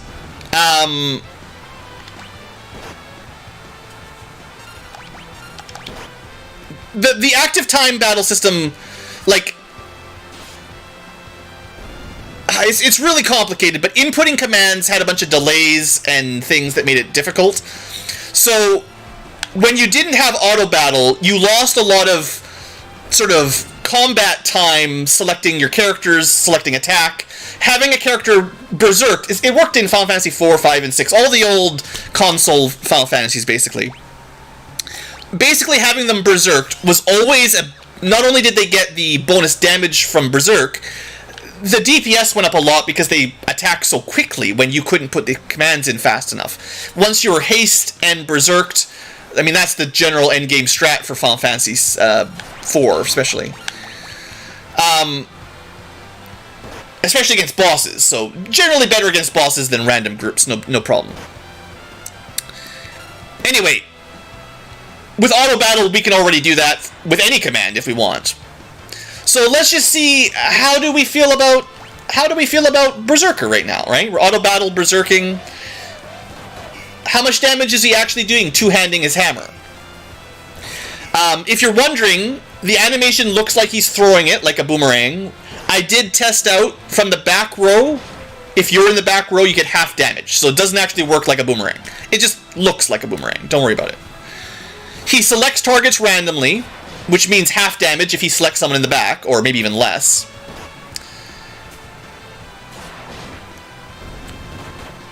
If he's in the front row, he's doing almost as much damage as a knight. About, I mean, that was a critical hit, I think.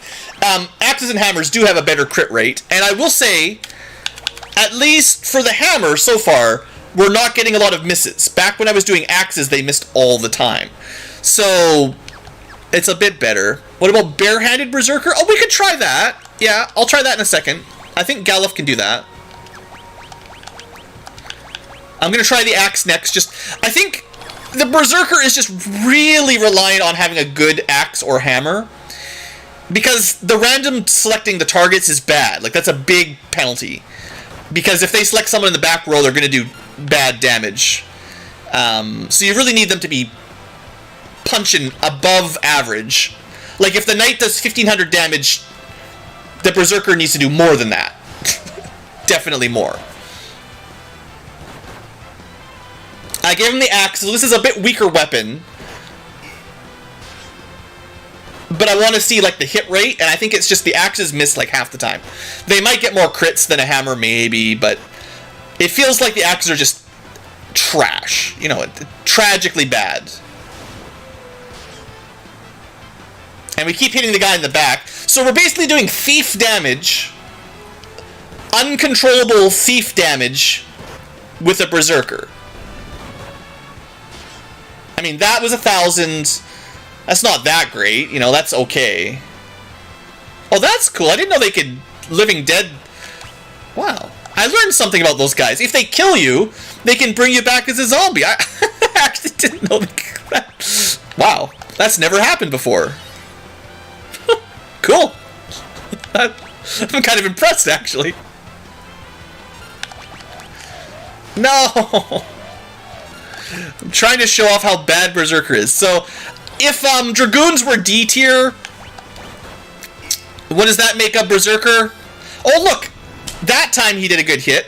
So, against a boss, if it's a boss that's just one enemy, like not a multi-part boss, just a single target boss, I mean, he might be okay. Maybe. But against a boss, you generally want to have the ability to, like, use an item if someone dies to Phoenix down or Maiden's Kiss them, or stop attacking if they've got counters or something. Honestly, I think it's worse than Dragoon, and it's mostly because their weapons suck.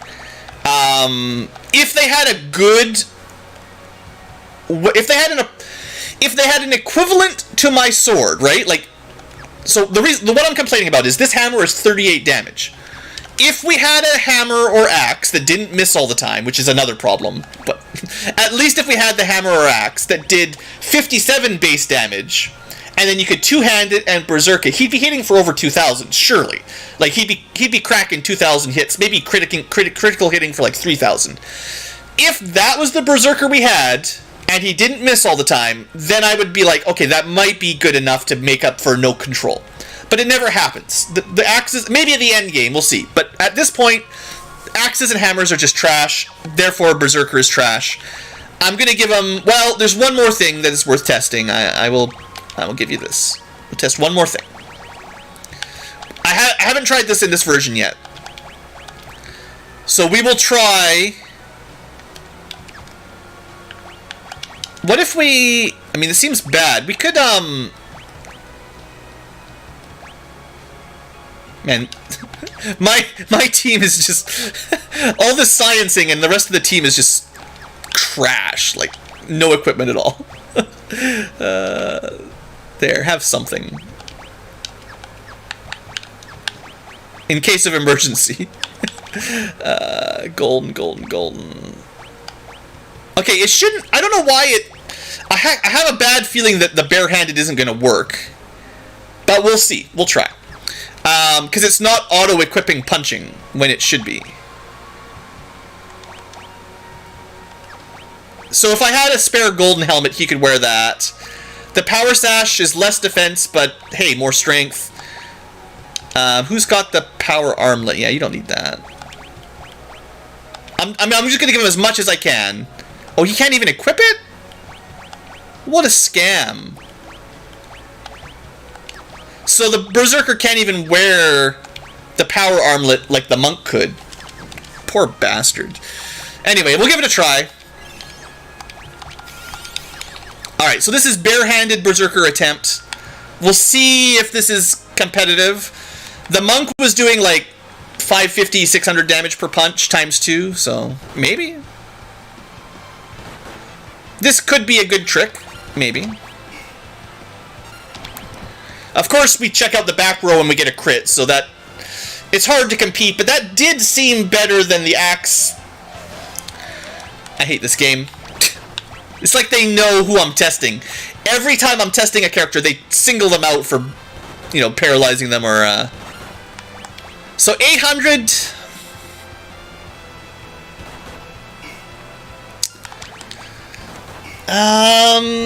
That's more than the knight, technically. So this is better than axes. Does it have potential? Let me think for a second. So the knight was doing about 1500. We'll do a couple more rounds. Barehanded Berserker should have the accuracy of a monk, which means they basically don't miss. 2 chances to crit, but the crits do a little bit less damage because you're splitting your attack in half. They don't get the counters. They're still targeting stupidly half the time. You're not targeting the front row, which is what you would normally do.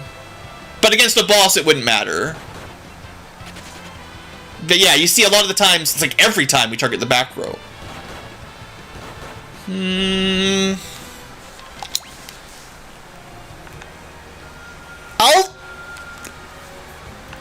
I guess you can't say he's worse. Is he worse? Is he as good as the monk? Does he get C rank for this? Can we upgrade him from D to C for Berserk punching slightly more damage sometimes than the knight? But no other ability at all. No other utility, no kick, no spell, no item, no defend, nothing. Except slightly higher damage situationally. And I mean, anybody could be comboed with haste, but it is kind of classic to do this.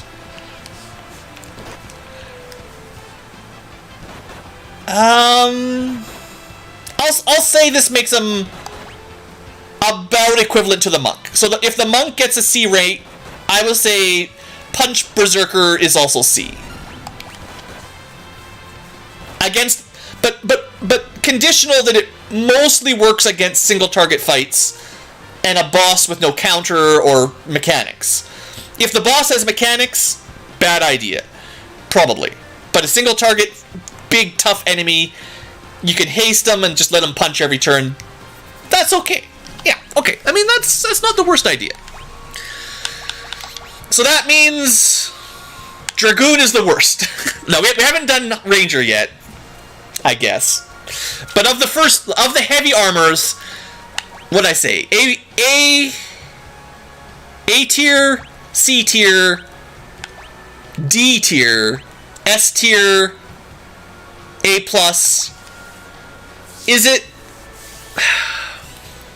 Yeah, it might be a little worse than the monk. I'm not sure. I'll round a C. The monk and the Berserker, somewhere around C, C minus. Maybe on a good day. Like, early game, the monk was pretty good, so maybe a C plus back then. But the monk is kind of getting worse over time, and the Berserker, he's really struggling. So C or C minus maybe. But yeah, I'll bump him up. He's better than the Dragoon. At the very least, I'll give him that. Because the Dragoon, I mean, I don't know the Dragoon's niche at all. At least the Berserker, you can forget about him on a boss fight, and he will just dish out reliable damage punching. And you can forget. But the Dragoon is, like, not even doing the reliable damage, so I don't know what you can do with him. He's, discount monk. He's worse than the monk with his charge attack, right? It's like focus except worse, and he does less damage. I mean, maybe we get dual weapons. Maybe we'll get dual-wielding ninja spears. We'll see. Okay. This is going to take all night. Ranger. This is fun. I love it. This is great. Ranger. So I did do a bit of experimenting with Ranger the last little bit here. I think we can officially say that, like, you should never do their regular attack. You basically need, like, the bow seems to have about as bad... You could put Berserk on the monk. You could use the power armlet at least, but I guess I can... Should we test that out? I mean, is it better? This doesn't seem like a good combo.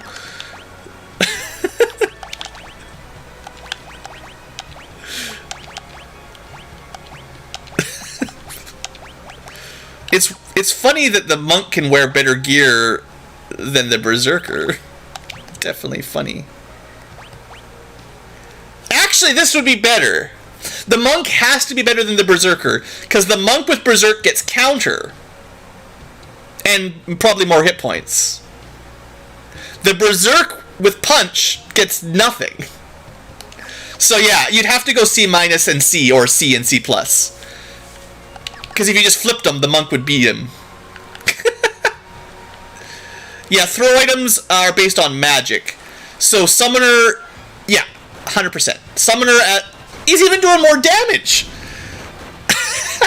It's because the power armlet, actually. He's got more strength. Oh, the poor berserker. Even if you want a berserker, you're better off just taking berserk and put it on someone else, like the monk. This is actually pretty good. Look at the damage. That's a new record for damage dealing.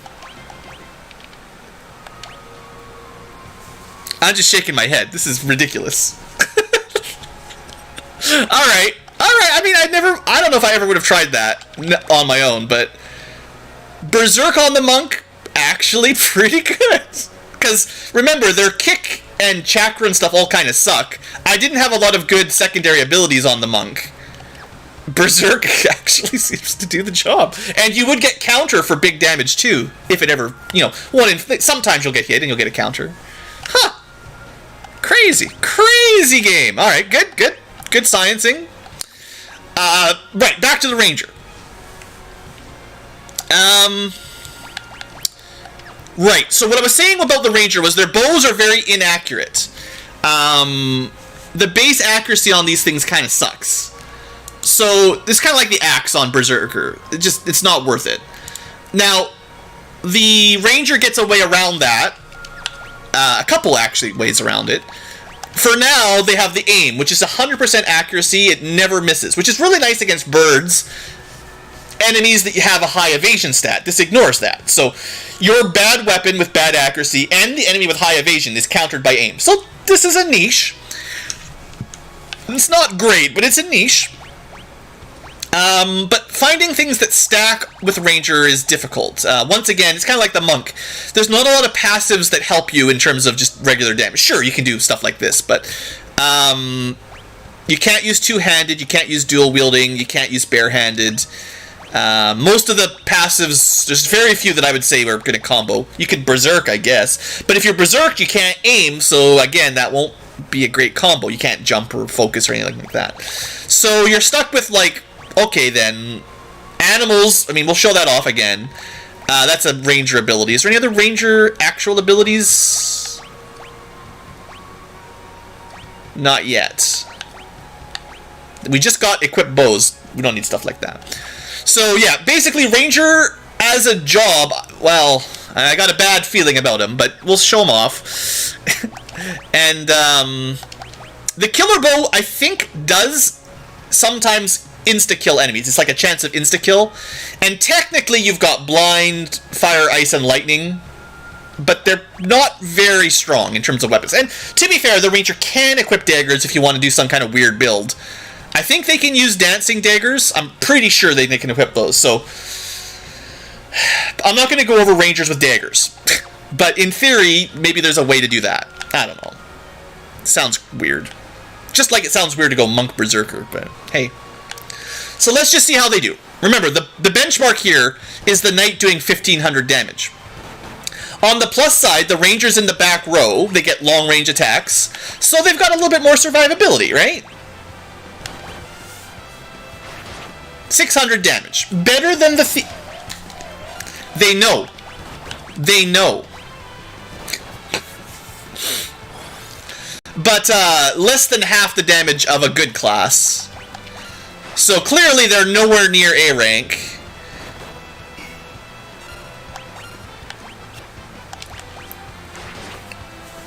So then the question is, can they make it to B?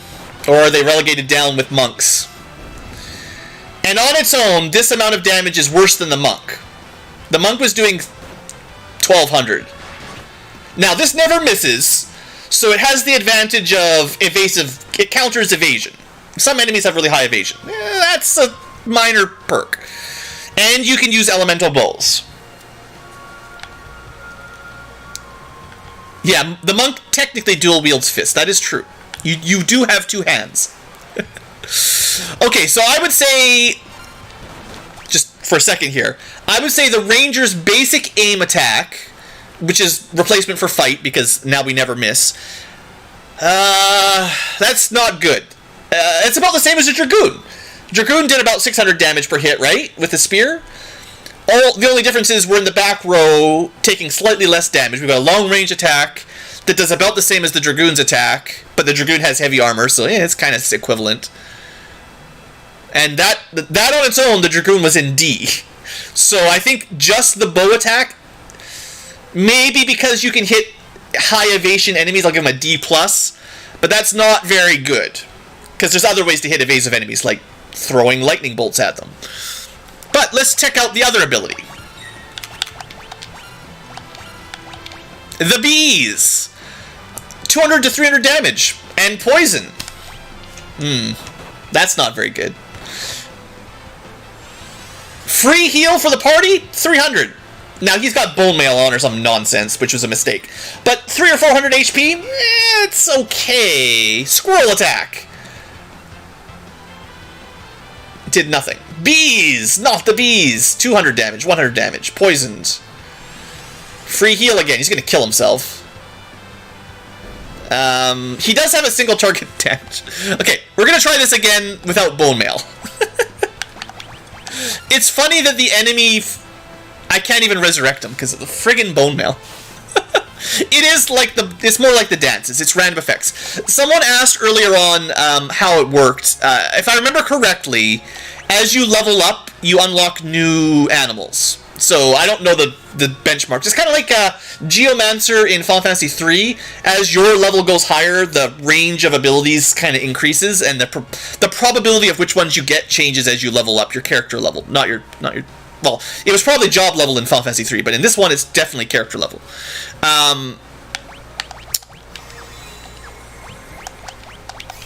I think Nightingale was better in the early game when you had low MP and no healing, no high potions. I guess I actually don't know if the damage for these guys scales off of agility. It should be agility. Let me let's see if I can tune this around here.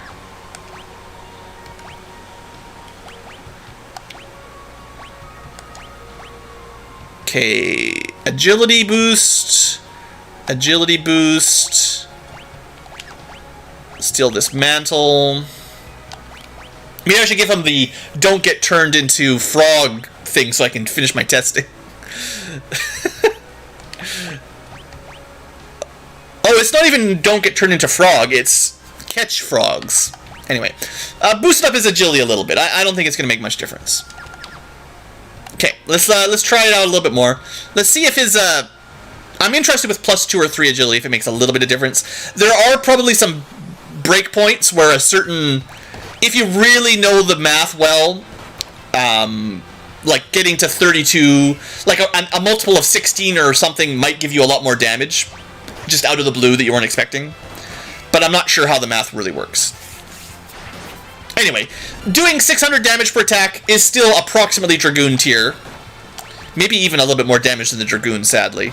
Although, like I said, with a little bit of micro, like, I think the frogs are weak to lightning, so you could do that. But it's switching weapons mid-fight, they're not even. That's great. Maybe it's ice or something? I don't know. But anyway, point is, that advantage is almost a disadvantage, because then I'm incentivized to mess around in my inventory every time I want to do a little bit more damage, which does help, but like that kind of micromanagement is kind of, I hate it. It's just too much fiddling around. So we'll go back to some animals. I want to see all the stuff he can summon. Unlike a Geomancer, I don't think it matters. There's your squirrel. 200 damage. I don't think it matters what terrain you're in or anything. Evasion tanking, yeah.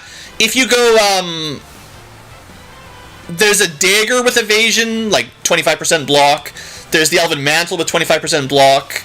There's the Samurai ability with 25% block. I'm not sure if they add up, but you'll probably get... Each of those gives you a chance to dodge, plus your shield or something, right?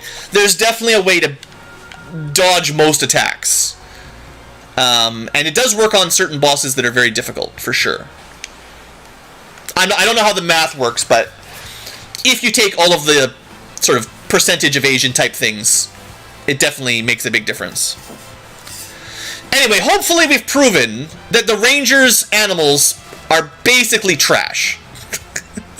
Like, they're free, but, you know, they're free. Why do we keep getting so many of these Vartech things? Jeebus. Come on, YouTube, get your spam filters together. The Nightingale is probably the best one, and if you could, again, kind of like I usually say, if you could manually select the animal, like if you could choose Nightingale, Bee Swarm, whatever other ones, like it was just a sub-menu, that might be okay. It's still kind of weak. Like, it doesn't... Well... See, I bet you it scales off of your magic stat. So, truthfully, the animal... I'm going to test this out. We can do this easily enough. We're going to put him in Summoner and give him animals. I bet you they'll make... I mean, I have never tested this. This is the first time. First time ever.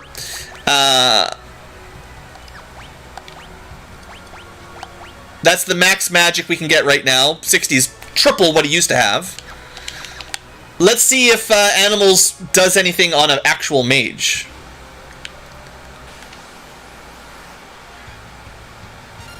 I'm just waiting for them to turn him into a frog.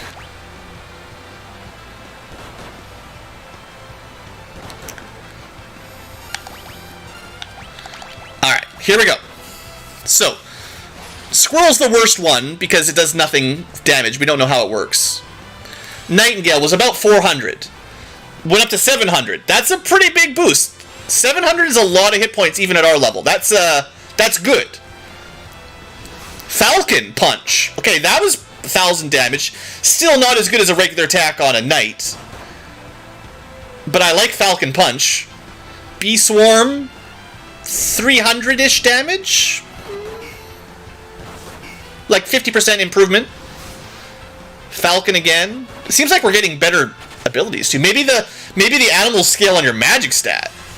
It seems weird. So, sadly, this kind of proves that the Ranger is even worse, honestly. Because the Ranger is never going to get a lot of magic. You have to equip the animal command to use it, so you can't equip a magic boosting command as well. Best case scenario, you learn animals and give it to one of your mages for the chance of a free heal. Yeah, this is not good enough. I think Ranger has to be D tier. Is he... How does he compare to the Dragoon? Do I give him a tie at D? The niche scenario, I'll give him a D+. Only because he can hit evasive enemies, and sometimes it's much easier. Like, he gets a lot of elemental bows that are kind of weak, but at least in the mid-game, like, if he hits someone who's weak to his elemental bow, he is doing like 1,000 damage, which is not bad. The Dragoon can't even do that. So I'll give him D+. For hitting evasive enemies, not missing, and sometimes doing almost okay damage. It's still not as good as a knight or a ninja, but you know, D+. That's it. Final answer. Last one. last fighter. Last melee fight. So This is simple. This is not going to take very long at all. This one's real easy. Well, the difficulty is deciding exactly what number I give him. We're going the Knight build. Sword, double-handed, plus all the heavy armor. The Mystic Knight has slightly less HP, strength, and stuff than a normal Knight, but that's fine.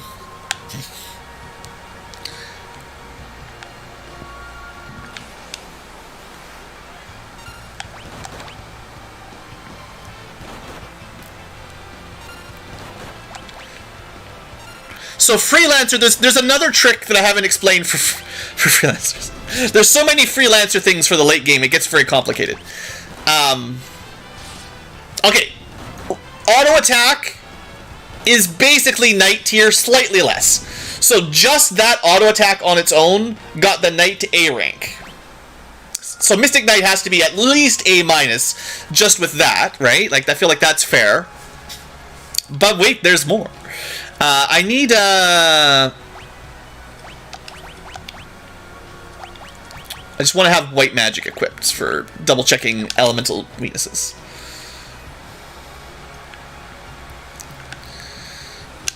We must be doing well to be getting so many spams. Just a second. I think anything with a period in it just needs to get filtered by the Blue Ankylo bot. Okay, Spellblade. Now this one of the big advantages of Spellblade, magic, whatever we call it, is it scales based on your progression in the game. Level 31, 1000 HP, weak to ice. So, any black spell, basically, well, pretty much. If you're weak to one of these things, you definitely get silenced or sleeped or poisoned. You can also drain HP and heal yourself, turn enemies to stone if they're weak to it, poison enemies if they're weak to that. It covers all, basically, elements. Now, you do have to spend some MP, but it's pretty cheap. 5 MP is discount. And remember, he was doing about 1300 damage before, right?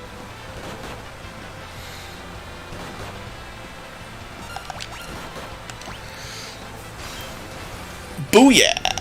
So, Samurai got to A+ for the 4000 damage coin attack. That's got to be A+ at least. Not every enemy is weak to an element, but most are. Not every boss is weak to an element, but most are. But the thing is, it gets better once you get to the Aga tier. So if we had Blizzaga, it would be like 9999 damage. It just 100% you're dead, max damage every time, basically. So I feel like Mystic Knight has to be at least A+, maybe even S. It's a little bit different niche than Ninja, because Ninja gets the AoE throw, but also gets the advantage of magic with it, which is pretty dang good, because you need to combo that. But yeah, I'd say Ninja's a little bit more utility, because he gets that throw and more options. He's got more situation use, and Mystic Knight does take one turn to charge up. You know, you have to spend your first turn, and then after that you're just in kill mode. But against certain bosses, this is just the best way to kill them for a long time. I'll stick with A+. I'll say Ninja gets the S tier for now, but this is definitely A+. It's better than Knight for sure, so I think I'm happy with that. They do get a passive. They get auto shell when they're low HP, which is fine. It's not the best ability. It doesn't really matter, but you know, free shell, less magic damage after they almost die, if it ever happens. It's very minor, but it is something. And then all their other levels go into Spellblade. So yeah, that's my physical jobs.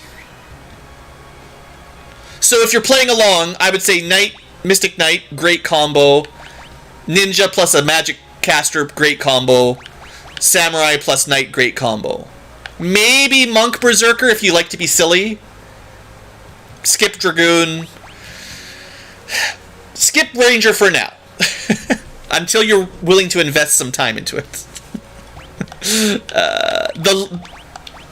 Maybe it would have been more fair if I got another 200 job points on the Ranger and then started comparing them, because we're getting close to the point in the game where you might start hitting 400 jobs, but it is a lot of work for a class that's pretty bad otherwise, but he's got a capstone ability that's worth talking about later.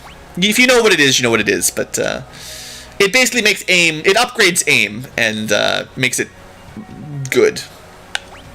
Okay, I'm not going to do as intensive a review as the mages. In fact, I'm going to go through them fairly quickly, just because there's much less to talk about. First off, white magic. In fact, we don't even really need to look at it all.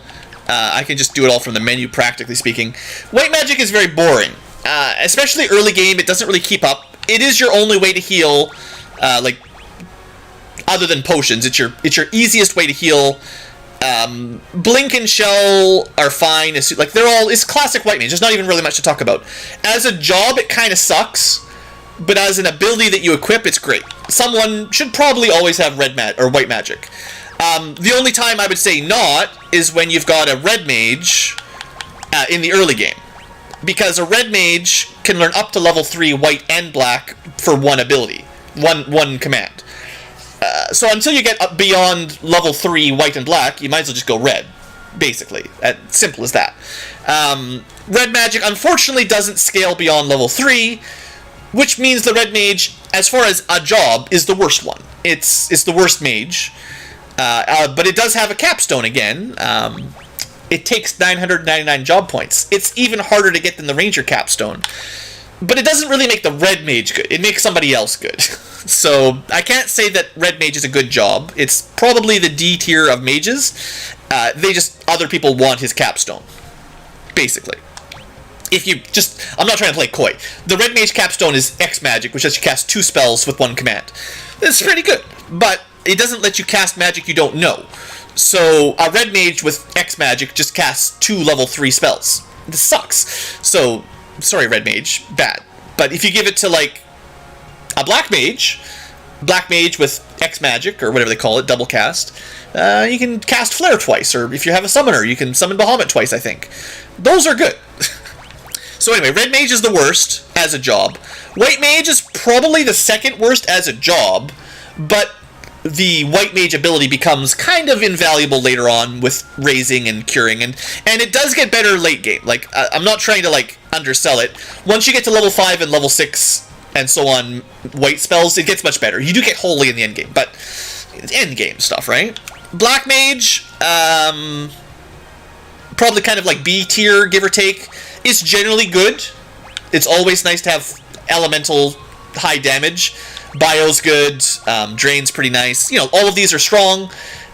It's basically, I would say 90% of the game, it is outshined by Summoner. So if double cast, no, you wouldn't want it on Mystic Knight anyway. Spellblade is different than magic, so no power there, sadly, as far as I know. But yeah, summons are definitely, I would say, probably for the entire game.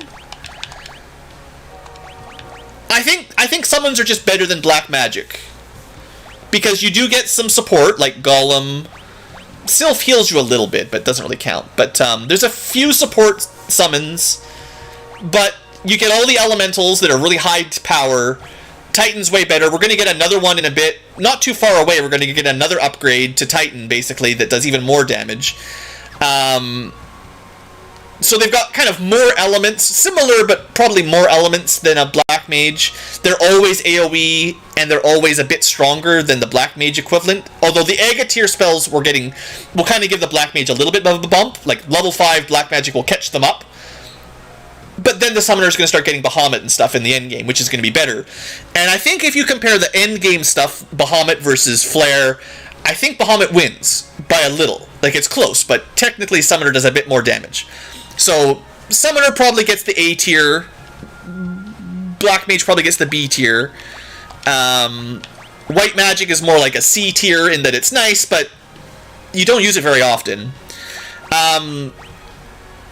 Time magic is weird. This one's much harder to review. Against bosses where the status effects work, it's pretty good. It's a lot like white magic, except you can't heal. It gets a little bit of offensive spells like Comet and Meteor. It has a reset. If you're losing the fight but the time mage is alive, you can reset to the beginning of the battle. Now, nowadays you can just die and reload, but I mean that's something. Slowing enemies is really strong. Like, this is a very powerful ability. Stop, if it works, is great. Haste and eventually Hastega is an incredibly good buff. Gravity, having enemies HP if it works. Again, it's kind of like if they're susceptible to it. Mute, Gravity, Stop, if they work, are all really good. Regen is actually pretty strong too. So it's weird. I would say basically the same tier as White Mage. It's a C tier job, but sometimes having the ability to cast Time Magic is really good. So White Magic or Time Magic is a great secondary ability, but I would never say it's a good primary. It's definitely after you've got your Summoner or your Black Mage, whatever you like, then you put on White or Time as a backup for alternative casts. That's why they're ranked in my mind a little bit lower. They're not going to win you the game. They're just going to, in the right fight, especially bosses, they're going to make it a lot easier. But more normally you want like Summoner and Black.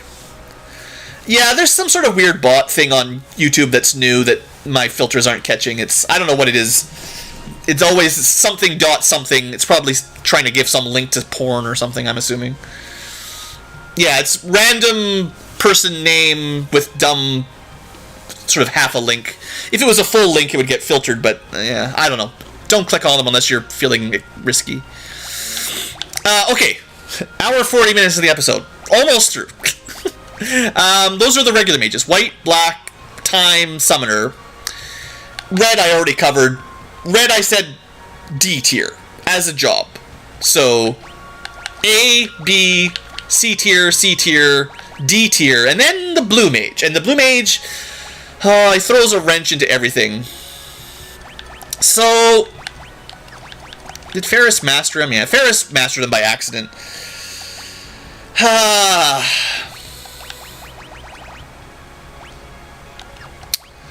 Let's just look at the current list of spells. In the early game, Blue Magic is D tier. The job is, so this is a very difficult job to categorize. As a mage, and to be fair, this is also true for the Red Mage. I sold the Red Mage a little short. I neglected one thing. I only talked about his magic. Technically, they can use swords. So,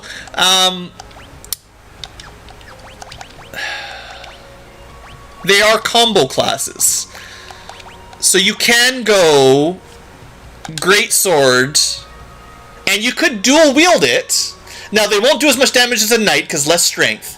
But you could equip two-hand on a Red Mage, and they can't wear the heavy armor, but they can still wear pretty good stuff. Like, it's fine.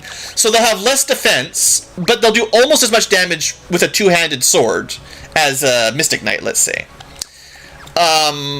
So they kind of make for fighty mages that still only get up to level 3 spells. So, early game, actually maybe A tier. But only up until level 3 magic is obsolete. And it's a very niche sort of thing. It's not my kind of job. It does everything decent, but mostly only early game. And then late game, mid to late game, they just fall off. Overall D, but I'll say early on maybe closer to B or A. Blue Mages have a similar niche, and that's it. Like, Blue Mages are like a more complicated Red Mage, basically. Once again, you can use swords and shields. I forgot to mention, the Red Mage can use shields as well, if you have any. I think they wear the same equipment. I'm pretty sure Red and Blue wear the same equipment. Blue might get slightly heavier armor, actually. I guess Red Mages have a little bit more strength, it turns out. Blue Mages are a little bit more magical power. Whatever, it doesn't make much difference, I don't think. But yeah, the main thing for blue mages is what spells can they cast. Sure, they're physical. They're more physical than a white mage or something, but not enough to really be like a reliable fighter. The thing is, getting all these spells is a job. Is White Wind the best healing spell? It's high MP cost. You need your blue mage to have a lot of HP for this to work, but it could full heal the whole group, except for the blue mage. There's some gimmicks, like level 5 Death working on some things. Aqua Breath is fairly strong. You know, and there's other spells we don't have yet. Big Guard, which is sort of coming up, gives everybody Protect, Shell, and Haste, and Regen, maybe. That's like a time it's like all the time magic at once kind of thing.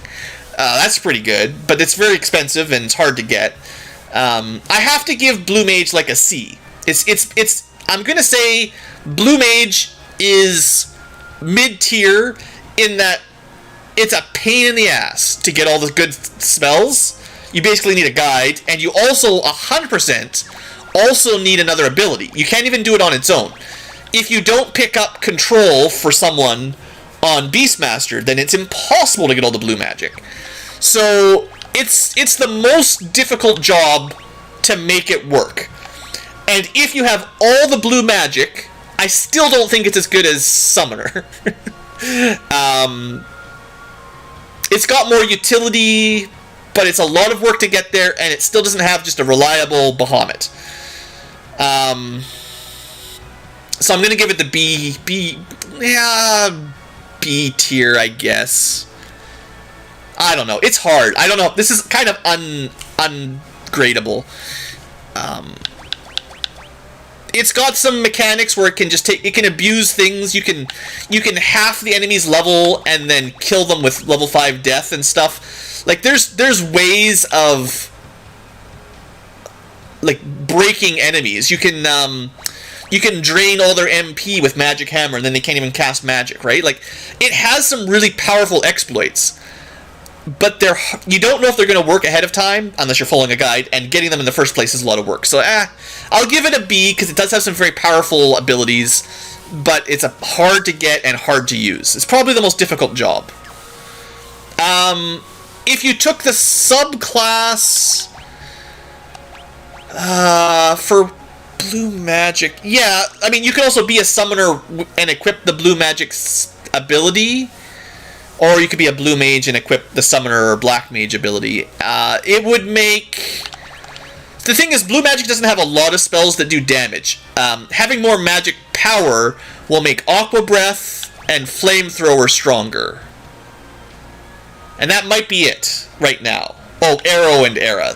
So the damage spells scale on magic, but almost everything else is status. And I don't... Well, it's possible your magic stat affects status affliction rates. I don't know. Someone would have to pull up a guide. But stuff like percentile damage, HP healing, flat damage, these kinds of things your magic stat won't help with. Level kills are based on your enemy's level, not your stats. So, most of the spells, blue mages don't really need a high magic stat, basically. Okay, so that's kind of my mage review. I'm sorry, blue mage is just hard to talk about. It's very complicated. It takes a very long time to get over. Okay, and then the last is just, I don't even really want to talk about these. Quick summary, Beastmaster, basically garbage. You need control for blue magic, and you can capture enemies and release them for random effects. It's super complicated. You have to capture an enemy like a Pokemon, and then you can release it once to do a special attack. If you know what does what, some of these are game-breakingly powerful. You can one-shot bosses. But you generally then catch one and then hold on to it and do nothing until you fight the guy that it kills.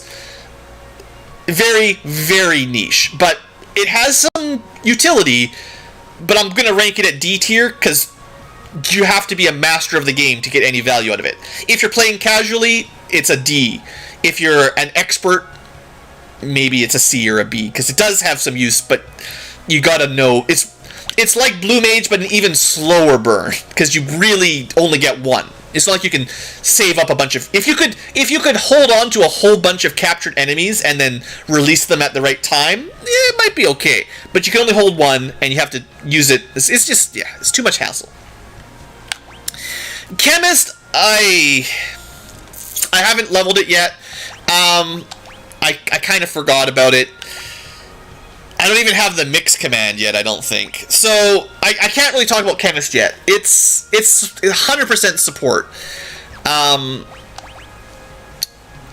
Basically, all this stuff, Dark Matters, Turtle Shells, Dragon Fangs, you mix them. You select 2 items from your inventory, combo them together, and something happens. I hear there are some cool things. I do not have a spreadsheet memorized for how they all work. I'm not going to even rank it. You can use the drink command to do some support, like increasing attack power, HP max, casting haste, but I mean, a time mage could just do that. Protect spell, like a white mage. Hero Cocktail would be notable in that increasing your character level is very strong, because everything scales off your character level. So your damage goes up, your magic spells go up, your defense goes up. Like you're just more powerful by spamming Hero Cocktail. It's fine. But I can't really rank it because I've never really invested in memorizing the mixes and how to use it. It's too complicated for me. I never put in the time. Next, Geomancer. Ugh. Oh, what's the stat? 53. It's already pretty good. I will give the Geomancer the best chance of doing good damage. I will max out... Yeah, I'll max out the magic stat by subbing summon on it. And then I'll try to pick all the plus magic. Yeah, they've got it all, basically. There. So this is a max magic. We'll do a couple battles with it to show it off. I haven't used this in a long time. But Chemist, unrankable, is too complicated. Maybe it's the best, maybe it's the worst. It's just... Blue Magic is hard enough, and I'm trying to use Blue Magic this run. Maybe one day I'll do a Chemist run or something. Maybe. For now, let's talk Summon, or Gaia, Geomancy. So, this time, unlike animals, it depends on the background what attacks you get. I'm pretty sure you still get more options as you level up, but as you can see, the damage scaling sucks. This is with a very high magic stat, and we're still doing worse than throwing a scroll or summoning Titan. Sure, it doesn't cost you any MP, and Brand Spear, you know, I mean, Leaf Swirl is worse than Kick. Branch Spear is pretty good. It's pretty good, I guess. Let's see if we can get something in the plains. It just depends on what terrain you're on, and I haven't memorized this kind of stuff. I don't know what's good or bad. Earthquake. I mean, if that hits AoE 1500, that was pretty strong. RNG plus... Depends where you are, plus RNG on what you get. 1,000 damage to everything. That's not bad. Definitely not bad. I think if it had a little bit better AI, if it wasn't totally random, if it's like there are multiple targets, therefore use AoE ability, or if there is a single target, use single target ability, that might help it. Honestly, the damage here isn't bad. We're in the plains here. We're getting 1,000 damage pretty reliably, and the earthquake was stronger. I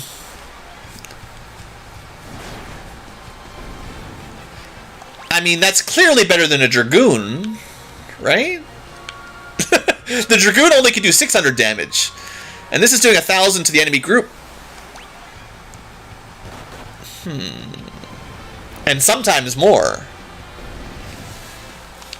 Am I giving this a chance? Am I thinking we should try to bring a Geomancer? Let's see what swamps get us.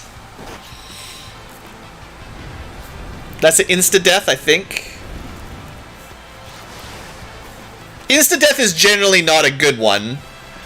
I bet you the water enemy is immune to it.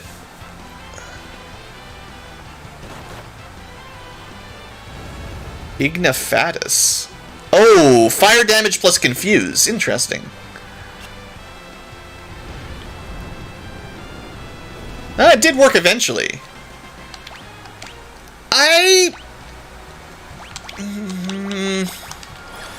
It's really hard to give up control. I'm getting the feeling that the command might be the most useful in really long dungeons or in a scenario where you run out of MP. Normally you want to control your casters, but it's free is the main advantage here. It doesn't seem very good in the swamp. I will say you gotta know the land.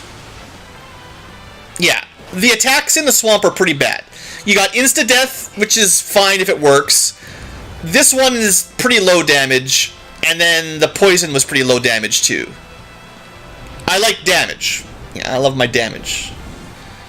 If you could select, 3 or 4 options, it would still suck in some terrain that has bad options, but that would probably help. Again, sub-menus are the key to victory here. RNG is the enemy, I think, is what I've learned. Plains, though, I have to say, this is like one of the ideal situations. Look at that. Like, I have to give it at least a B rank for that. In the plains, it just wipes the enemy group for 0 MP. It is kind of like a berserker, yeah. At least you have the option. Well, it's better than the berserker because I can still use. I can have a second command. I can have summons or something if I want to do something specifically. Oh, I bet you that's why Earthquake was doing so much damage. I bet you Earthquake is the same as Windblade, but I bet you it's scaled because of Gaia Gear. I bet you Earthquake, the Geomancy skill, scales off your Gaia Gear. That's actually kind of a neat if that works like that. That's a nice detail. Is there any other terrain we could test out while we're in testing mode? So the forest had like the ultimate single target. Oh, wait, I'm still on summon. Oops. Yes, okay, Titan is great. The thing is, it has to be better, like, if Summoner is A tier, Geomancy has to beat the summon power to knock it out. Now, 0 MP cost does give it a small advantage. And it could be a backup. Like, look at this thing. I swear, they know. Maybe they do know. Maybe it is a counterattack. You think the frog thing is actually a counter? Because they always seem to target the person I'm testing. It must. I bet you that's it. No. Because they're casting it now. I don't understand. 50 damage to 500 damage?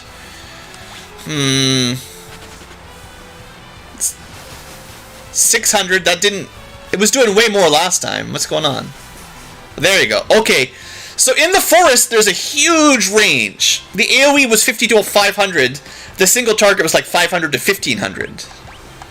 It's an RNG ability with an RNG damage scale. Boy, that makes it real hard to rank, I gotta say. There's one more place we can test before I move on. Oh, wait, there's a cave right here. We'll go to this cave. There's still, like, deserts and dungeons and castles and stuff. You could test out all the options. All mage classes are secondary to summoner. It does kind of feel like summoner is just the best. You want, like, a summoner white and a summoner blue. Or something like that. Summoner white, summoner time might be the way to do it. I don't know. Summoner is just really, really strong. I think the thing is, you could be a summoner, and if you run out of MP, just equip the Gaia command. Like, you can have two spells. You can have summoning and red magic or black magic or whatever. And then once you get low on MP, just equip this command, and you can do this for free. But it's probably on the weak end. The game is pretty generous with MP recovery, not doing super long dungeons and stuff.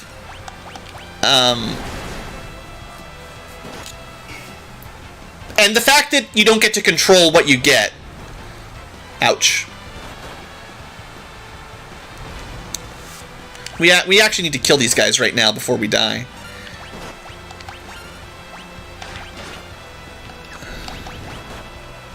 If they do another earthquake, we dead.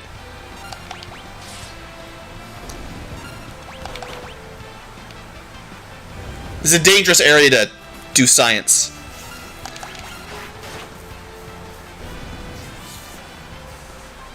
Pharmacology? Oh, that's right. There's a couple... I mean, this is kind of nice that we get to show off a little bit more of the chemist stuff. I forgot about that. I believe they get this passively. So if you use a potion or an ether in combat, either with this equipped, and this means if you master it, even freelancers get it. So if master your chemist and everyone gets better. But yeah, they get double heals if they use a normal potion. Which is... like, normally we get 500, right? I should test that. I forgot about that. That is a nice perk for chemist. Not enough for me to think they're good, but...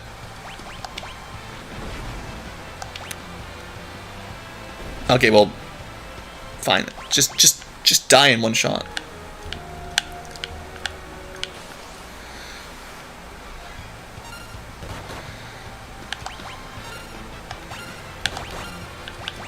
Alright, so high potion on someone who needs lots of HP. Yeah, 1000 HP instead of 500. It's not bad. It's also quite nice on ethers, because ethers are very expensive.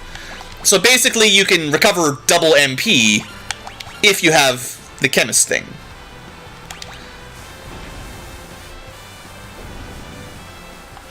Yeah, it's complicated. Geomancers are tricky. I still don't know for sure where I land on the whole geomancy thing. Their support, it's a support job, 100%. I think you definitely want your primary to be more useful. Summoning, maybe blue magic if you want. At least black magic at high levels with backup geomancy would be fine. Stuff like that.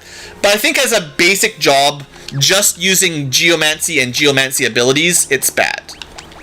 I think it absolutely needs something in the sub-command. Like, you need not a passive. Like, you can't afford to have a passive here. You've got to have either summoning or white or black or time or blue. Like, I think you've got to pick one of these or be one of those jobs and take Gaia as a command.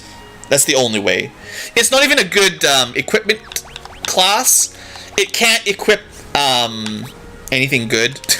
It can equip the rods and staves that give you bonuses, like to your healing or offensive spells. Like, you can't equip like a thunder rod or something.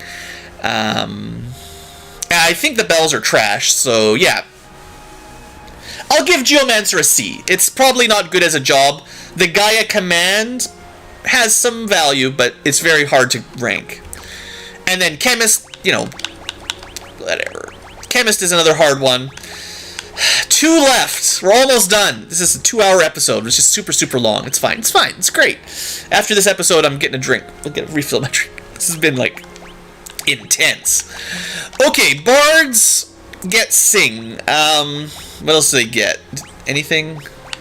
They get the ability to hide. It's terrible. We'll talk about dancer after this. Equip harps. Is that all they have? Singing... not even flirting. Singing, hiding, and harp. I mean, you might as well give them summon then at that point.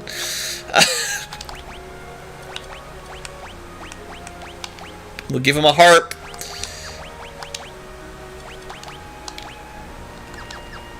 Alright. I'm not going to fight in here with stalactites. 24-hour episode.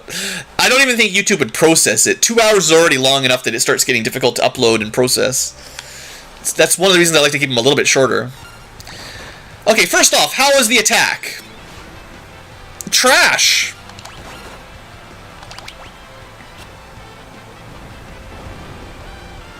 Goodbye. Okay, so let's just say you don't attack with a bard. Attacking is for chumps. Bard should never attack, probably. Next test.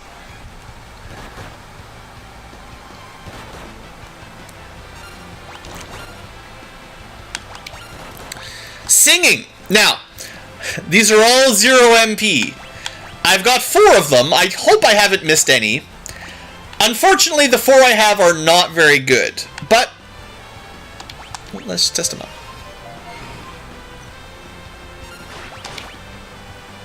I think we actually stopped them all.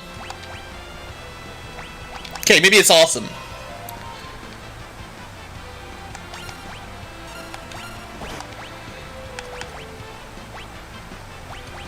Someone was talking about undead, killing bone dragons with a bard. I'll have to test that out too. Well, the hit rate has been pretty good, I'll give you that.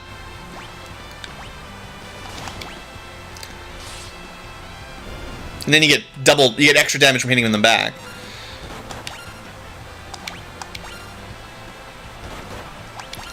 Is that enough? So I think it's another one of those support abilities. It gets better over time. I think there's 8 songs total, and you do get a sub menu, right? You do get a sub menu.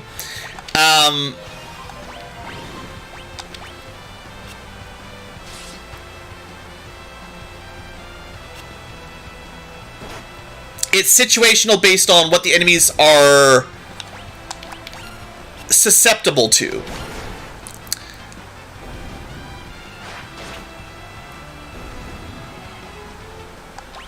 I have a hard time saying it's good right now, but I can see.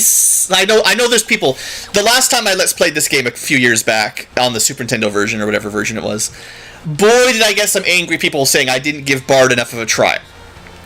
So I want to give it a legit try. Although 2 hours in, no one's watching this on the Future Tubers, right? Right, Future Tubers.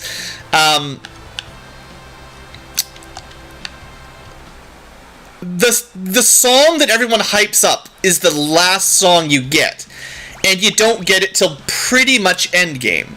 So our current review is, the way I'm trying to base this right now, is not the overall final battle review. This is the, do you bring a bard right now after you get a bard? I don't think you do. If you want Sing, it's maybe a little better than Geomancy because you can control it, and it has a few effects that are okay. Stopping confusing enemies, if it works, that's good. You know, it doesn't, like, the thing is, generally, you could just kill all the enemies, right? But if you're out of MP, I guess you could confuse them and kill them with other people, or stop them and kill them with other people. Or if you're low on HP, you could technically slowly regenerate everyone back without casting Cure. But on its own, like, none of these are like a winner. Like, we'll talk about Requiem here in a minute, but on their own, those 4 songs are not quite enough, right? Like, they're all sort of helpful, but that's all the Bard's got, because the attack is terrible. Can't even kill a cat. Even the knife on the Geomancer did way better. So yeah, Bard, you're only really thinking about the Sing ability, basically, and it's an okay ability, but I think it's only good in the late game. Alright, here we go. This time, now we find out if their niche expands to killing undead. I mean, that's a lot of damage. That was a lot of damage. That's so much damage that I'll give them a plus. I will say, at this phase in the game, I was going to give them a D for dumb, but they definitely destroy undead. So I'll give them a D+. They just need a little bit of extra credit, and they'll be passing. Is that fair? That's fair, right? Most of the time, bad job. But there's a lot of undead enemies, and that's more damage. Well, technically the Spellblade can do more. The Black Mage, once we get Firaga, probably does more. But, you know, it's free. It's 0 MP, you know. It's not bad. It's not bad. But that's not enough. Undead enemies are not that common, and they're not that deadly. Now, if you're fighting a boss that's undead, if you know you're going to fight a boss that's undead, maybe pick up Sing on someone, right? I'll give you that. Maybe pick up Sing if you know you're going to fight a boss that's undead.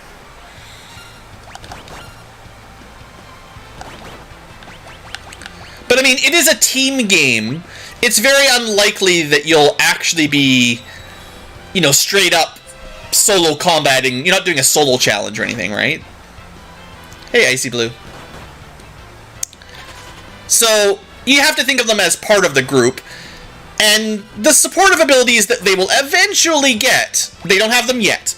There are buffing songs. We have none. Well, we've got Regen, but it doesn't really buff. But once we have other songs, you know, then we'll give them a review. We'll give them a second chance later on.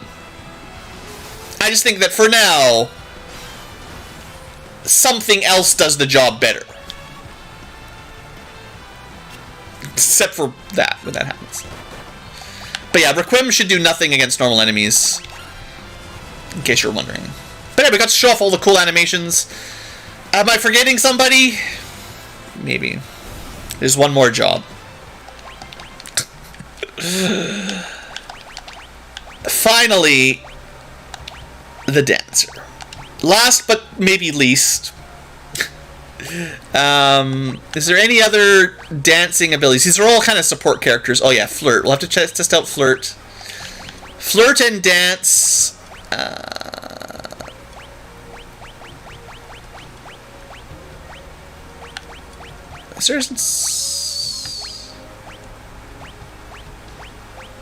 Didn't they get another ability?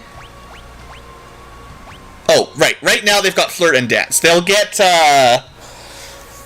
there's something they get eventually. Equip Ribbons, right? Equip Ribbons is... We have to talk about Ribbons. If you're going to talk Dancer, this is a Dancer-only equipment that you'll eventually get a couple of. It is one of the best helmets in the game. Immunity to status elements used to be anyone could equip Ribbons, but now it's just Dancers. Is it enough to be a dancer? No. It might be enough to master them for later. Maybe. I think...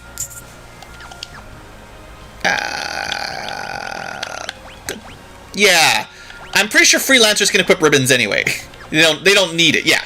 Freelancers can equip ribbons without any tricks. So that's better. So that's not a reason to master dancer.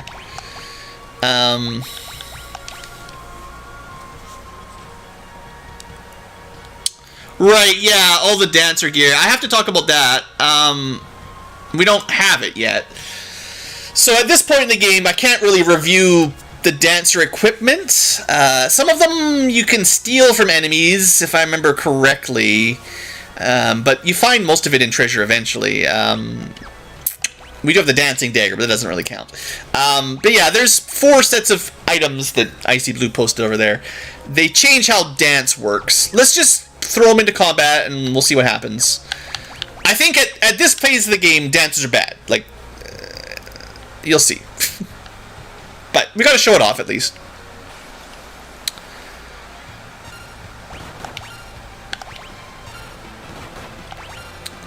Alright, I'll start with Flirt this time just to... Yay, it didn't work. We couldn't flirt with the frog. It's not good. We'll try it a couple times. Frog's probably immune to flirting. I mean, I don't know who would ever... Oh, no, it works there. So charmed him. Maybe. Maybe?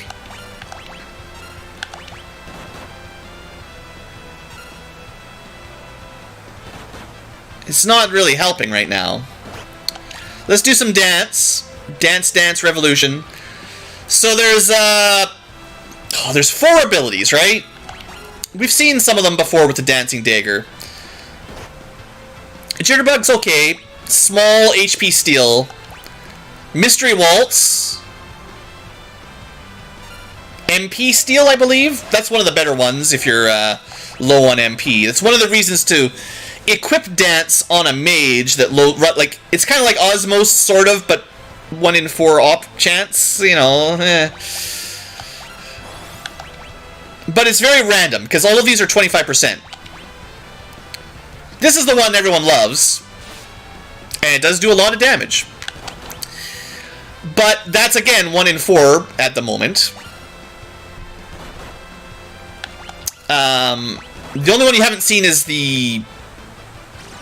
Wait, HP Steel, MP Steel, and Sword Dance. There's the, is it Alluring Air or something? The Confuse or Muddle or Charm or whatever. Tempting Tangle. There you go. There, all 4. So that's Confuse. There, we got to see all the dances. 1 in 4 chance each. Flirt. I don't understand Flirt. I mean, he was confused. He was going to attack himself. And then we flirted with him, and then he attacked us. Sounds dumb. Let's just read that ability. I didn't really pay much attention. That seems like a completely trash ability. So, just throw this one away in the trash can, because that's garbage. Basically, what you have is Dance. Now, funnily enough, haha, the Dancing Dagger has some % chance of using the Dance command when you attack with it. I don't know what the percentage is. Maybe 50-50? It doesn't... But anyone can equip the Dancing Dagger. It's not special. But yeah, there's some equipment that gives you more and more chance of getting Sword Dance, basically. It removes the other abilities from Dance and eventually gives you mostly Sword Dances. You don't need the Dancing Dagger to do this. It's just one of the more powerful daggers, basically. Although at the end game, there's definitely more powerful daggers. But, you know, compared to... That's 51 compared to 41. I guess it's pretty powerful. Anyway, Dancer, I mean, I don't think it's arguable. It's not debatable. At the moment, Dancer sucks. Ribbon is nice, but not good enough. And Dance is... Well, it's Dance. Alright, so Future Tubers, this episode, barely an episode. This was a science and review episode. We definitely went through all the jobs at this point in the game, and I feel like I've got a pretty good handle. I think it's very similar. I don't think much has changed from Super Nintendo to Pixel Remaster. As far as I can tell, the jobs... There's a couple, like the monk and the counter thing seems to be there's sort of a glitch going on there. But everything else seems very much the same as before, as far as I can tell. You know, the throw money is incredibly powerful. Ninja throw scales off magic stat, which is very nice. It's all the regular stuff you might use, Spellblade and all that. Seems to be good. So, I'm going to end this Endurance special, where I ranked everything. I'm not going to, well, re-rank, see if I remember. A rank, as far as the fighters go, A rank. C+, not really applicable support fighter. D rank for dumb. S tier. A+ tier. What did I say? Slightly worse than the monk. The monk was C+, this is a C. Or C and a C-, whatever you like. Ranger, D+, just better than the Dragoon. And then Mystic Knight, A+. That was my review of the main jobs, not for endgame, but for the current phase. White Mage as a job, like C, but as an ability, much higher. Black Mage as a job, like a B. Time Mage as a job, same as White Mage, like a C for not a really good job. Summoner as a job, a bit higher. This is our A tier mage. This is as good of a mage as you can get. Maximum magic, amazing summons, and it's probably the best of the spells as far as damage goes. Blue Mage, I'm just leaving unranked. It might be like B, but it's so much work, it's very hard to say if it's good or bad at any given time. Amazingly powerful in the right scenario, garbage if you don't follow a guide. Red Mage, B tier early on, by now already down to dumpster. D tier once you get past level 3 magic, or good summons, or good blue magic, so, you know, early game only. Plus X magic later on, but that's not really a red mage as choosing red mage, still bad. You want to grind up to 999, but you don't want to stay as red mage. Beastmaster, trash, but required for blue mage. And like I said before, technically capture and release has some use, but very, very niche. Chemist, too complicated. I don't even have Mix yet because it's too much work. Geomancer, I'm still on the edge. I think as a backup free spellcasting ability, niche random value. But I'm going to say it's closer to like a C or maybe even a D tier as a job. Because you need something reliable as your primary casting, and then you want to use Gaia as like a, oh no, I want to be conservative, not wasting MP, or just equip Gaia when you run out of MP kind of thing. Or just have Ethers, because whatever, you'd rather choose your commands. Bard, at this point in the game, D tier. I'll give him C tier at this point. Maybe better at the end game, but for now, still pretty bad. Sing is like very, very niche right now. Dancer, basically trash, so D tier for now. That's your summary. Alright, future tubers, that's all for that super long endurance. Next time, back to progression, actually beating stuff. See you guys next time. Alright, live tubers, that took we spent more time testing the jobs, comparing their combat prowess and their abilities, than I spent grinding the little bit of grinding we did. That was ridiculous. Great fun. Great fun, but that was a lot of fun. That was a lot of messing around. I'm gonna go get a drink. I'm gonna be back in a couple minutes, but that was like 2 hours of like endurance. So I'm gonna go, stretch the old bones, fill up my drink. But I'll be back in a couple minutes, not too long, and we will. I don't even know where we're going. We're going to some turtle, right? The sage. We'll go to the sage in a couple minutes. Jeez.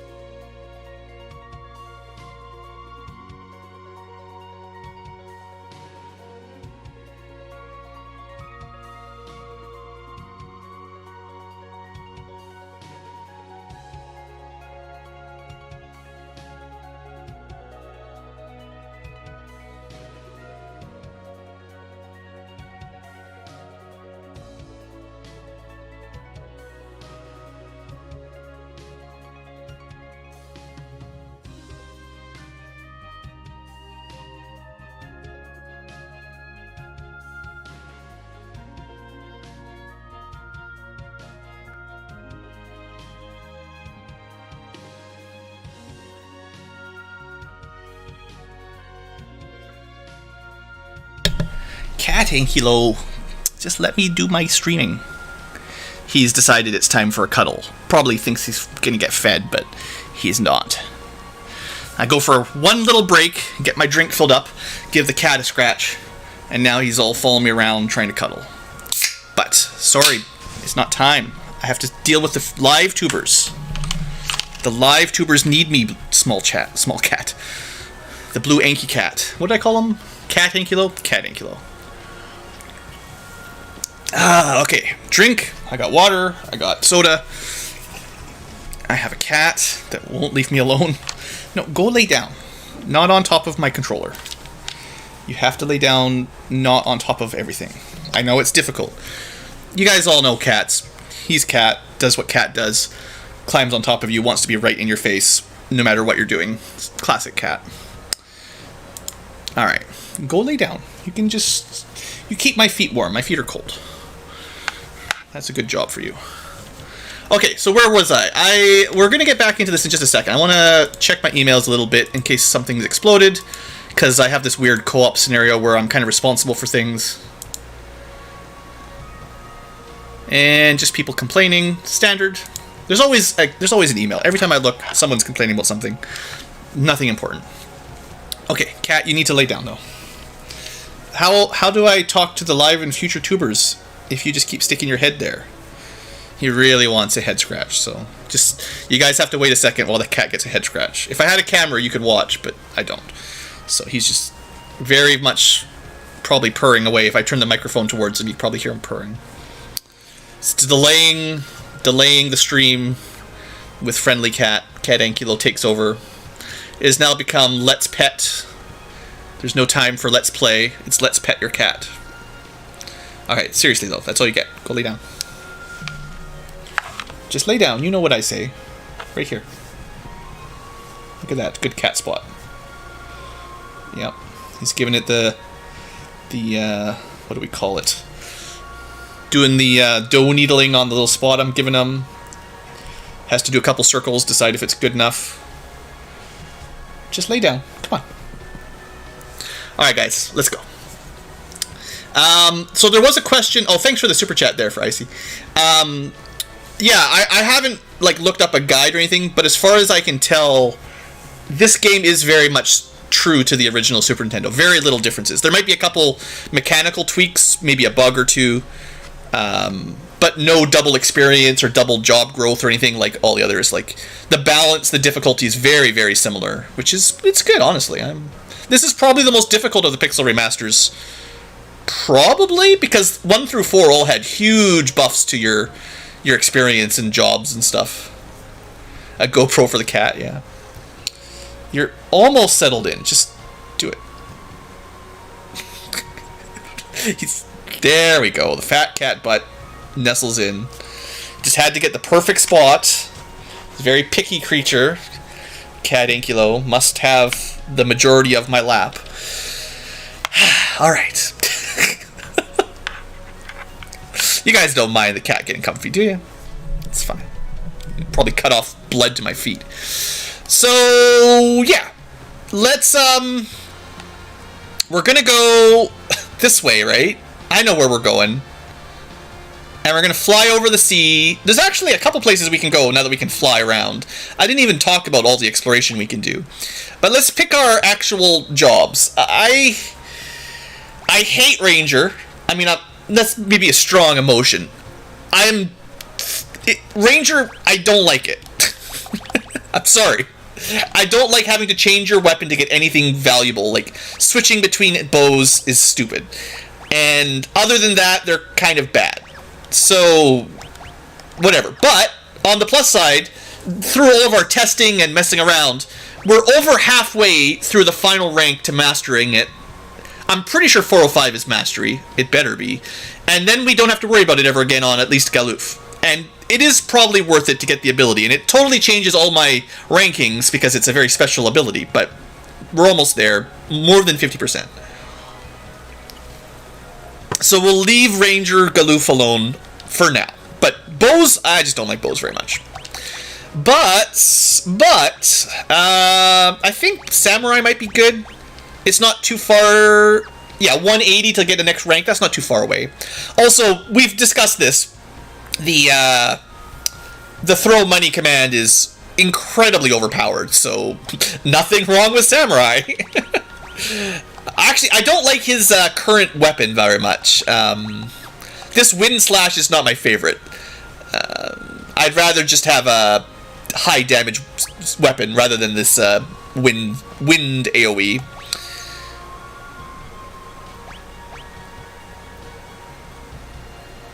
I'm pretty sure Elven Mantle stacks with the Shira Doa whatever auto evade. But I'll probably save it for someone else. Maybe. Okay, and then the mages. Let's see, what are we looking at? I have caught most of them up with all their primary jobs. Now, we could start working towards Red Mage Mastery.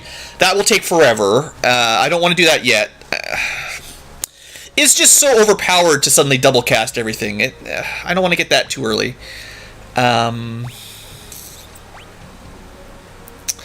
I find White Mage, just the three basic ones, White, Black, Time, they really struggle here until we get to the next town with spells, which isn't too far away, I guess.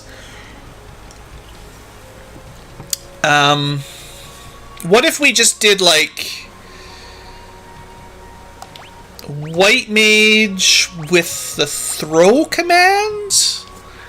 Is that a decent combo? I know White Magic is not great. We can have that equipped. It's not maximum magic. The summoner gets more, but this would give us, you know, all the standard white spells. Yeah, if you could hit aim and then choose your arrow, yeah, that would probably be better. Yeah, that would take less clicks. I would appreciate that better than the current system. Also, it needs to use the power of your current bow. The problem is, like, one of the problems is the elemental bows never get better. 39 is fine right now. Like, this is not too far lower than the killer bow. 10 points less is not that much different. But as we get further and further on in the game, even the effectiveness damage is barely going to keep up with our regular damage from a later game bow. So yeah, I would prefer non-elemental bows with elemental arrows that are probably not ammunition based, because it's just a pain. Although I kind of like ammunition a little bit. Like, the Final Fantasy IV system has a place in my heart. But it's a pain. I'd rather say you have a quiver or something, right? You use a quiver of fire arrows and you just always have it. Yeah, that would be maybe the ideal system, is you just get a basic bow that gets more powerful, more draw weight behind the whatever they call that, however bows work. But, you know, essentially it's a more and more powerful bow, maybe enchanted to have criticals or whatever stuff, like spend MP to get crits or something. And then your arrow combo could be early game fire, ice, lightning once you get them, and then later game maybe some statuses, and maybe eventually, you know, petrify and death, and, you know, some of the rarer elements. You know, that'd be pretty cool, actually. That would make Ranger really neat. We should just redesign Ranger and program it ourselves. But anyway, I got sidetracked. I always get sidetracked with this game. So yeah, anyway, point is, we're gonna go white magic with elemental throw. I think it will work. Throw command is very strong, so I think it's not a bad idea. And I don't really have any of my main... Well, wait. Aim plus what? See, the problem with putting throw... Well, problem. The downside of putting throw on a ranger is their magic sucks. So Lena's going to be doing, like, double damage with her throws compared to ranger. So...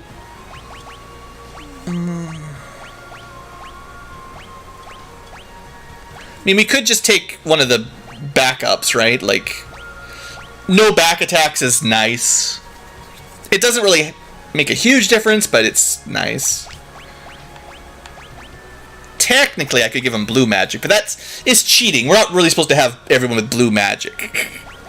It's not cheating at all. You can definitely make a fighter mage and be awesome, but I like to keep it to at least somewhat thematic. Just partially.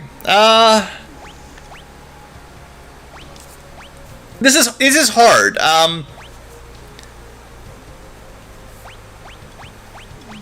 The thing is, the ranger base attack is so bad. I'd like their second to be useful. And if I just take a passive, I'll just keep complaining about Galoof.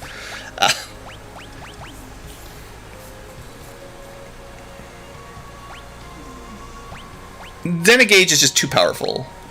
Animals are just too underpowered. Honestly, just have blue magic. It's weird. It is weird a little bit. I mean, I guess of all the people to have blue magic, a ranger is maybe one of the closer... Like, thematically, I could see a ranger with blue magic more than probably any of the other fighters. Sure. And then Lena's got white magic and throw. And then Ferris will need summoning and something else. time magic? That gets us like all the... Wow, everything except black magic is covered. Nice spread. Honestly, summoning and time is not a bad combo either. Big damage if you want it, and support sometimes. Or we could take Sing or Gaia. Gross. I thought about it and very quickly decided it was a bad idea.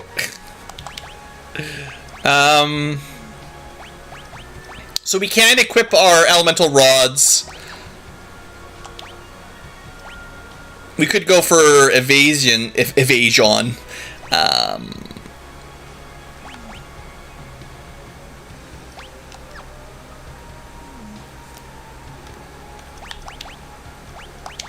No, we'll take the Elven Mantle because it gives magic.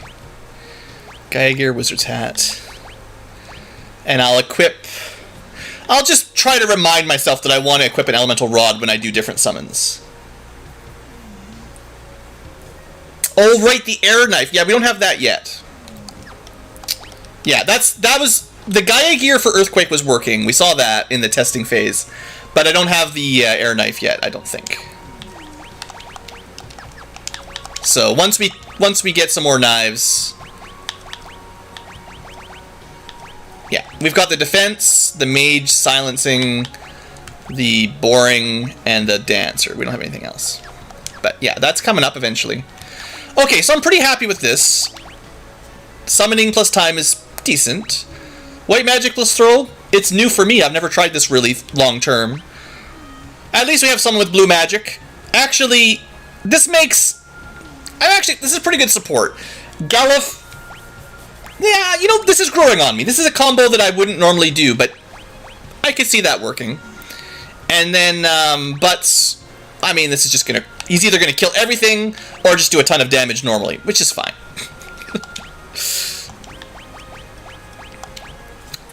If you weren't here earlier, we even found a neat combo where you use Monk and equip the Berserker command, and they're really good as they make a better Berserker as a Monk with Berserk, Auto Berserk, than a Berserker makes anything. Berserker with two-handed weapons, terrible. Berserker with punching, still not good enough. But a Monk with Berserk, oof, then we're talking. Alright, let me just double check also that we didn't miss a bunch of stuff. Can't do that yet. Oh, we could go back to the Moogle village. Yeah, that's fine. We'll do that on the episode. The island is just south of there, so we'll try to find that last item. Is there anything else on the map we's worth flying to early? There might be a town with more magic, actually. If you sing hard enough? I don't know about that. Before we start the episode, let me just check around. Yeah, there's a castle here. This just saves me time on the episode. Yeah, Monk with Berserk was not too bad, because you get counters, you get a lot of HP, you punch for more damage than normal, I'm pretty sure. And the thing is, like, kick is so bad most of the time. Focus and kick are, I would say, bad commands. So at least Monk just punching all the time is about what you would do with him anyway, you know? Alright, there's nothing over there, so we can get to that one castle. I forget what's in it, but we'll check it out. Can't fly over there yet. It's been a long time since I played this game normally. It's been a long time since I played this game. We just stopped there. Yeah, World 2 is just barren wasteland. I do kind of remember that. It's because they have 3 total worlds. There's a lot of dead space right now, basically. Alright. Back to recording to the future tubers. Also, we're getting closer to getting some more blue magic, and I'll have to get learning on someone when we get there. Barrier Tower is next, and then the forest with tiny mages, and then the tree at the end of the forest.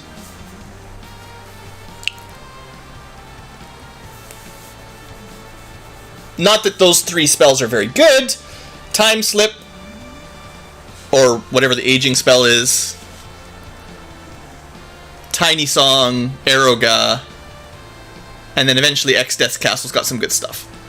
Alright. Just keep that in mind, just in case. Hello, Progression Tubers, and welcome back to Let's Play Final Fantasy V. Last episode, if you chose to watch it, boy did we talk about our jobs a lot. Anyway, this episode we're not going to spend any time other than to demonstrate what we've got. Butts, samurai, two-handed, plus throwing money. It'll be good. Also, he can get a job rank up pretty quick. Galuf is only a ranger because throughout all my testing, he halfway got mastering the job. Then we can stop being a ranger, because I don't like rangers very much, but I do like that ability. He's got, oddly enough, blue magic as his second, which should make up for the fact that he's generally kind of bad. Just doing a regular aim attack is not that great. But blue magic, it gets you some cool stuff. An interesting hybrid. Lena, white mage, as classic, and then I'm going to give her throw, which is weird. This is strange. I've never done this kind of long-term plan. But we're going to see if that works. She's got a lot of magic stat. Throw's really good. Let's see. Next up, Ferris, summoning and time, just kind of giving a all-rounder. Summoning is amazingly powerful. And then, if you're not summoning, I guess you could do hasting or slowing, right? I mean, that's okay. It's probably better to have time magic on someone else, so that you can haste her, but it's fine. Okay, let's go. So we're supposed to be going to some island to talk to some sage Guido. First off, we're going to go check this castle out. And we missed one item in the Moogle Forest, so we're going to do that too before we go. Just look, it's Surgate Castle. The domain of King Zazat. And I know it looks like Demesne, but it's domain. State your name and business. Well, we're here to see the king. And yeah, this is King Galuf. King Zazat is off with a fleet. King Zazat is actually really cool. I remember thinking he's one of the best Dawn Warriors. One of the four.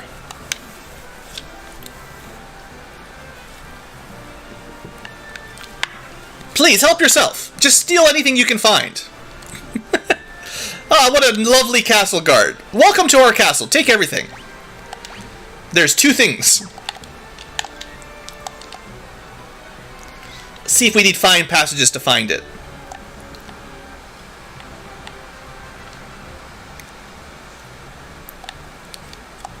Nothing in there.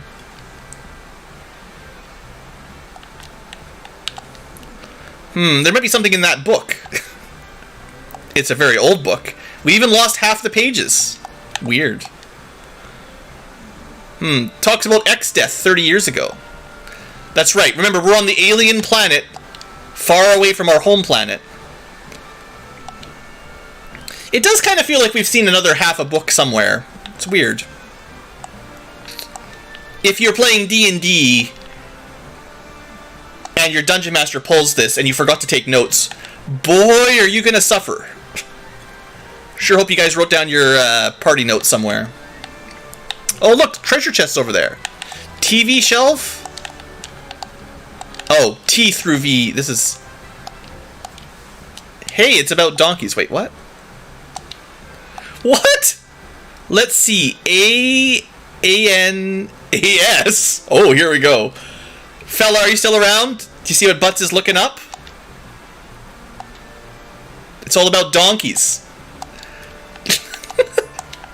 We know what kind of man Butts is now. He's a butt man.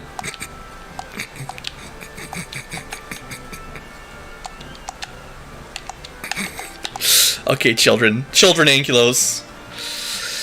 Oh, those bastards never put their stuff away. Weird Ronka. To the W? No. W, X, Y, and Z. No.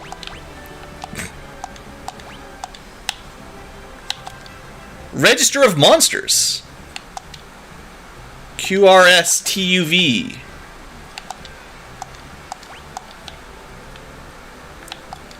Forbidden Book. EFG. There, are you happy? Did I do it right?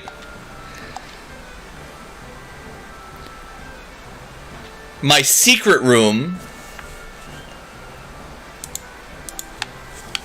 Let's follow him into a secret room. The Book of Magic, Volume 3. I know how to use the Lancet. It's the Lancer ability that sucks. It's no good. Well, it might scale on your magic stat. So, I mean, our Dragoon could only steal 20 MP, but maybe a Summoner could get enough to make it worth it. Maybe. Oh, there's some levitation magic? Boy, good thing we came here. I got back from the lake. It's surrounded by mountains and a huge eye. Why do I feel like the old man is blocking some treasure? 5,000 gil. We're rich.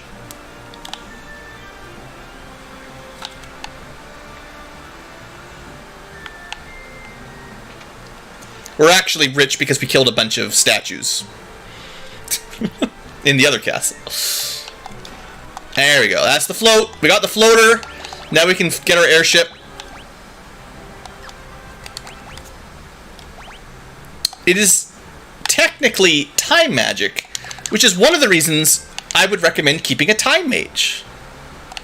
Because float will get you through... Well, we could go fight the gill turtle a little bit safer now. Anything with earthquake, you can just float right over. So, you know, in theory, there's a few battles that'll help with. I mean, you guys all played Final Fantasy IV, you know the drill. Or you fought, in Final Fantasy VI, you fought the old dirt dragon. The dirt dragon. Who else had Quake? Classically. Did Fumbaba have Quake? He had all the no, he was weak to poison. I feel like somebody else had Quake in that game. Now that's all the treasure, right? Yeah. There should be a shop somewhere. That's what I want.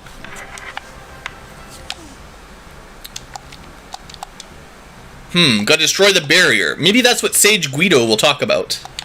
Destroying barriers. You can land your dragon on a boat? I like how they just call it the Big Bridge. Because it's, well, you know the song. Alright, we got an inn. We got items. I'll buy some more high potions. Sorry for not getting a nice round number. I'll buy some cottages. Good stuff.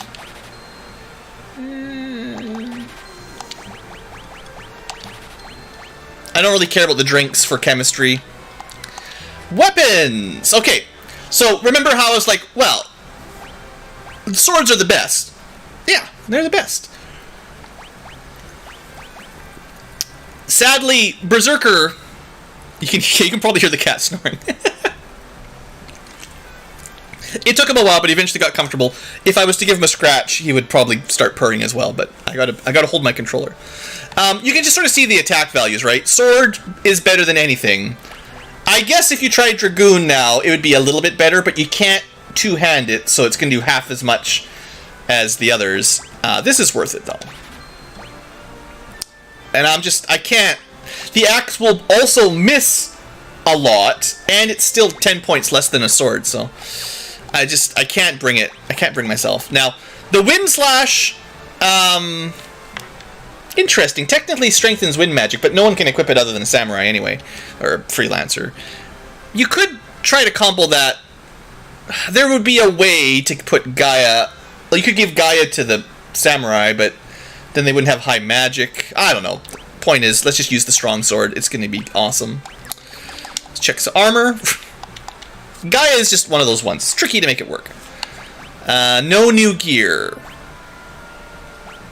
We could buy some duplicates. Man, the YouTube bots are just relentless today. Sorry, everybody. Magic. So, no level 5 magic yet, sadly. We already got everything. Okay, but that was worth it for the new sword, I will say. Because I'm trying to run samurai. Yes, you're a good cat. Snorting away for all the audiences. I'm impressed that that comes through the microphone, actually. I don't think we went up this stair yet. More books!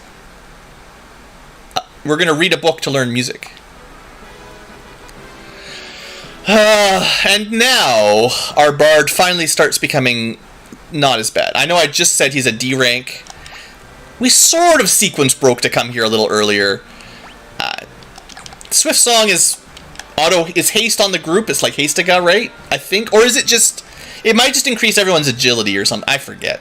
Anyway, we're finally getting the buffing songs that give you more stats. And I think they increase... If I remember correctly, they increase over time the longer the song goes on or something like that. Anyway, we'll talk about bards some other time. For now, just put them on the back burner. Is that the island I want? Hold on. I gotta go get this item out of the Moogle forest. We could try to kill the desert creature now, too. Probably not an easy fight, but I bet you we could kill the thing in the desert. It's got like 30,000 hit points or something. I think every time I play this game, I get mad that the Moogle... Is it... Okay, hold on. Is the tile actually any different in this version? I don't think... It's completely invisible, right? There's no way. If you're just looking at... If this was your first time playing, and I'm just like, you're in a forest. Tell me where the town is. There's no tell, right? You just have to walk... You would just have to walk through every single step in this forest. I'm pretty sure. Anyway. There's an item in here somewhere. We will steal it.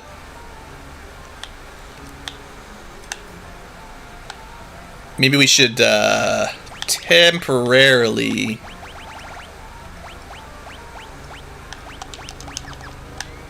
Just in case. Doesn't seem to be helping so far. Probably just in one of these houses. Oh, spooky cat. There's noises. It is fine beast. It's just outdoor noises. It's locked? Wait, what? Is this the one where you have to dress up like a Moogle to get it? I remember something about that. Yeah. Sorry, I spoiled it.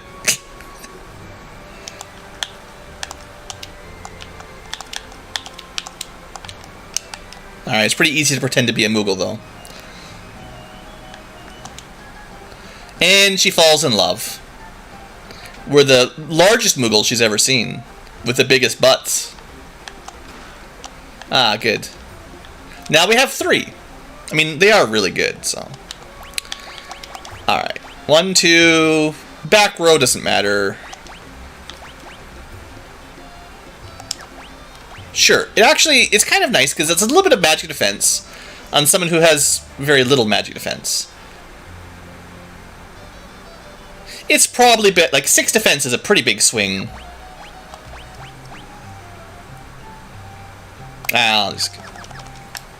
The samurai gets sort of an equivalent to a mantle for free anyway, so they don't really need it. Okay, well, I thought I was going to the island down here. What's on this island? I didn't even fight the desert creature. I'm bad. We're gonna get killed by an invisible thing, right? I don't know what these things even do. I don't know if this is like a unique enemy or what. 27... weak. Looks like a regular enemy to me.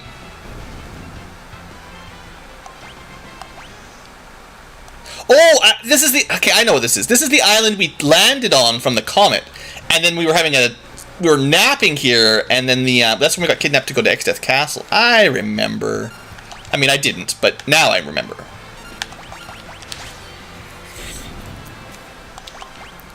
And they give you tents because that's where you got your tent.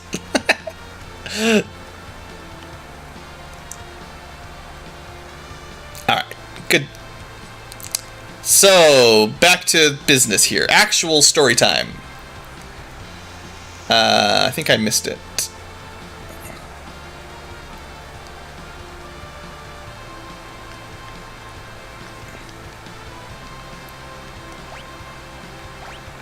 Is it not? It's not on the map. It's north. I found it earlier. Now I can't find it. The previous episodes are still VODs only right now. It's going to take me a while to get them all uploaded and processed and stuff. I'm a game behind. I've already done Final Fantasy 4. I think I've uploaded 1, 2, and 3. This is the one I'm looking for.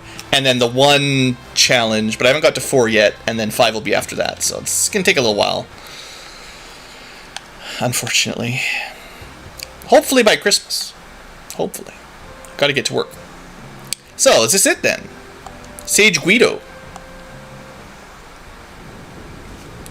An earthquake? No, it's just an island made of turtles. Back to the Windrake.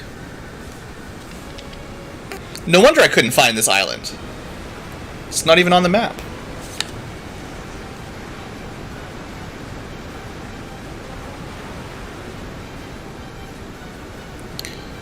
There should be a link in the Discord to all the VODs from the Final Fantasy Pixel Remaster visit.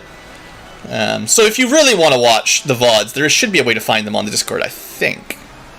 People have been commenting on them. Must have found them somehow. They're just unlisted because they're not the final version. Witness what befalls those who stand before me. Oh, there's that lovely water animation again.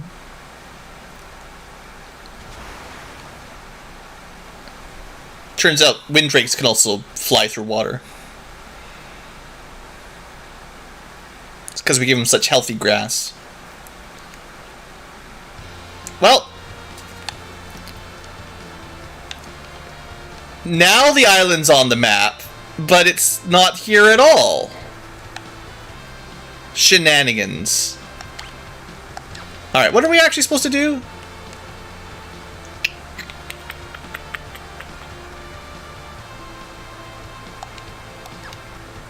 Well, actually, hold on. Let's just go for a little flight. I want to go check out the island system over this way. I know there's a barrier. We can't fly through the barrier. Let's just show it off. Boom. Bad barrier. And there's the fleet. We might have to go there anyway. I want to check out some of these islands. That's sure a suspicious looking rock.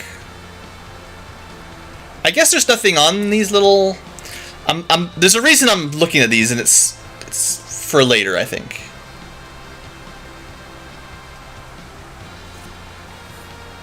Could fight some enemies on them, see what's there, might be interesting. Somewhere around here.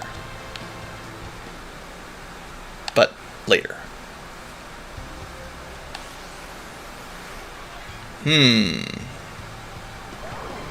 think we're going to have a little nap time.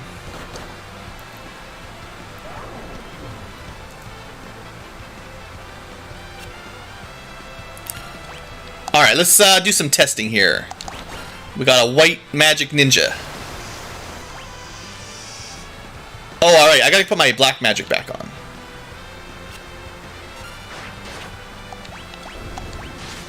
Or, black. Blue! Some color, look. This is a difficult job. Keeping track of all this stuff.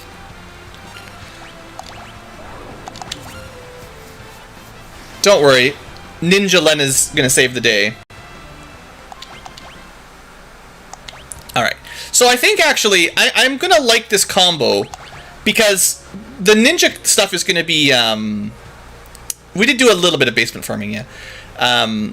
The throw command gives us some pretty good damage, elemental AoE, and then it saves our MP for our, important healing and stuff, when we need it. So we could, it's pretty efficient. Definitely one of the more efficient tricks, I would say. Oh, and I want to remember, right, we're doing kind of another trick for keeping Galuf relevant. While we're doing all this ranger levels, we'll We'll at least give him some other utility spells. Blue's so weird, but at least he'll have it. Okay, honestly, I kind of forget the order of events we're supposed to do right now. Let's just land on the boat. I feel like that's the best chance.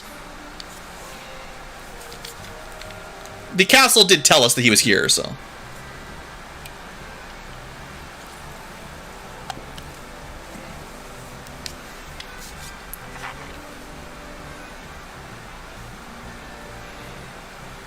Well, isn't it Galuf? I guess Zazad is basically the best of the Dawn Warriors, you know? Galuf got old and forgot what was going on. Dorgan apparently died of a cold. And the werewolf is old and invalid. But Zazad is still out here, you know, running a navy, attacking X-Death. Doesn't even like being king.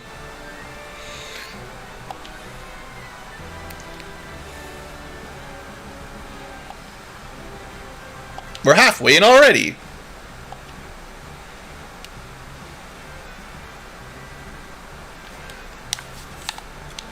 You know, let the Windrake have a little nap. It's hard work, flying us around all the time. I mean, we've literally flown them to near death before, just getting them exhausted, so probably should make sure he gets some rest. I don't remember this part of the game very well, wow. Please use the room to the right. Too bad I blocked it off so you can't go there. We dig in a tunnel underwater. I don't know, if they have the technology to dig an underwater tunnel, man, that's pretty good. That seems dangerous, you know?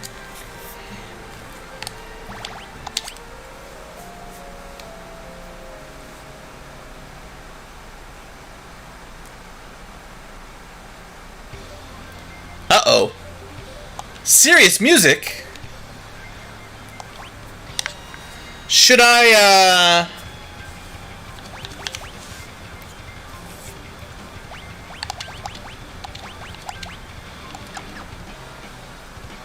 I mean, the music... I could try to steal. And still have blue magic anyway. I just won't have the... That's fine. I don't think the ninja... I don't think the ranger would have contributed much to the next couple fights anyway. And this maybe means we get to steal something. You never know. But I hear the music. This just will forever remind me to try to steal stuff. You know, that's how it is. Well, the Windrake's out there having a good time. What's going on? It's X-Death.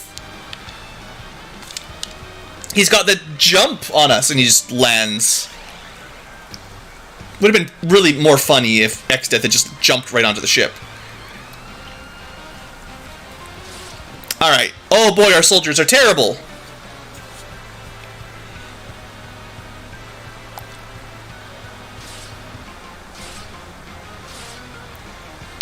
Leave this trash to me.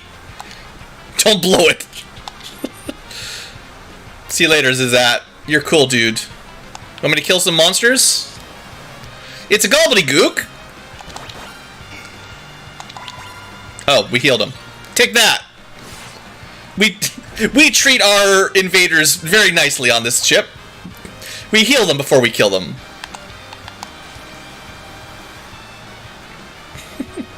The amount of damage from the samurai is just ridiculous. That 2,000 whatever damage, that was a crit, I assume, but gee whiz, it's so good. I'll be stealing something.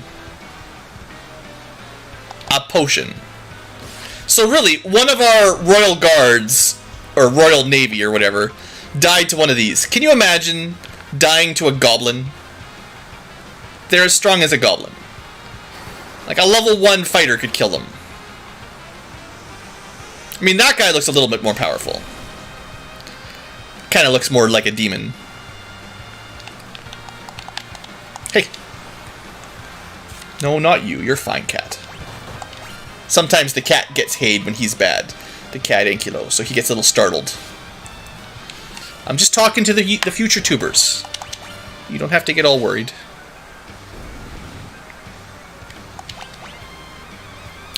It's fine. He's gone into bath mode. Blue, blue skies and the rolling sea.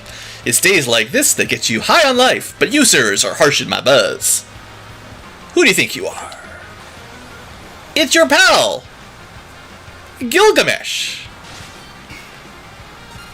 Alright, what do we got? Do we have anything really cool? I never remember. I know you can hit him with age. I don't remember anything else that works on him, to be honest.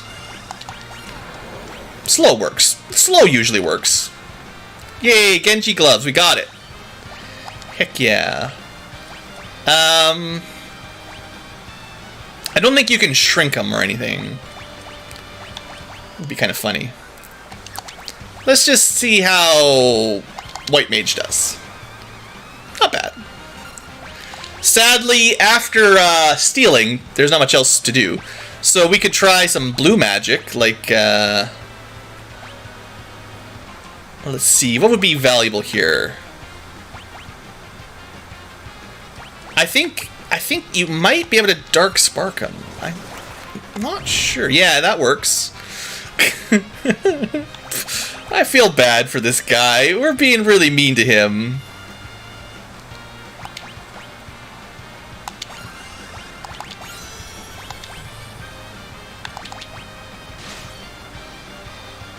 Poor Gilgamesh. He hasn't even had a turn yet. Level 15. That's not good for him. Oh, it's Enkidu, his chicken.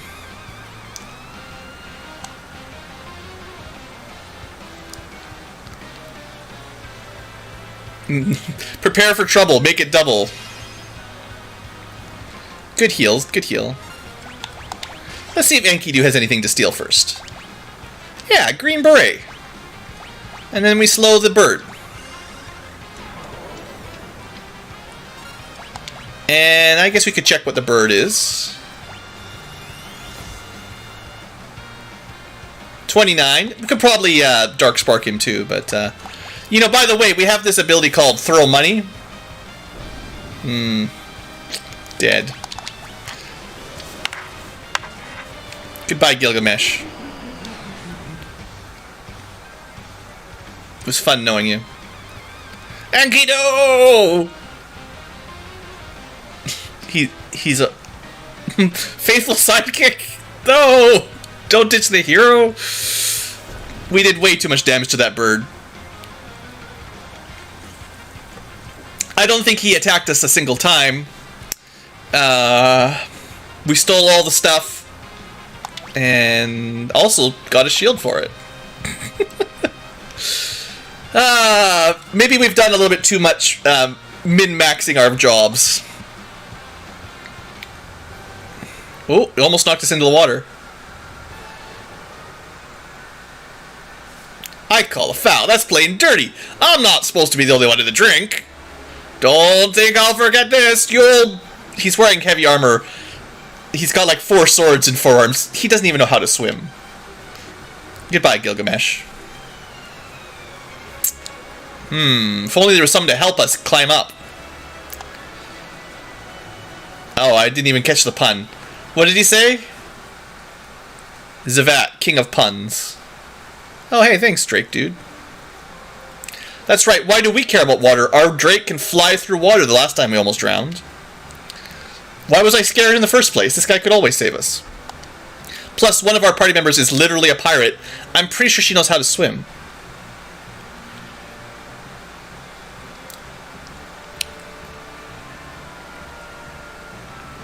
Or just cast the float spell and we just float above the water. Is that how that works? We'll take care of things. You have another break. Go have a little nap. Oh, we got that thief speed. Oh yeah, so Genji gloves. Right. They're, I mean, they're basically endgame gloves, right? It's not bad.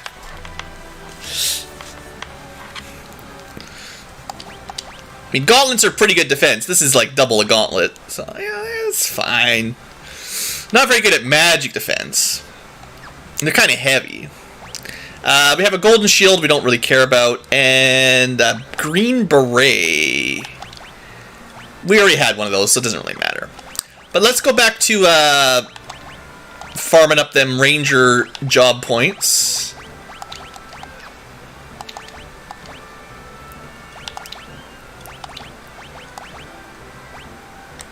A jaunty green cap, they call it. I would say probably better for a ranger. That was my... Oh, man. I got... You want the rant of the day from the Blue Ankylo? So, I'm having keyboard troubles. I think I've talked about this before. My last keyboard, I would never recommend. It was terrible.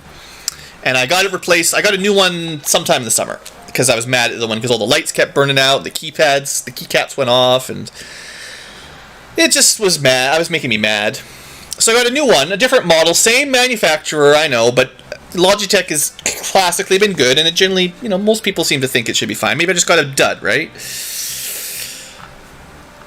So I've got a different one. It's still mechanical, but different kind of mechanical keys, so they're easier to replace and take out and all that. I'm fine with it. It's no big deal. It's not my favorite type of mechanical keys, but for the price, it's worth it. Every time I move it, even just slightly, if you hear the little Windows reconnect sound, I'm not going to do it on purpose, but basically it just turns off. Like if I move it like an inch to the left or inch to the right, if I wiggle the cable that connects, you know, the USB cable where it plugs into the keyboard, it just disconnects. So there's like some sort of faulty wire or something. I should probably get this thing returned. It's like, I just got it, it sits on my desk, it barely ever moves, but if I do move it, it disconnects. It turns off. It's so dumb. Anyway, that's my Blue Ankylo hardware rant. I'm feeling really old and boomery, because every time I buy hardware right now, it seems to just crash. I mean, I'm not trying to sound old, but like, really, where has the quality gone? How much money do you have to spend nowadays to get a keyboard that doesn't suck? Because this is kind of getting ridiculous.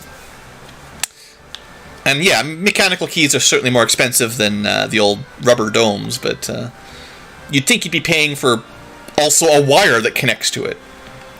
Didn't I just have a rest? Could have sworn I had a nap. How many naps do I need? You're not my dad. You can't tell me to go to bed. Maybe I need to talk to these guys. Yeah, over here. We gotta go move some treasure. So remember, we're on a ship floating in the sea, right? They're getting seasick because of all the waves.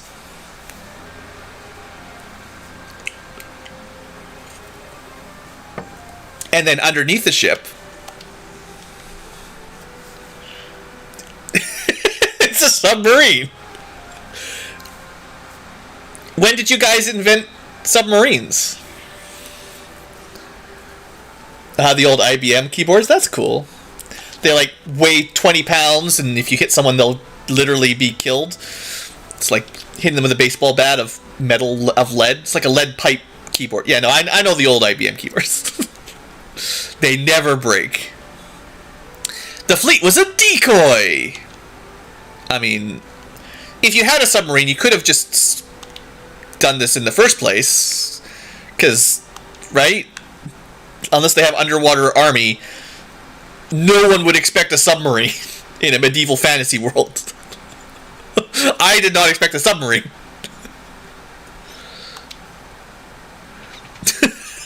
I mean, I feel like XS would have been pretty surprised to be like, where did you guys get that? Get back. Also, dynamite. It's like TNT from Final Fantasy 1, except instead of blowing a hole in a canal and flooding all the dwarf homelands. I mean, we're really lucky that there's solid land here that's not flooded. How exactly did they dig into... Let's not ask too many questions. It's magic. They've got submarines, they've got magic, they've got bombs. It's fine. Barrier tower. Alright, let's go. He's gonna go down, we're gonna go up. And destroy stuff. Here, blow it up. Oh, whisperweed. It should just be a walkie-talkie at this point. Here, put this in your ear. Click this button and you can talk to me. Where'd you get all this technology, dude? Whatever, man. We gave up on Final Fantasy long ago. It's final science fiction now. Let's just see if there's anything down here, because this whole place is going to blow up. What are you doing? Get out of here. Yeah, alright, alright. So there's one enemy in here that we want to learn some magic. I'll let Ferris have learn for now. Time magic is nice and all, but I probably wouldn't use it on a random battle much. We're looking for some kind of traveler-y looking enemy. Might be that, actually. Let's just see what it does. Criticals. Some kind of time slip thing. The thing is, my guide uses the old translation names. 700 HP. I wonder if it, like, casts it when it dies or something. No. Negatory.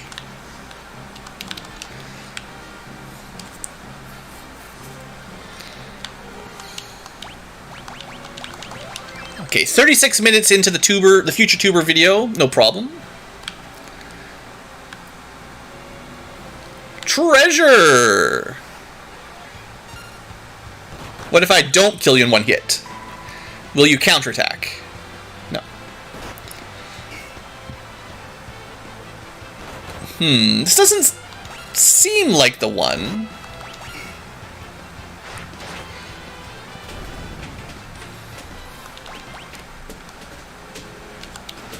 Monsters attack! Oh no! Oh no. That could hurt. Yeah, that hurts. This is why we keep white mages around. Now, oh yeah, we could be really careful here. Oh, is it one of those not enough MP? Ah, yeah, it might be one of those. I don't know. Let's see. Tricks. Didn't work. Boo.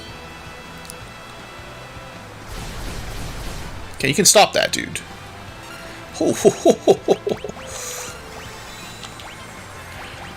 My little puny heals are not enough. We have to hope that he can get off a white wind or something here. Or maybe Butts will kill it.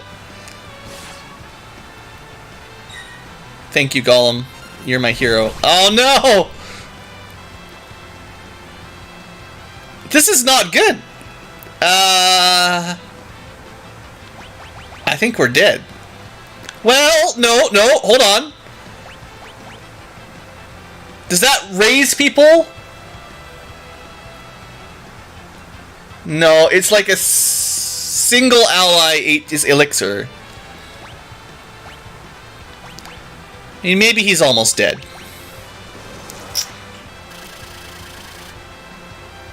Nope. And we're dead.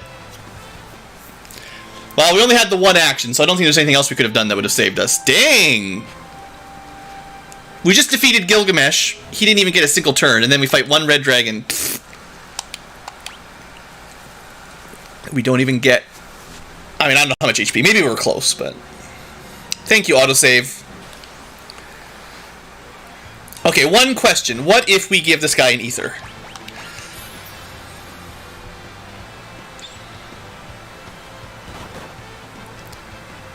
Does he count as undead? I doubt it.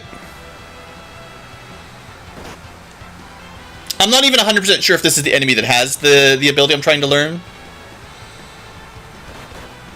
It doesn't seem like he's using any spells. I guess, you know, we could give someone control and do all that, but that's even more work.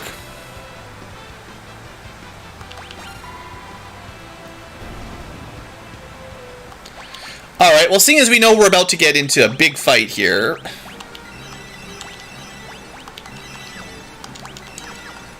I think this guy kills me half the time, though, when I get to this point in the game. It's not that unusual. The red dragon's no joke. Oh, instead... Oh, that's right! It's like random dragons. Some of them have some... I feel like there is some blue magic you can learn here, but it's just one shot, and it depends on which dragon you get out of the chest. I kind of... Seems kind of familiar, you know? I don't even know what to do.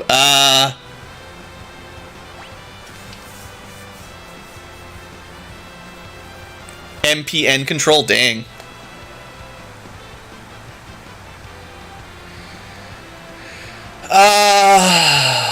Well, no, we're fine. I have to... Trouble is I have to Libra them to know, unless you've memorized. Stupid missile. I hate you, missiles. 38. Lots of hit points. Not weak to anything. Slowga is definitely the way to go. Maybe... Ooh, immune to slow? Okay, money's the way to go, but that seems so... It seems so unfair, you know? I wonder if you can do something like that. Ooh, Deathclaw works. And punished. Thank you, Elven Mantle. Saving the day.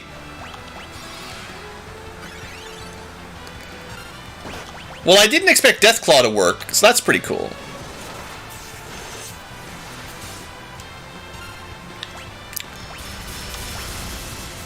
I thought you were paralyzed. How dare you? You should be basically dead, though. Yeah, if it worked... they go down to critical HP, so Deathclaw is still, like, basically one shot.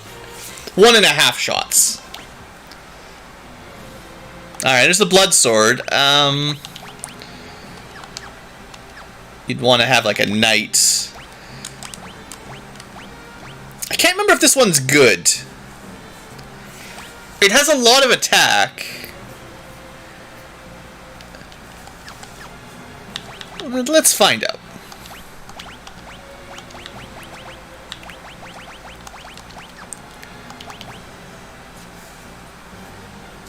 Ah, you can't two-hand it. No two-handing double wielding, which means it's going to do a bit less damage than our greatsword. Well, we'll save that for later. Maybe we'll test that out at some point. It's definitely one of those weird ones. Alright, so we're fine. We survived the battle. I definitely don't want to miss this blue magic, or, yeah, the blue magic I'm trying to learn. So we could, oh, right. The problem is the only person with control is Ferris. So she has to be a blue mage with control, or else you can't do the thing. It would have been smart to teach that to somebody else. Just fight one of those random dudes, see if it works.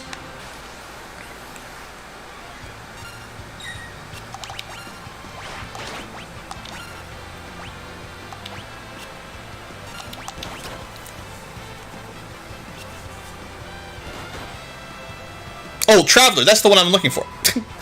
It's not the neons at all. It's these guys. It's literally the name that I'm looking for.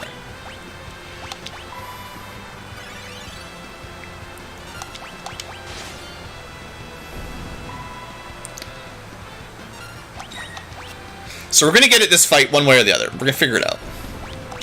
I don't know if we need to control them, but we'll see.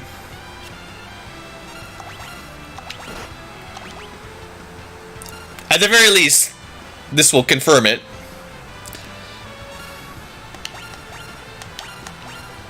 Time slip. There you go.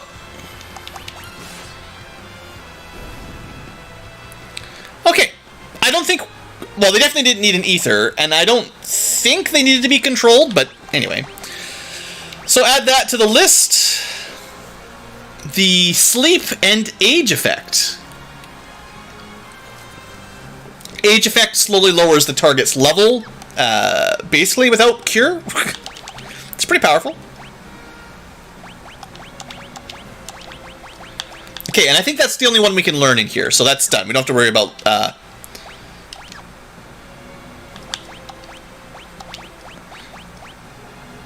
we don't have... Yeah, we don't have to worry about, sorry. Learning any more blue magic.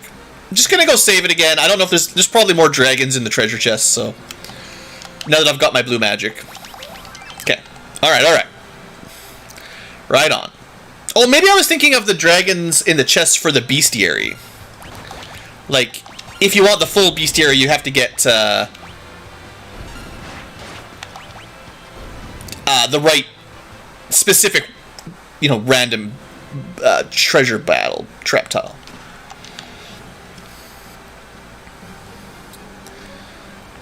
Okay. Lots of cool enemies. Save your money if you can. Let's try out Throw Money Light. Dang, that's some power. Yeah, I'm really happy with Throw on a Mage, honestly. This is, I'm really surprised. I don't think I ever would have guessed that the Throw command scales on magic. I feel like it... Yeah, I mean, I'm following a guide right now. It may have been something I missed earlier, so I don't know. According to the guide I'm following, and I haven't missed any yet on the guide, the next one that I don't have yet is in the forest. The tiny song. But blue magic is still one of those things I have a hard time keeping track of all that.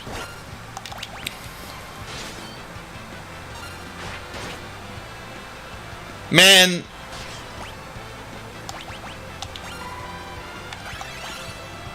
What have you got equipped?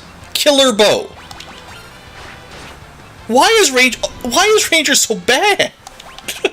I just want to know. It's not because he's in the front row, is it? You don't... Can you imagine if you do half damage in the front row? That shouldn't be how it works.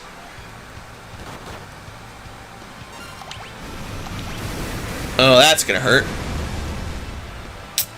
Yep.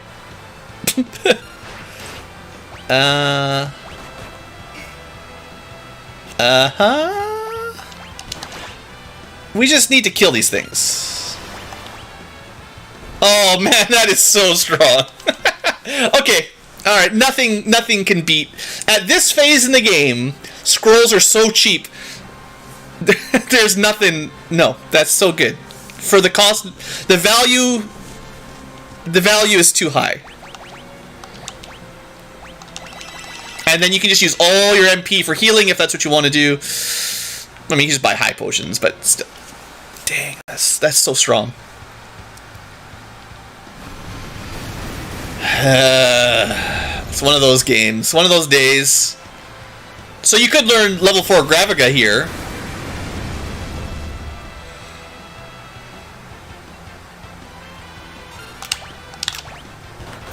Oh, thank you, Elven Mantle. We just about had our mage die.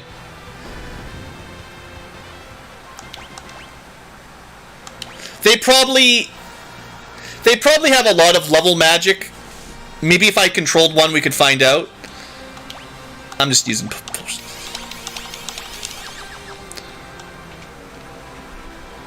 Like, maybe they have level 3 flare or something.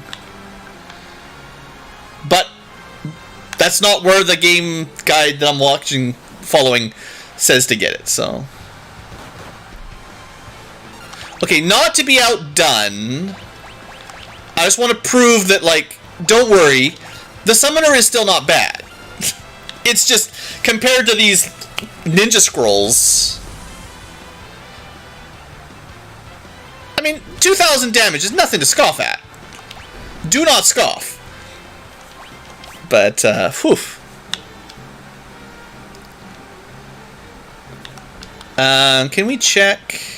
I'm still missing one chest. And you can't come back here when you're done. I don't want to miss it. Item completion. Hopefully it's still ahead. That's so annoying. I hate the level spells. I hate them so much. It just punishes you for no reason.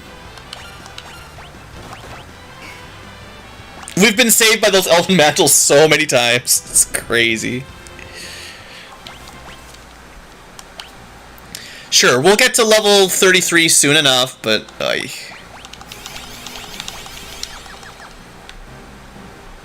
Galuf, do you read? See, it is a walkie-talkie. It's not really a whisper read. Repeat! Galuf, do your coffee! Over!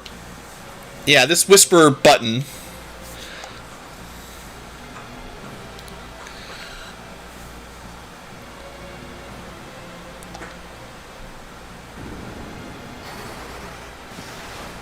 That's pretty awesome. Nothing to worry about. Get to the roof as fast as you can. Over. Gotcha. Over? Turns out while we've been busy flying around in meteors, he's been inventing advanced technology.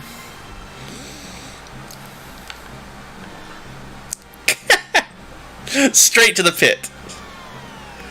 Nice. I wonder how many of those pits there are. It's fine. We're just padding the content. Gravitators. I wonder if they have anything interesting.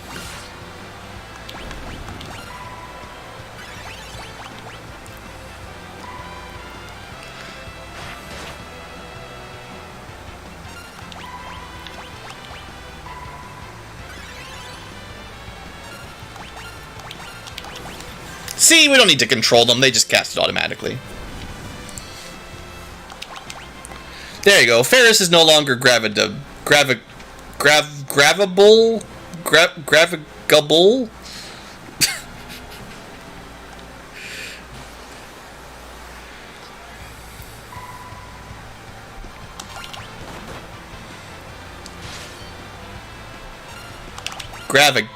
Gravitator.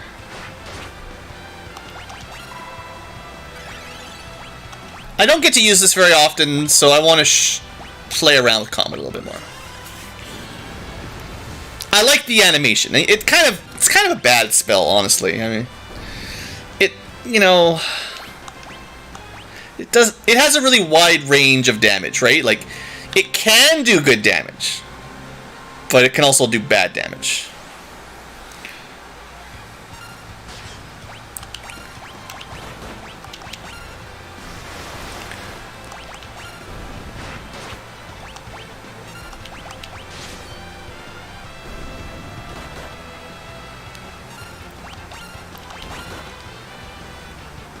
I really wish, and again, this is just me complaining, I really wish the Ranger just had his attack command upgraded to aim. You know, it would save me a lot of hassle. If you're gonna make the arrows inaccurate, then let the Ranger just always be accurate, given that's their main ability. I mean, bows need to be better. If the idea would be like on a non-Ranger, you would miss all the time. So if you're playing as a Ranger, that shouldn't be a mechanic. I kind of feel like.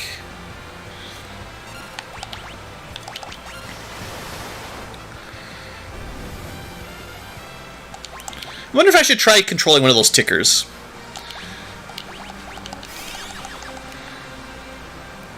I also need to remember treasure. One of these sides... Yeah.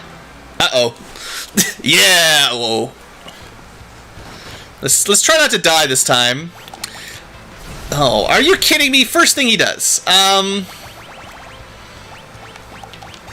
That's not even enough.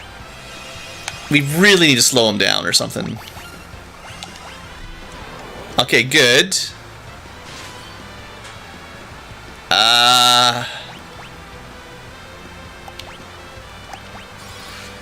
We can survive one more atomic ray, but I need the white wind to come off to work. Alright, the slow has completely changed the fight. We're fine now. Such an overpowered... Well, overpowered. As powerful as always.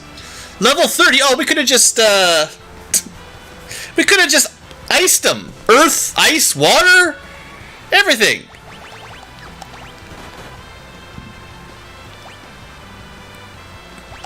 Earth is going to do so much damage. Level 5 Death would have just killed him too.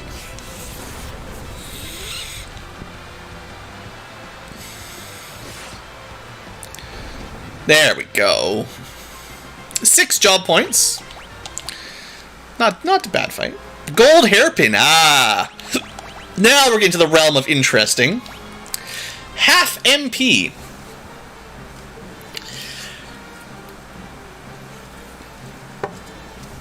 What I usually do is throw it on the summoner and have them summon constantly.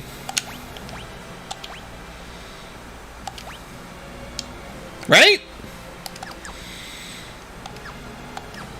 It would be okay on a blue mage, I suppose. A lot of the blue magic spells are expensive. Oh, I was gonna...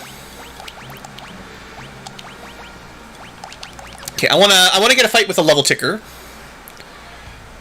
I mean, I don't know. Does this guy do anything interesting? I just removed... did you guys figure out what a cool trick I just did? I just removed the increased control percent, and then as soon as I did that, I re-equipped control. Okay, all he's got is attack. Nothing to worry about on this guy.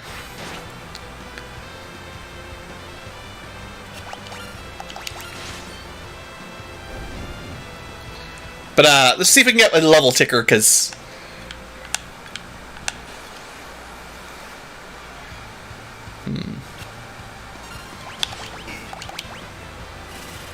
I gotta...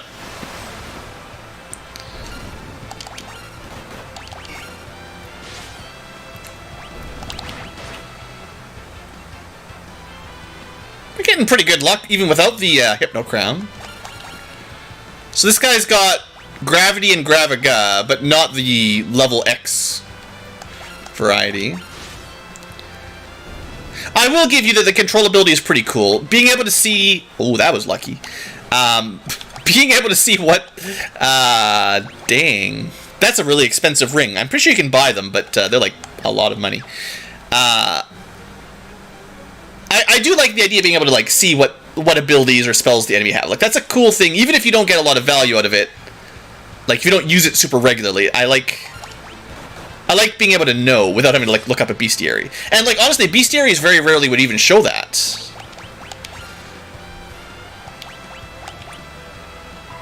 Usually bestiaries are just like HP and drops and stuff, you know.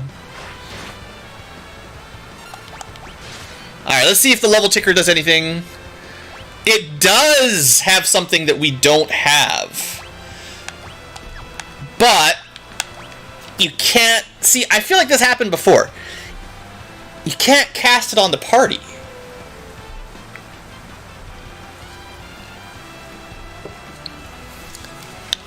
Can we put Reflect on him? Because we don't have level 2 old, and it is... There's a gimmick here where you cast it, like, as much as Gilgamesh is a joke, you can put it on Gilgamesh. I don't think we have the Reflect spell yet. Like, sure, maybe you can reflect it, but you would need to have the Reflect spell. And I don't think we have that. Maybe later in the game. I'll have to check. Well, punch yourself, I guess.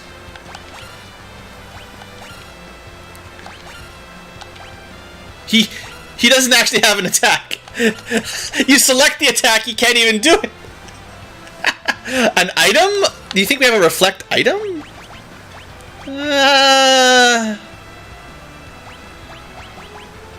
Maybe with a chemist, but no, we don't have... It's not like Final Fantasy IV with a ton of consumables. Oh, like mixes and stuff. Well, that sounds like a pain.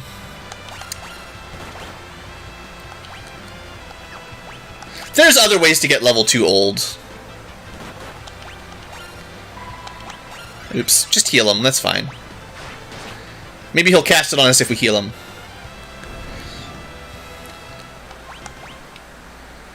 Let me just double check here. I have a bunch of drinks, but it's not one of the normal ones you can buy.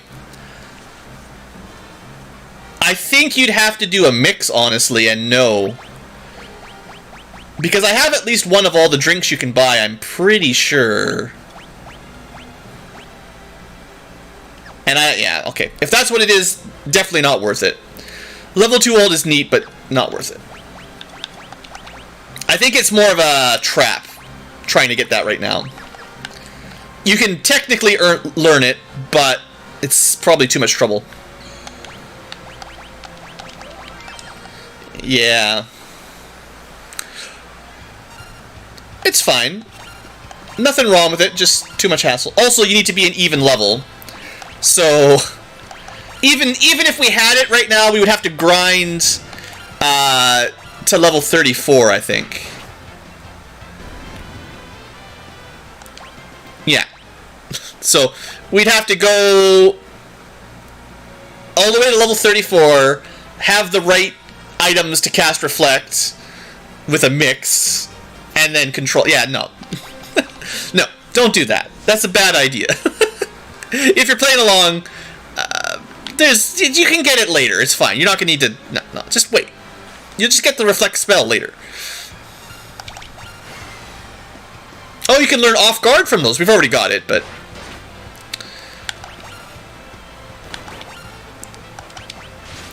Off Guard is like one of the worst ones, though. I think all it does is remove Protect and Shell, basically. I mean, maybe it lowers your base defense a little bit, but I don't know if I've ever noticed. Samurai is tearing it up, though, huh? Pretty good.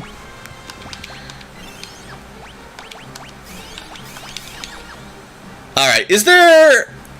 I kind of feel like we're at another one of those... I should have like a stealing guide next to my blue magic guide. I kind of feel like there's something you can steal from this next boss as well. And honestly, the usefulness of the ranger is so minimal. Anytime we're fighting a boss, like, we might as well just go blue magic thief. It doesn't really... like, it's fine.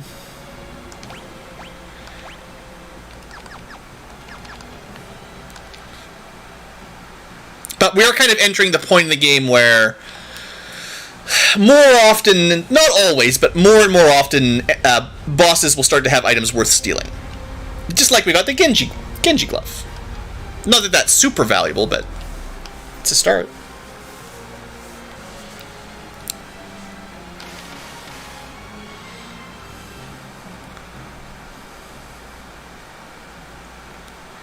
Uh-oh. You think it'll be that easy? Well, I did think it would be easy. It's another iconic boss fight. Alright, let's, yeah, Comet can just wipe you if you get bad luck. I wonder if Float helps on this one. I forget. Might not be able to slow him. Ether, okay, that's not what I was hoping for. Just zap him a bit. Oof. Oof, oof. This is triple oof. I was planning on White Wind, but that didn't work so well. I mean, it still was enough. It was fine.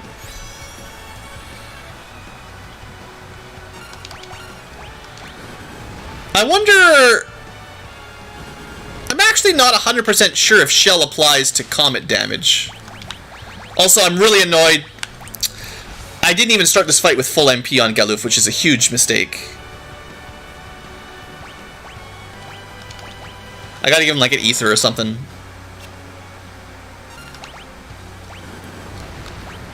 People can start... Wow, that would have one-shot you even with max. I mean, I know there is kind of a mechanic where you leave people dead and then he stops commenting. Yeah.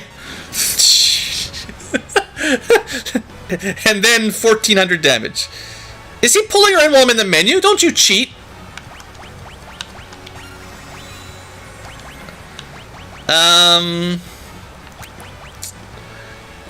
I meant to cast Libra on him, I just didn't get around to it. Sure would be nice if everyone was hasted, wouldn't it?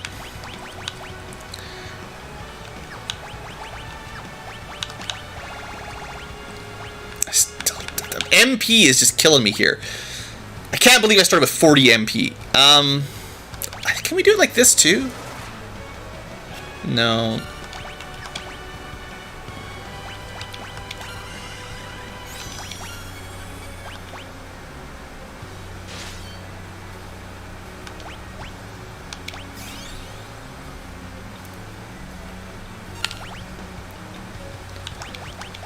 Probably should just use an elixir, honestly.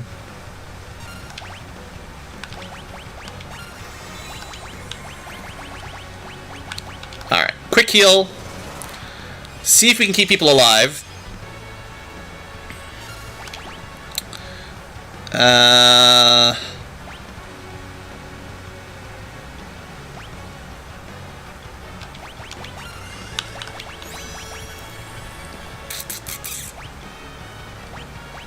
I feel like there's something that works on this boss, I just never remember what it is. It's just, that's how blue magic always is for me. You never know which is going to work when. Big crit there, that's good. 1300 damage, dang.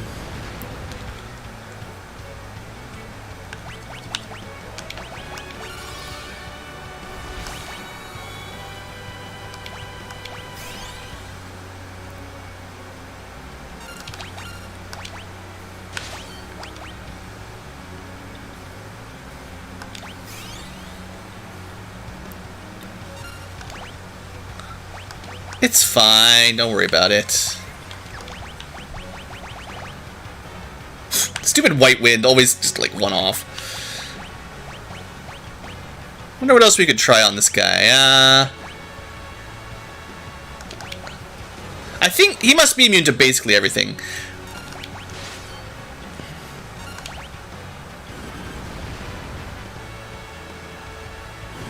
Kind of getting the feeling that Shell might not help against Comet. It might be like magic defense piercing.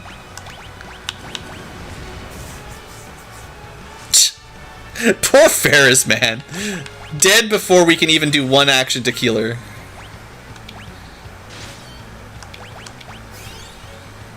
I probably should... Well, I don't know what I should do. It's all a bit of a mess here.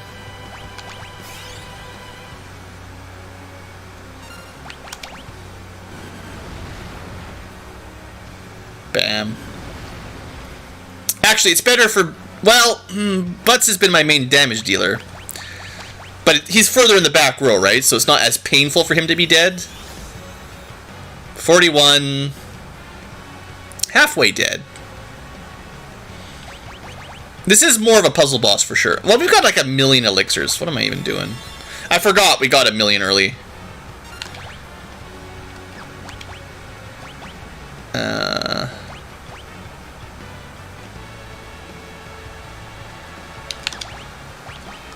Damage.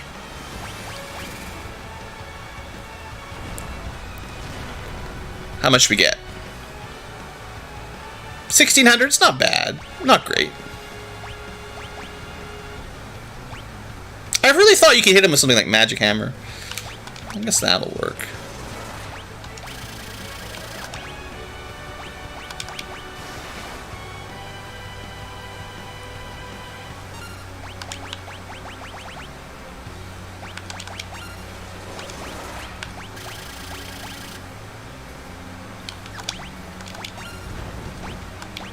Could have hasted herself, I guess, but at some point we'll have to let Butts up if we don't kill him.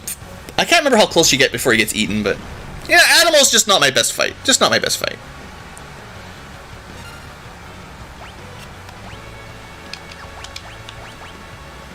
Maybe Aqua Breath does scale up? I don't know. No. It's enough, but pretty bad. Alright. Well, we didn't steal anything useful, and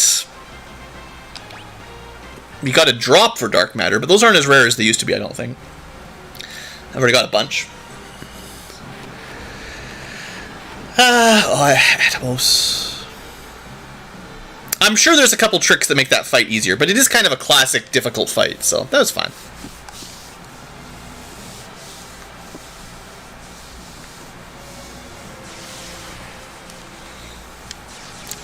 Oh no, she's gonna blow, Captain.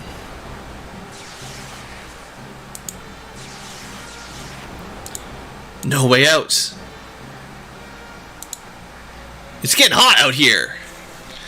The blah blah blah recursion. He really is a scientist deep down at heart. Well, we do have a flying drake. Yeah.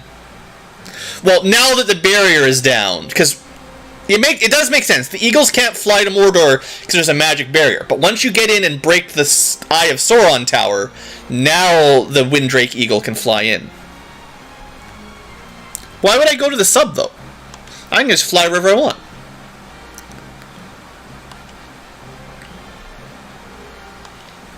It is pretty dangerous. Alright, girls, get out of here. The boys are going to handle it. And they jump off the...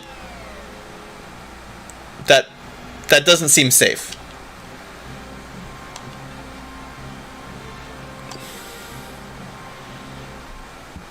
I mean... If you could just jump off the tower onto the Windrake, why don't you... I don't understand.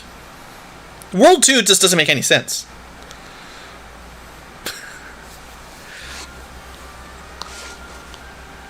But Zazat needs his final emotional moment, you know, sacrificial. It's time for the new generation. One of the last Dawn Warriors must put aside and let the new team take the spotlight, even though he's pretty awesome. Someone's got to die so that the heroes can go on. That's very sparkly. They've done a great job on those animations. As far as, like, pixel-style explosions, that's pretty good. I like it. Sorry, Galoof, he's dead. The Pun Master shall never return. Time to get on the Windrake. Shoulder check. Toss his corpse off the top of the tower. It's fine, just switch over to Dragoon for a second and you can land from any height. Them's the rules. I don't really understand why we're going to the sub, but sure. I guess we want the sub.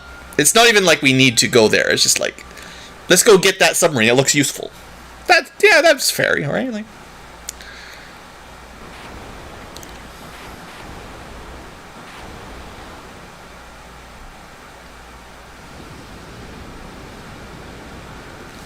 wait a second. These towers were outside of the barrier. Why didn't we just fly to the top anyway? Final Fantasy V. You know, makes sense.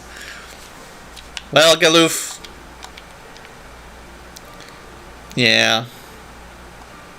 If only we had cool spells like Warp and Teleport and Outside, but I guess not.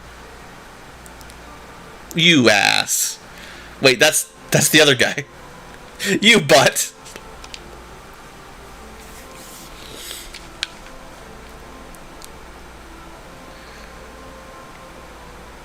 Well, we do have a submarine.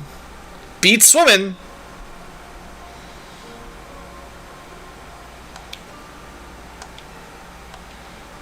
Also, does anyone know how to pilot a submarine? Do we have any fuel? Or is it like a nuclear-powered submarine?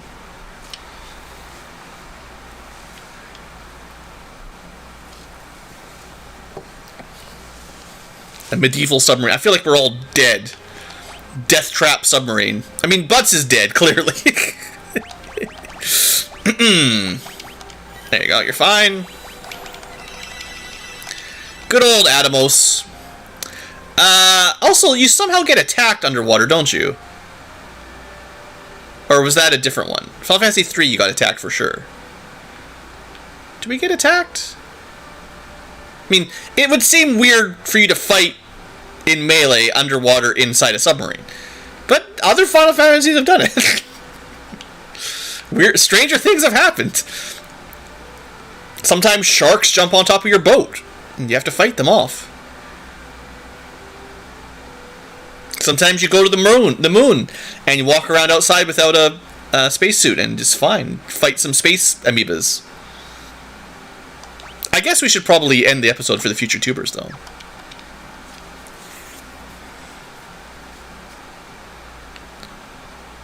There's something up there. Do we get... Maybe the submarine just has no combat at all. It's a pretty good submarine. It might be the best boat ever. If there's literally no combat on it... Yeah, I mean, that pretty much... I think it's going to be the number one boat.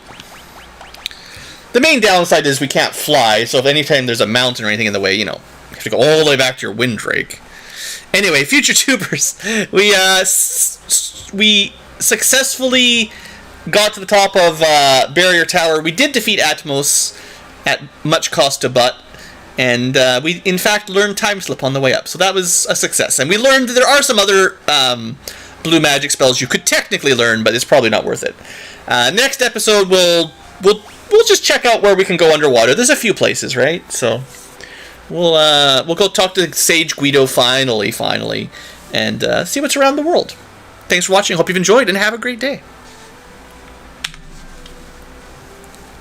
Alright, live tubers. I think I got one more episode in me today. I thought we would get further tonight, but I spent so much time doing the little grind and then doing my job evaluation that we ended up messing around longer than actually playing through the game. But I'll get one more episode done, closer to the end of World 2 at least. I was someone earlier on was like, yeah, Blue's gonna finish this game, and then what's coming next, right? Like, how many games can you finish tonight, Blue? Well, not even World 2, so pretty bad.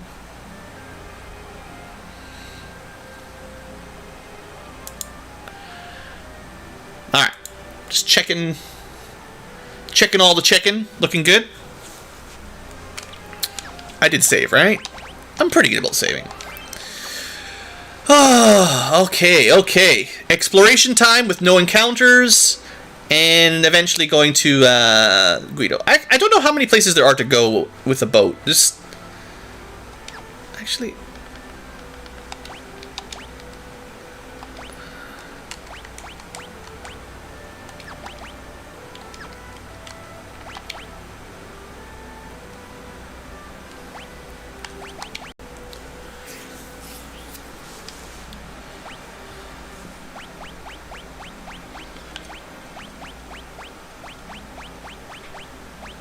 Alright.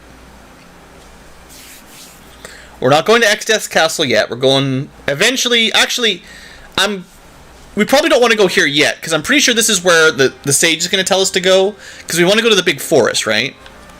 So we'll save some time and not record that nonsense. I'm trying to think if there's any other underwater caves that we can do, and I'm coming up a little blank. It's probably mostly empty.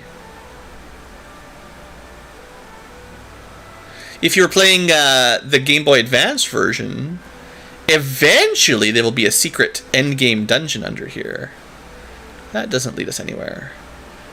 That has 4 new job crystals in it, I think. Somewhere in there, I think. I forget. It's been a long time since I did all that stuff. I barely remember the base game, let alone the bonus content. Was that the version I Let's Played? The Game Boy Advance? I feel like I probably wanted to show off all those fancy things. They get really complicated, though, trying to figure out how some of those extra jobs work. They're not simple. Just having a relaxing underwater adventure with me, Blue. Just looking for anything interesting, you know. Soothing underwater music. Totally not drowning in a tin can. Suffocating more. Yeah. I think this game it's one of those it's like they added an entire underwater map, and I don't know why. They didn't really need all this empty underwater terrain, you know? There's no combat. There's not really secrets. There's not really anything to do. There's like 2 places you go, but you might as well just have them be like markers on a map. Like, you didn't need I don't know. I feel like, again, I'm getting a bit like picky here, but you didn't need to make an entire underwater map if all you're doing is entering 2 rooms, right? You could just sail here and press a button and go here. It would be fine. You don't have to have a map for the underwater. They're probably just showing off all their Mode 7 scrolling back on the Super Nintendo, honestly. Hello, Under the Sea tubers, and welcome back to Let's Play Final Fantasy V with me, Blow Ankylo, streaming all night long as we learn what we're supposed to be doing underwater with no scuba gear. Fortunately, there's air here, just conveniently. Also, monsters. For some reason, these guys give me a bad feel. Let's just smash them.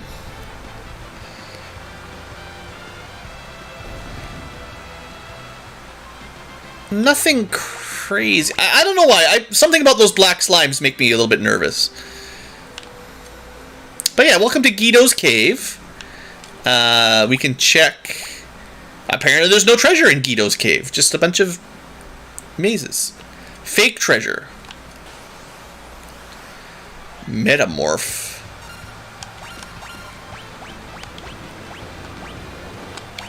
I don't know what anything does anymore. That's a pretty high level cat. 7,000 hit points. Oh right, I forgot to switch back to hunter mode. I should do that. This is not a normal cat. Look how much damage he did. I stole his staff. Sorry, old man. No staff for you.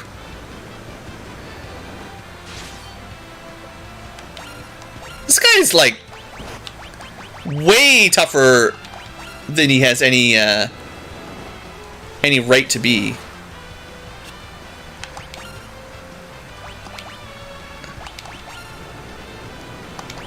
Oh, now he's an elf toad.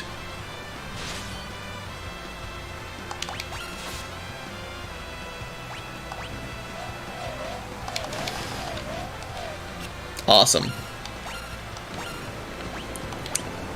Is this guy always like this? 7,000 hit points? How do you just burn that down?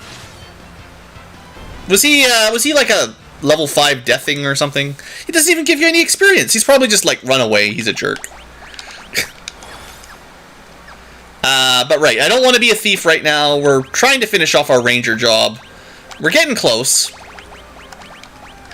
How many episodes will it take to get 100 more job points is the question, but yeah, we're working on it, and every time we switch back, it switches us to dumb gear. Alright. Optimal gear is not always good. Take the stone. Put the stone in a chest. Opens a door. Is it the right door? No, it's the left door.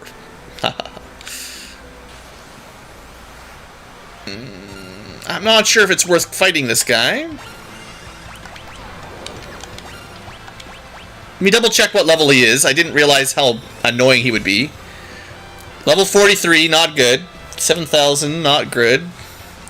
Oh, weak to... His base form is weak to a couple things. Not very. Water and wind, huh? And then... I mean, that's Ifrit, right? That's cool. I don't think he's still weak to wind when he switches, though. Probably not.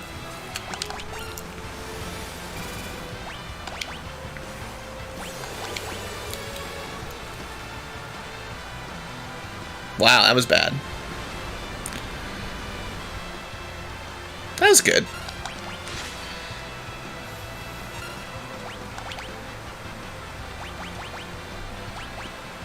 I know we tried this last time, but I want to try again. There we go.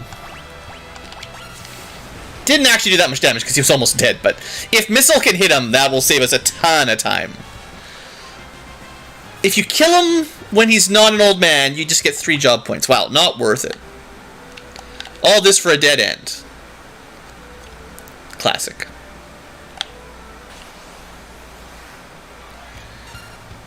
I don't know why I'm so worried about these guys. Let's just learn. Is there a reason to be scared? Level 40, we could auto-kill them. 900's not that much. Fire does the job.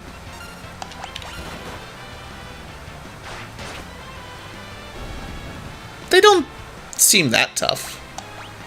Maybe they've got some cool move that I have ingrained into my brain as dangerous.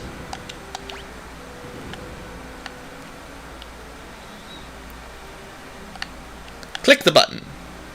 Okay, we did need to click that button so that we can finish this place. I get the feeling that fighting this guy is just a waste of time, but...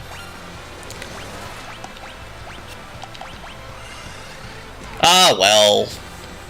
Job points are job points.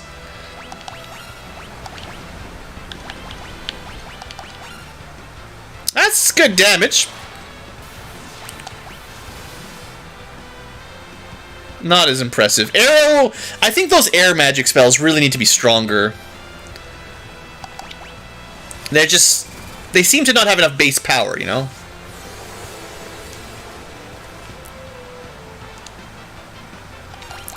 I thought he said it was weak to ice.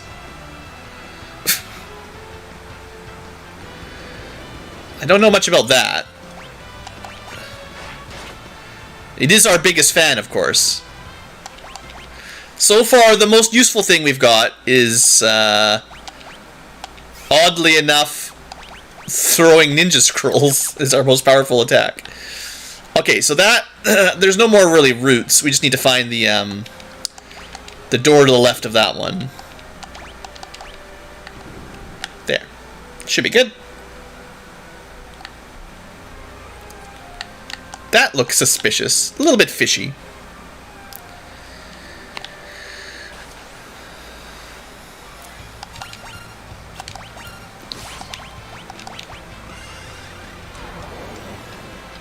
The slow strat seems real good, too. Just not letting him get a bunch of attacks, even though he's got a good amount of HP, you know. Doesn't matter when you're basically paralyzed. I don't know what that thing does. Drop a rock on it.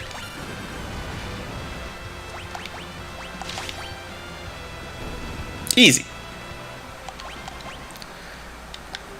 I mean, this seems like a pretty low-level enemy. Oh, right, there's a little... I walked right past it. There's a down staircase. In some game, or at some point in this game,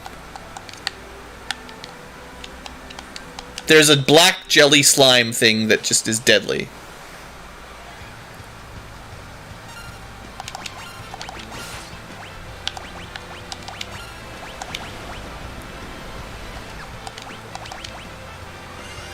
If only we had, like, Leviathan, we just crush this guy.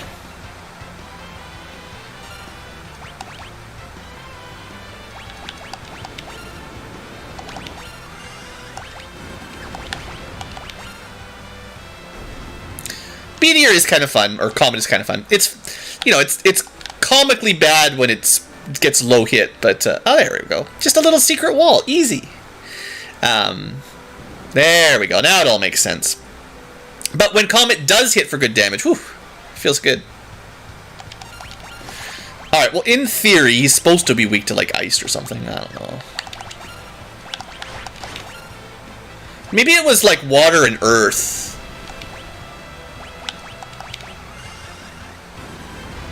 Definitely doesn't feel like he's weak to ice.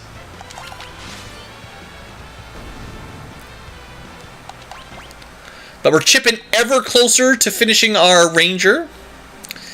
He's almost mastered. Just got to commit early on to going for your favorite jobs.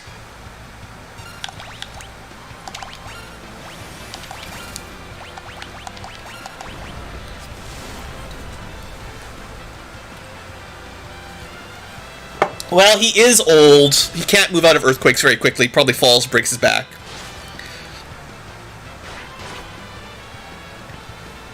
I mean, that's pretty good. We can almost one-round him, basically, if we all do our smart attacks. It's really mostly the ranger, sadly, that's holding us back on our, damage per character kind of thing.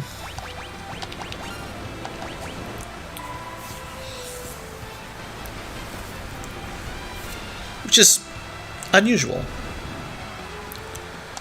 In D&D, generally speaking, rangers are definitely like part of the good DPS crew, right? Like, whether you go bow ranger or sword ranger or whatever, they're usually one of your better getting stuff killed kind of groups, kind of characters. It's worth a shot. YouTube and their bots. I wonder how many of the viewers are actually bots.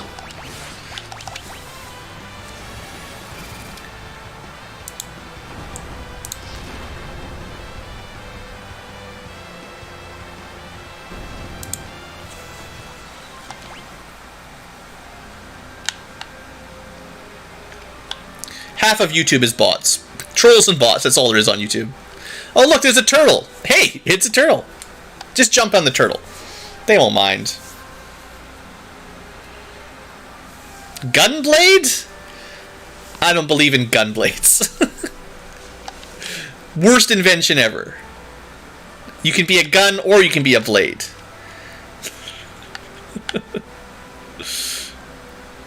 Hey, look, Turtle Man. What's up with this turtle? Smack it.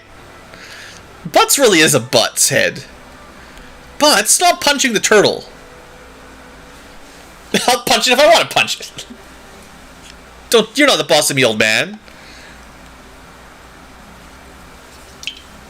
Oh, it turns out the turtle can talk.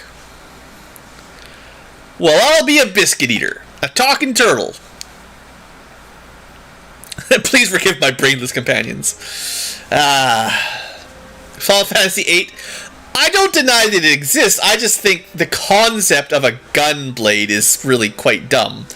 I think Final Fantasy VIII was like, the developers were like, well, Final Fantasy VII was a huge success. Everyone loved our spiky hair protagonist with a gigantic sword. How can we build on that? And someone was like, I don't know, it's impossible. We cannot give him a larger sword. And someone's like, we could give him a smaller sword. And everyone's like, boo, boo, boo. And someone's like, give him a different weapon, like a spear. Like, nah, it has to be a sword. Only swords are cool enough. And someone's like, well, but what if it was a gun and a sword? And then they just like, yeah, do it. No one was like, does it make any sense? Nah, it's a sword gun. Are we in fantasy times where you need swords? No. Are we in future times where you need guns? Yeah, but it's a sword gun. Final Fantasy VII had legitimately a machine gun and an airship with rockets and dragons that shot lasers from space, so it's fine. Like, it's not that you can't have a sword gun. I just think the concept is ridiculous. Can't finally catch you in a clue. I can't take you anywhere. Yeah, all that. Whatever's happening with the sage. I mean, there's just some physical comedy going on here as Butt speeds up the defenseless turtle. I mean, he does have defenses. Literally one hard shell, The warlock seeks the great forest of Moor. Trees, my boy, trees. The sentient forest is where he was born. The evil warlock, born of trees. A certain tree used to seal away evil spirits. And then 500 years ago, the concentrations of evil turned the evil tree spirit sealer sentient. This, again, I'm just going to say this for a second here. Final Fantasy V has the dumbest story. It falls apart if you ask any questions ever. And okay, for the time in the 90s, that was not that uncommon. RPG stories, often a little bit on the childish side, a little bit on the simple side. But come on. It was a forest that they sealed spirits in or something. Somebody, somewhere, put evil spirits in a forest, and then it all coalesced into a bad spirit, and then it was a tree that became sentient, But this turtle kept a seal on him until 30 years ago. And then he fought the Dawn Warriors, but he's really a tree, but he's not a tree. But he's got evil spirits in him. And it's just darkness turned sentient tree. It doesn't make any sense. That was not our fault. They literally sent a dark warlock tree spirit sealed in crystals that were never going to last forever. 100%. Even if we didn't use them, they were going to wear out eventually. Because they used magic to seal him. All we did was accelerate it a little bit. But 100% they sent this monstrosity to a different planet with crystals with a timer and then left him there to wreak havoc. That's right. Guido's like, you didn't know. Actually, it was my fault because I should have made a better seal. Anyway, this time you're going to destroy him. No more seals. We've learned our lesson. This time the tree must burn. Okay. He's on the way to the forest. Okay. Something's in the forest that he doesn't have that he wants. I don't know what, though. How do you know he has something? I don't know. He doesn't know what, why, but he knows he must go to the forest. Don't ask questions. Don't poke any holes into the plot. The sage just knows that there's something that Exdeath, the tree spirit, wants. And we're going to go there and kill him. Yeah! Let's do it. Good enough. Alright. Also, the forest is also sentient, by the way.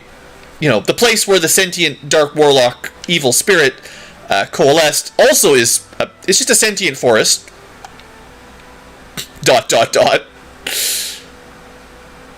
They're not quite Ents, but you know, you guys remember that, right? You remember Lord of the Rings. Ents were cool. Here, have a stick. Nice. Thanks, turtle. It's a stick. Scratch your butt with it. I mean, a branch from the guardian tree. It's a tree that protects the seals. Yeah. But you need the stick MacGuffin key to open the forest. Hurry, he's already there. He doesn't need a magic stick that opens the barrier into the magic forest. But you do. Right. The only way into the forest is with this magic stick. Except if you're not a hero, then you can just walk in. Can I leave now? I would like to leave. I would like to get off Mr. Bones' Wild Ride. Galuf's fine. We're just going to go to this forest. We're going to fight Exdeath and kill him. And Galuf is going to retire, a happy old man. I'm pretty sure that's how this goes. This is the final dungeon. We're on our way. Honestly, I'm sick of this fight.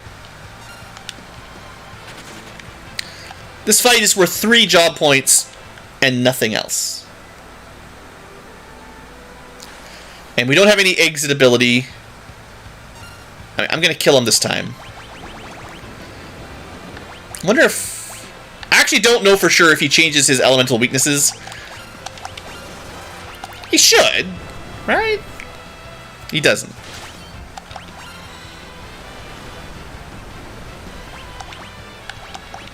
Interesting. Maybe.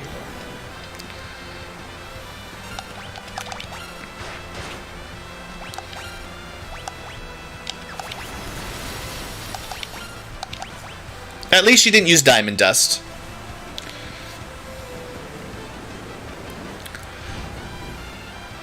This old man is such a jerk.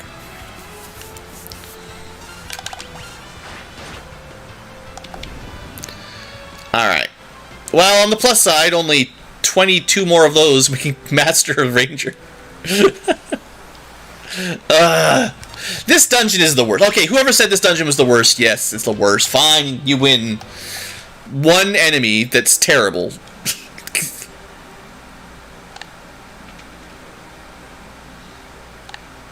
And you have to walk your way through it twice. Let's see if I can run away while moderating some dumb stuff in chat. No, my running... Come on. Run!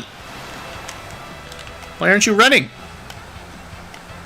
Oh, well, no. Sorry, my running was not working. I guess I clicked outside of the window and then it lost the input and then we half died.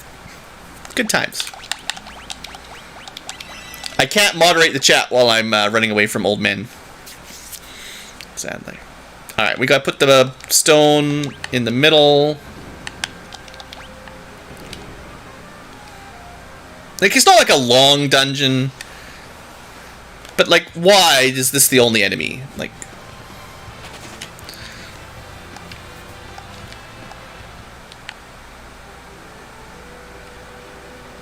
Is this the submarine that has a rest point in the basement? Oh, I guess we can win this fight. This fight's fine. Get out of here, slime.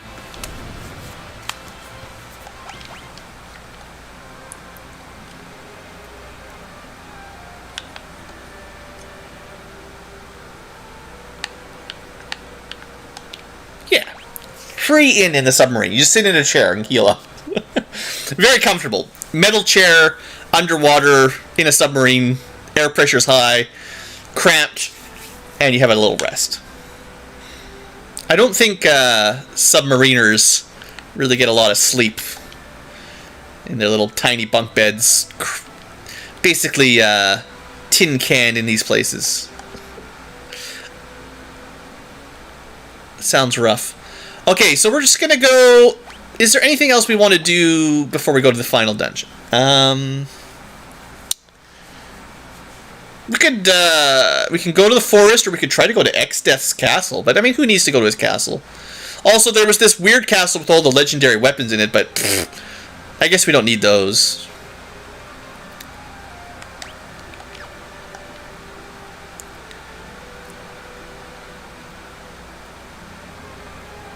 All right.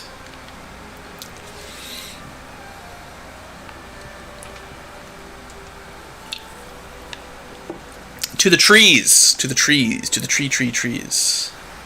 More druids? Here, have some money. In case you guys haven't seen this in a while. Just 5,000 damage, no biggie. 5 job points, not bad.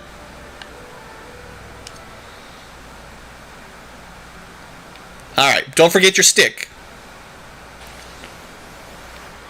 Oh, I kind of remember this area. I think this is like one of them kind of fancy grinding points, if you want. I think everything here gives you a ton of job points and experience. I think. And it's nice AoE groups, you know. What do we got? Well, 2,600 XP is good. 2 job points, not good. You got some turtle power. There's going to be some chocobocos. I don't think they... Maybe there's no chocobocos. Dang. Isn't there a girl choco... Yeah. Get out of here. Quit. It's a girl chocobo. We're not allowed to ride girls. It says but.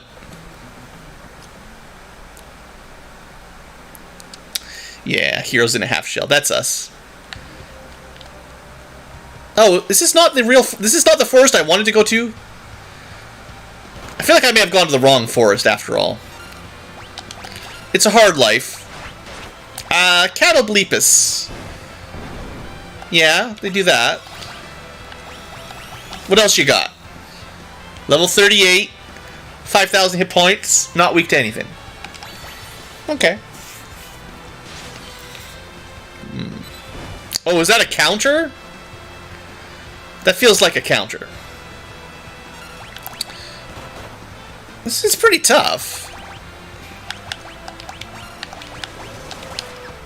So a counter is the kind of time when you actually would want like a jump or a focus or something, right?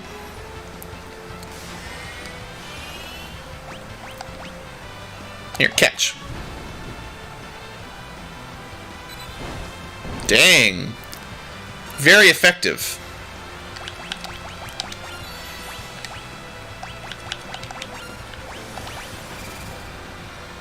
It's my most powerful summon.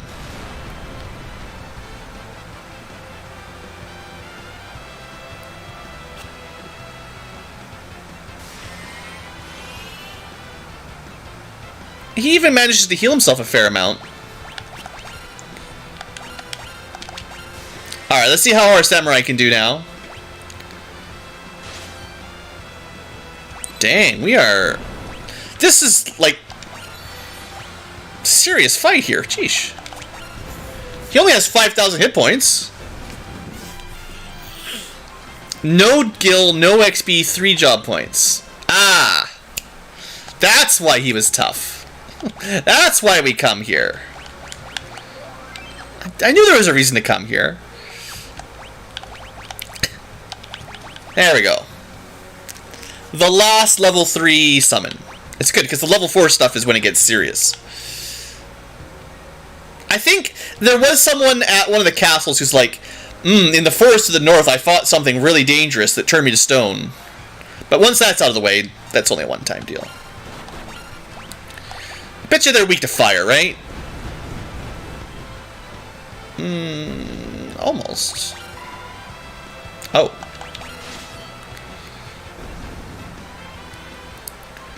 Yeah, 3,300 XP. Sheesh. These kinds of fights, you know, not that I really need to grind or anything. You know, we're pretty strong, but I definitely remember as a kid being like, wow, this place seems great. Lots of big groups. You know, at this point in the game, you generally have a couple abilities that are pretty good sweepers.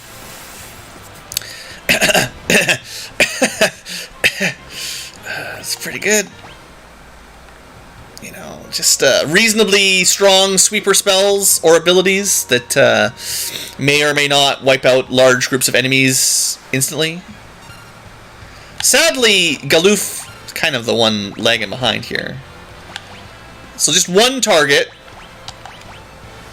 I don't think Catoblepus is very good, but hey. It is like a missable or like you can not get it, you know.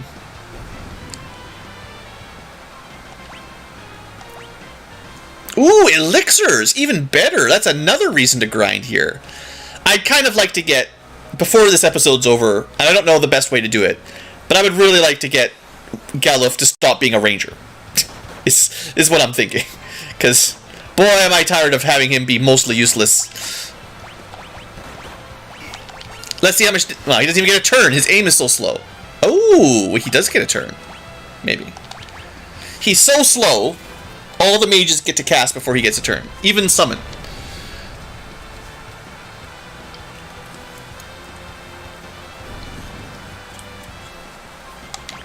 I mean, meanwhile, we got, like, summoners doing 2,000 damage, and white mages throwing scrolls for almost 2,000 damage.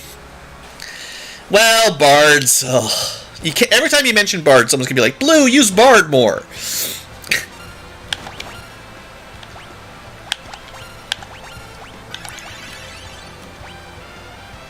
Let's try water. I do like the tidal wave animation. It's very nice.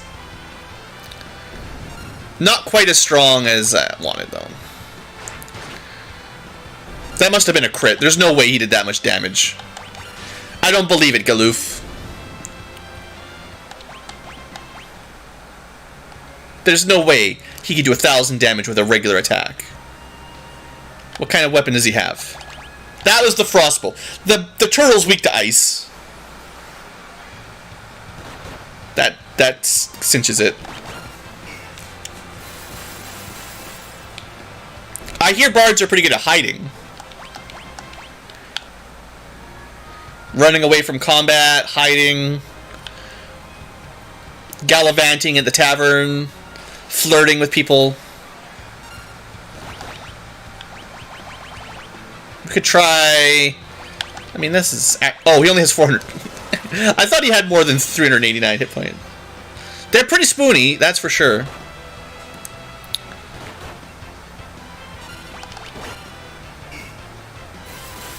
No, crying is for black mage children. Or, no, white mage children. White mage children. How are we doing? Just keep in mind, every time I use that money throw, we're spending 5,000 or 6,000 gold, give or take. moping around in bed for an entire game. That's a good bard tactic.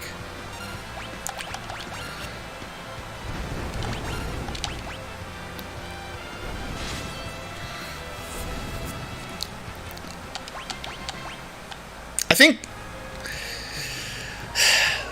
I kind of want to just no, we should go to the other forest. It's fine.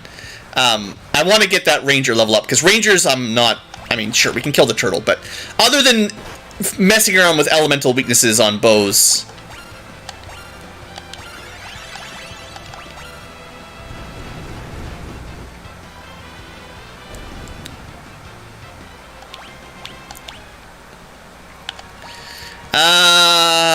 alright, we're doing fine. Let's get out of here.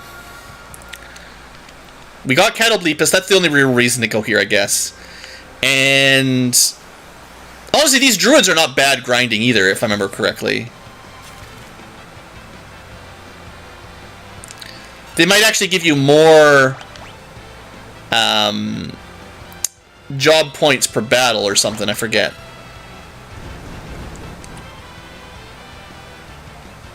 Apparently we're not quite strong enough. Hey, where'd he go? How are you supposed to get job level ups if you just disappear? Never mind, the druids are annoying. Look at this. I think he still got his job points, but still. In the principle of the matter, he just bounced on us. Where'd he go? Alright, let's have a little nap back in our submarine. It'd be funny if he was just gone forever. Like, that's it. Galoof's gone. You have to find him somewhere else now. I think there have been some RPGs that do mechanics like that, where you permanently lose people or have to recover them somewhere else in the game, and when it happens randomly, it's just terrible. It's just not a good mechanic. Okay, so the forest we're looking for. Well, Fire Emblem, they do die forever, but I guess technically in Fire Emblem 5, your people can get kidnapped, and then you have to rescue them. Well, you get one chance to rescue them late in the game. Or then they're dead forever. So yeah, I guess that happens there. I don't know. That's only the one.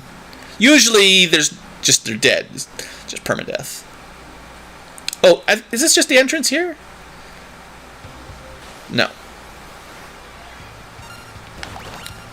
Monk rapid fire? Not really. Not specifically, anyway. Actually, let's try... I know they're weak to ice. Let's just see how old Shiva's holding out here. I don't like Ranger. Ranger is a bad base class, or bad weapon. And I kind of accidentally got Galuf almost mastering Ranger. Once he's mastered it, he can be something else. And, I mean, yeah, the ability from mastering Ranger is pretty good. Pretty good. I am now a legendary warrior. I believe we have fought 2,000 battles now.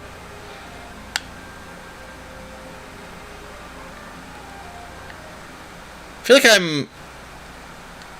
I'm dumber than usual.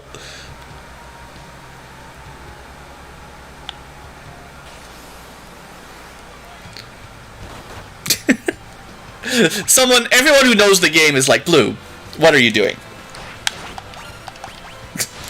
Just go to the Forest of Moor, Blue. Just go there right now.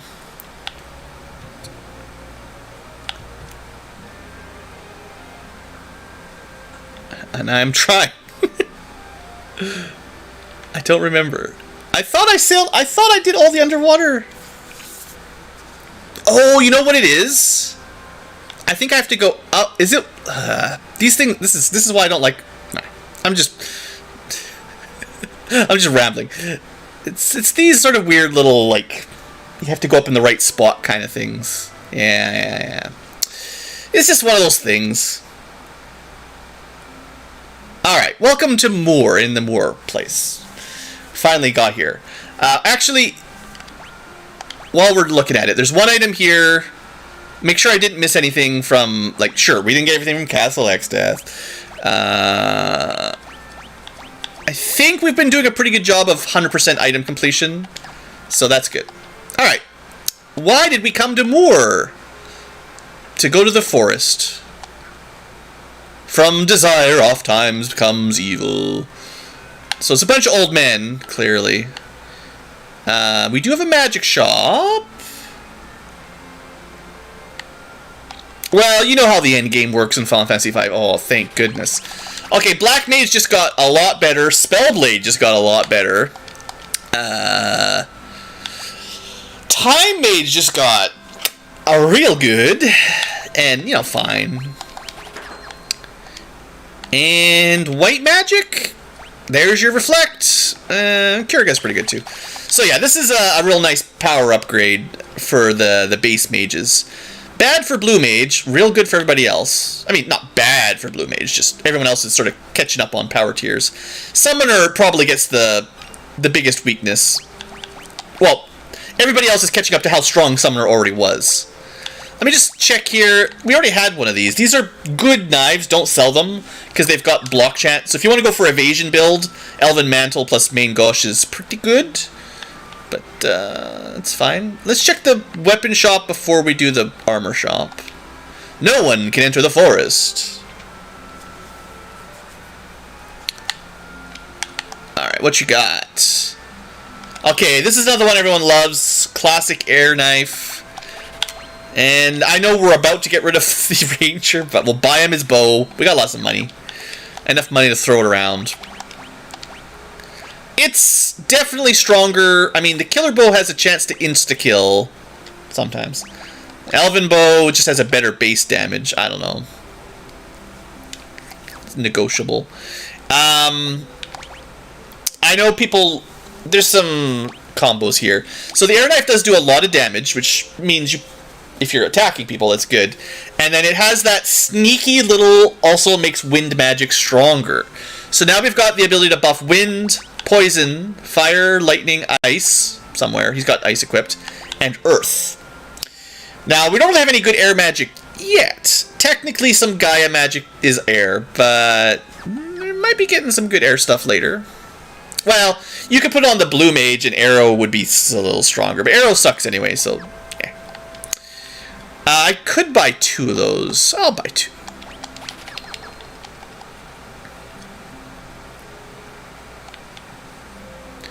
And let's see what we got for armor. What can I do? Okay, we got diamond gear. Oh, alright. So, magic gear, 2 of those. I actually don't even know exactly what weight does, to be honest. Actually, we probably won't use that very often. We got the gold hairpin, which is probably better. Got one of those. We have lots of money. I'll just buy one.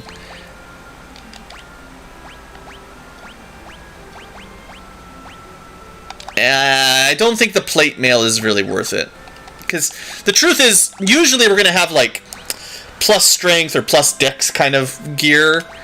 We also have the bone mail, of course, but for my main heavy armor wearer, I will go full defense for now. And because I've got the Genji gloves, right, we've got a lot of defense. Heck, we could hit 52 if we wanted. I mean, I don't know what it means, but... Tiger Mask, I think, is kind of bad, actually. Defense, but no stats. I mean, I don't know how much the stats matter, but I like stats. And then for the mages, the trouble with Luminous Robe is you probably never want to equip it on your summoner because Titan is so good right now. Although it is a little bit more magic, but boosting up your earth damage so high really, really helps. But maybe later. And then the same thing with Sage Miter, you know. Half MP is real good. Also, we do have that Reflect Ring we got from a rare drop. That was nice. That was real nice. The Hypno Crown only really matters if you're trying to control, so we can go with Miter. Lena doesn't get Earth Magic at the moment. Okay, that's fine, that's fine. I'm happy. I'm content. Satisfactory. I gotta get Galoof Ranger leveled up. I can't spend too long in town just shopping. We're gonna buy a bunch of these because I keep spamming them apparently. Don't need any of those. Yep. Toad wearing the Hypno crown, that's good. Definitely a combo that works, right? Alright. So I have burned through a good amount of our gold. But it's alright, it's alright. That was our grind gold from our illicit underground statue farming, but I'm trying not to abuse it too bad. Cure Beast. Let's see how awesome the Elven Bow is.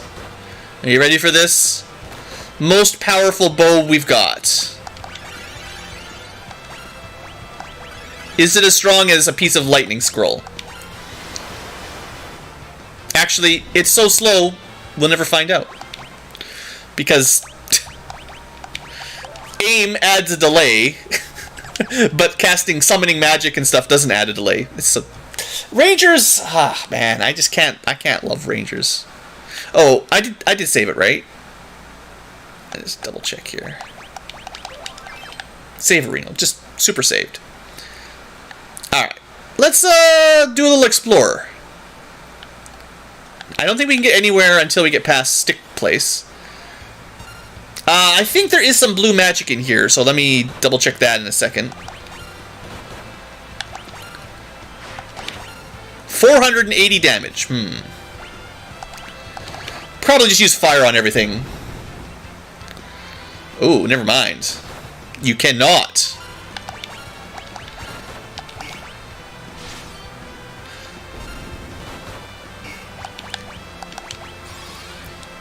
Let's see what we got on Gala Jellies. 34, tiny HP, no weaknesses. Floating. Also, absorb fire damage. Alright. I do like the music in here. Very nice. Oh, look, our stick. It's glowing. And the bushes have parted for us. The trees are letting us in. Excellent. I guess one thing you can do to cheat. It feels so scummy. Be like, I see all those treasure chests hiding behind the dark canopy.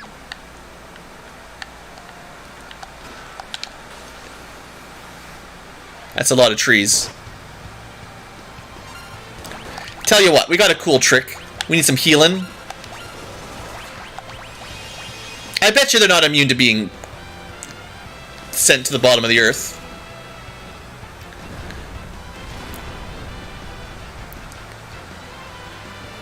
Goodbye. Remember when I said summoners are really good? Yeah, nothing's changed. Now, I know, we just got some new black magic. We just got level 5 time black and white. Hastica is certainly amazing. There's nothing wrong with these black magic, but I'm not sure... I don't know if they can keep up with our summons. They might be a bit stronger than Titan single target wise. Maybe. Maybe.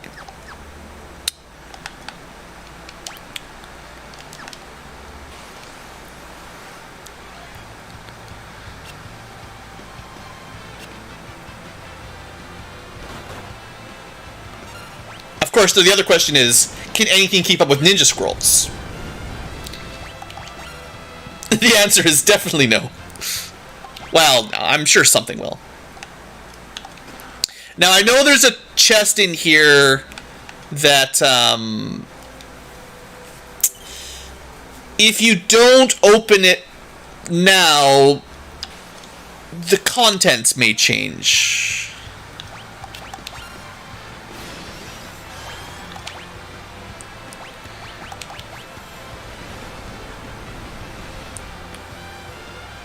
I get the feeling they might absorb all magic damage.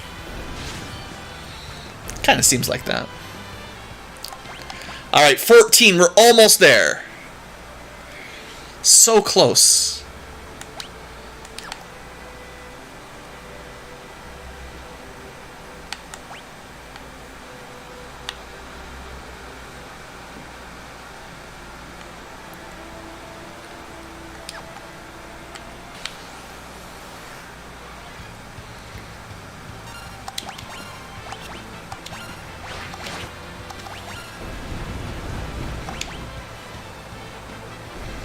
Honestly, the Ninja Scroll's really the biggest win of this this series, I would say, is learning how to take advantage of those has really made the biggest difference for just ease of battles, saving MP and stuff. Like, I hardly ever even need to use my summons.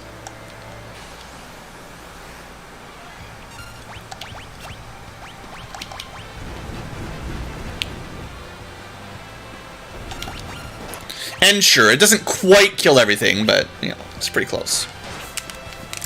And I will admit, begrudgingly, that having aim against enemies like this is kind of nice, because they have high evasion, right?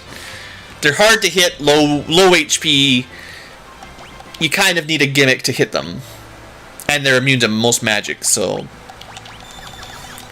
You know.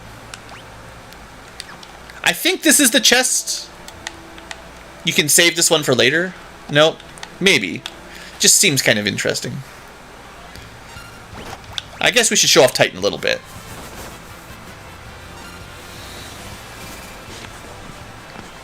I should probably summon Catoblepas as well, because we got him, but we haven't even used him once. Thing is, I just assume everything's immune to being petrified, right? And we've already got the break spell on our Black Mage. It's not even, like, that special. And usually I want AoE, right? Because AoE is pretty good. Speaking of AoE is pretty good, let's just show off. Shower our foes with money. And we got a wizard's hat. It's not a net gain. Alright, where are we going? We did that. Treasure and then tree trunk.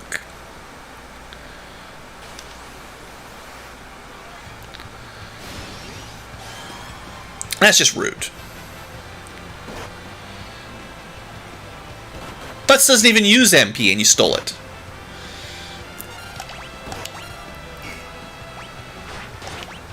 Okay. I'll cast it just to show it off. There we go. Demon Eye. Now, it might turn out to be a very accurate stone insta-death spell, right? I don't... Oh, those things! Right, I just said there's some... there's some blue magic we need to learn in here. I did mention that, and then I forgot to look it up. Now, there, that's all we needed. We got it.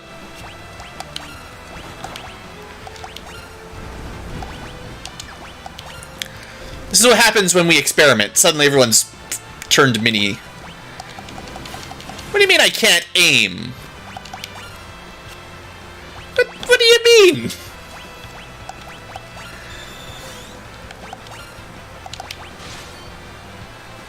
What do you mean I can't see? Butts can now equip katanas. All that means is you could give it to someone else. Do we leave him as a samurai? So that'll be Mastering Samurai, which is a long way away and doesn't really give you anything too special. We did get a pretty strong katana lately, but it's not quite as strong as the what am I thinking? It's not quite as powerful as our current strongest sword. We could continue our Mystic Knight empowering, which is definitely our strongest combo for a final boss, and he can use all the same stuff anyway. And also, it's better because we just got the Agas, which kind of unlocks Mystic Knight, like, even more superpower. And yeah, the Great Sword is still better than the Ninja Sword, as is just fair. I do feel bad for everyone that doesn't get a sword. Developers only care about main swords.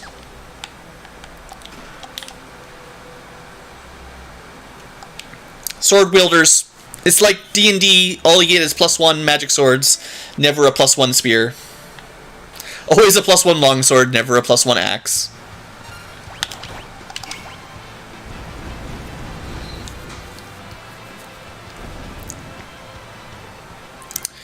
And rapid fire, what's that? Alright, now, if you could just replace aim with it, then maybe staying as a ranger would be fine. Instead, you have to actually equip it, which is kind of unfortunate. I'll show it off, and then we'll stop being a ranger. And I'll figure out some better combo for him. So, rapid fire. Perfect accuracy, slightly less damage than normal. Still can critical. Also 4 attacks. But on a archer, kind of sucks.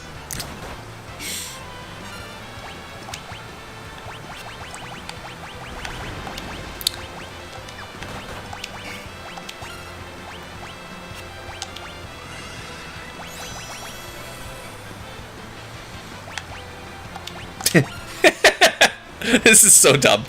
I just want to show. It does insta death. They're weak to fire. So Farraga Spellblade means you just die. You don't even take damage. That's. I mean, he's doing back row damage. He needs to target the guy in the front while he's berserked. Come on. I want to see the max damage. Anyway, Aga Spellblade means unless you're a boss with insta-death immunity, you don't even take damage, you just die. It's like power word kill. You're just dead. So, it's pretty good. And if you don't have insta-death immunity, if you do have insta-death immunity, you still take, like, quad damage or something.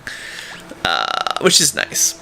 It, like, cuts your defense to 0, and you do, like, 4 times damage. It's nonsense. Aga Spellblade, real good. Also, as much as, like, okay, right now you're probably thinking, well, that multi-attack was garbage, Blue. Well, it does... Does it work with Spellblade? I'm pretty sure it worked with Spellblade. So you could do the same thing, and then just X attack. But then you don't get to choose. It's a tricky thing. I think what I'll do for now is show this off. This is kind of a classic. It's actually probably weaker. Well, I don't know. This is a classic. Yeah, it's a classic. And we probably want agility boosting more than power boosting, I think. I'm still not 100% sure how the damage formula for knives work. I don't know if strength or agility is better, but let's show off the other thing we just learned. Might as well.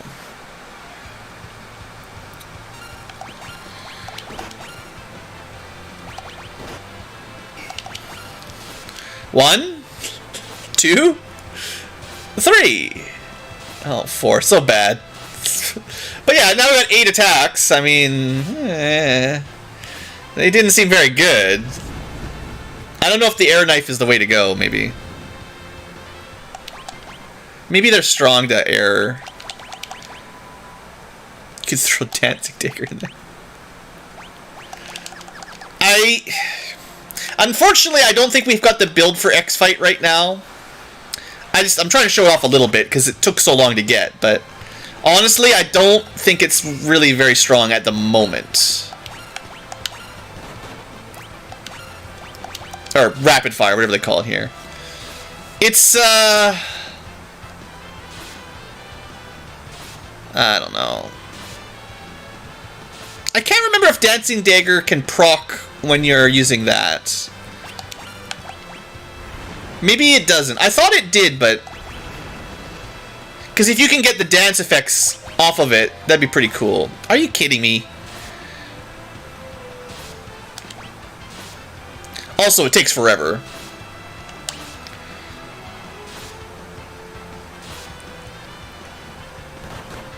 I kind of feel like Rapid Shot is like real good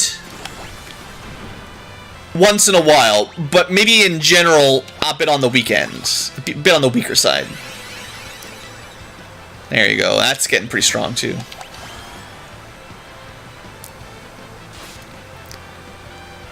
Yeah, this is honestly worse than I remember. That seems like...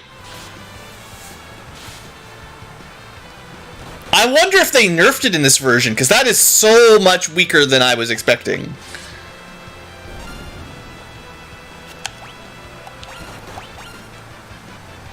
I wanna have like front row attack here.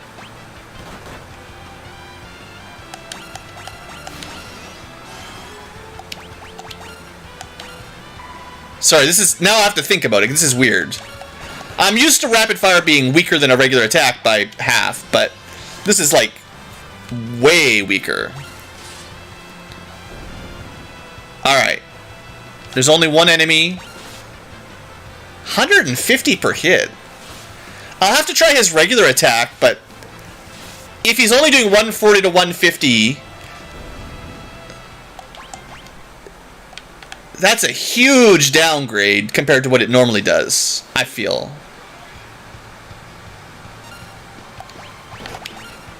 So this is just regular attack, not X-Fight. Maybe...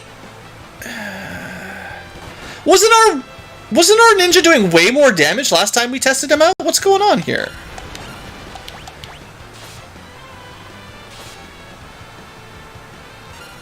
What is going on with the ninja? I'm sure he was hitting for like 700 or 800 last time, easily. So when you're doing a normal attack, sometimes you get the dancing dagger if you've got it equipped. I wonder if it's like...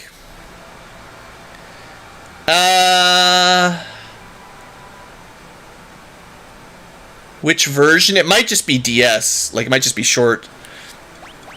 Just put yourself in the position of someone who's typing out 100 questions. Probably did some shortcuts. Let's try... Sheesh. Why is his attack so bad? Maybe we should be going for strength boosting? I mean, that can't make much difference. Oh, it's just because he's in the back row.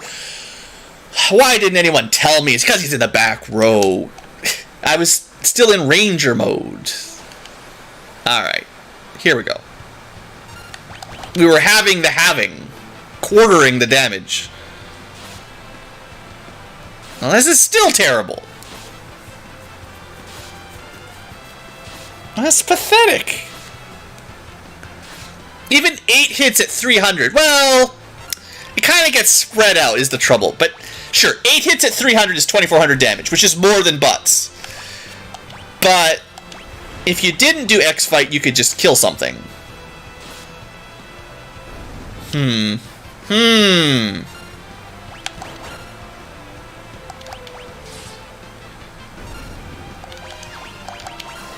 Oh, come on. Why you gotta be like that? Backseat gaming, yeah. Well, no, I don't like being told how to do things, but if someone wants to remind me that I forgot something, that's probably okay. Once in a while, a little bit like that is fine. I don't want to open the floodgates, but like, you know. Alright, so he was doing 660. I want to try out one more thing. He was doing 660 damage approximately. And now I want to switch to agility gear and see if we can see a difference. So +3 agility minus some strength. And then I'm going to do regular attacks and see if we can notice anything. Just might as well. Well, maybe it doesn't count because those guys are weird. We need to attack a tree because the trees have like normal defense. 616. You know, the strength actually seemed to make more of a difference. I was thinking ninjas would want dexterity, but maybe not, actually.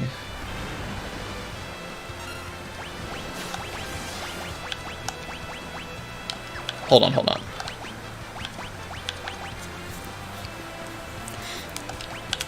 Hurry up and press X. Yeah, that's good. That's classic.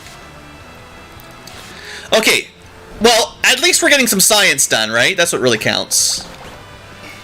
Learning with Mi Blue Ankylo.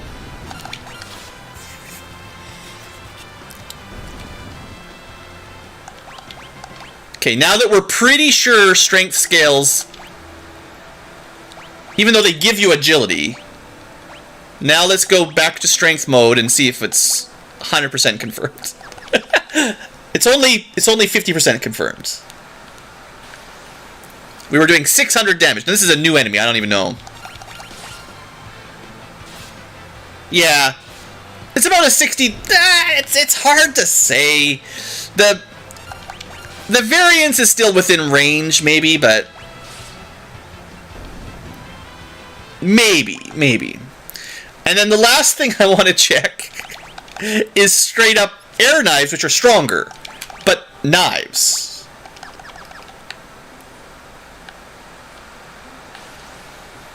Yeah, I don't think I would manage as... any speedrun would probably kill me to actually get serious about it. So 760 to 800. Well, I'm also doing a lot of random nonsense. Job grinding and testing and sciencing has definitely stretched it up. But I would say Final Fantasy V is longer than all the ones before it.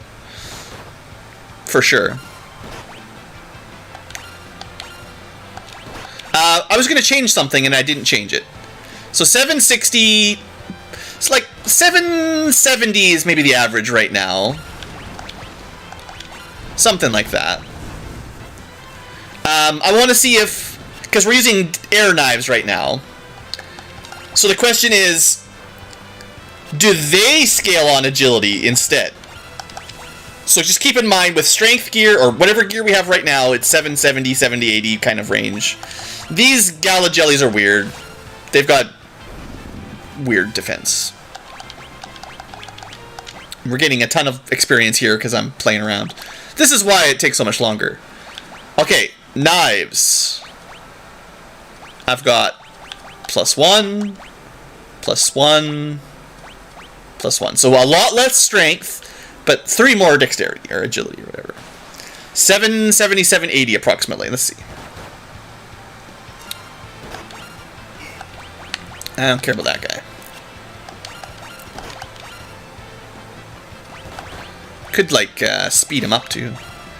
Okay, that looks like a definite decrease in damage. So strength, I guess maybe I was lying to you guys. I thought strength worked on certain weapons and agility worked on other weapons. But it seems more and more likely that strength just does all physical attacks, honestly. And agility does maybe turn order, like getting your action time bar faster. At least in this version. This should make a difference, too. Instead of 710, once he gets to attack someone normal.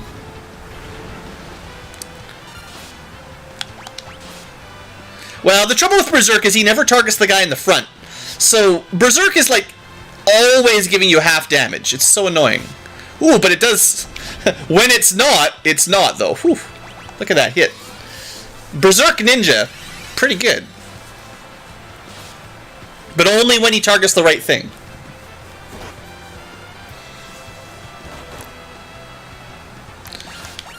I guess I feel a little bit bad for Lena here.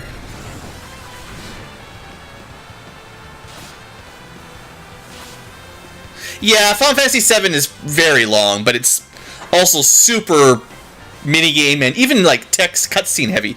Also, once you get to the PlayStation ones, don't forget, if you use summons regularly, that adds another like 10 hours to the Let's Play. Just watching all the summons. Okay, anyway, I think what I've confirmed for myself is that I don't like rapid fire that much. Not yet. So what do we want to do with Galoof? We've got Ranger. I've already got a Spellblade Knight, which is really good. We could let him go Samurai for a while. We could try the Berserk Monk again. Monk Zerker. But that's like other... I don't like the Berserk effect. It's just... We could keep leveling up Ninja to get it mastered eventually. But, I think we'll just give him... Yeah, we'll just let him go samurai for a while. It's fine. Oh, wait. No. I had a good build. It was just ninja, but instead of the rapid fire, which mostly sucked, it was giving him something that boosted the throw command, which was literally having magic, which was blue magic. And this actually worked really well. So we're going to try that. Because now if he throws, he'll do basically the same damage as Lena. Way better than a normal ninja. And he'll have all the blue magic options that he had as pseudo ranger. Yeah, this is fine. This is a good build. I'm fine with it. Honestly, we're over an hour already. I didn't have dinner today. I gotta go make some food. Jeez, it's almost 11 o'clock. What happened to the day? What happened, guys? I blink and suddenly it's 11 at night. I haven't even eaten dinner. Streaming all night. But, just to show it off. You know. Now we got 2 people with overpowered throw magic. And his regular attack will still be totally good.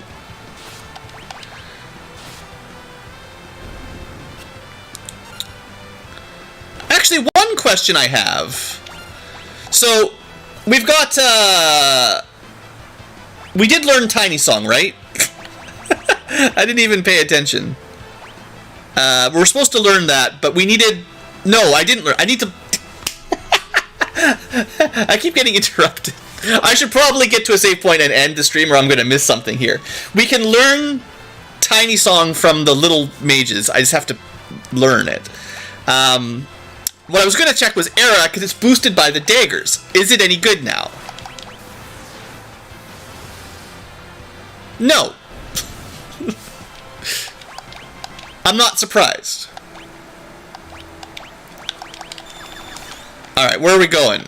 Treasure, save point, treasure, boss fight. I should probably just, like, get some treasure, save it, and then... Oh, I still haven't picked up learning. Don't you summon chocobos on me.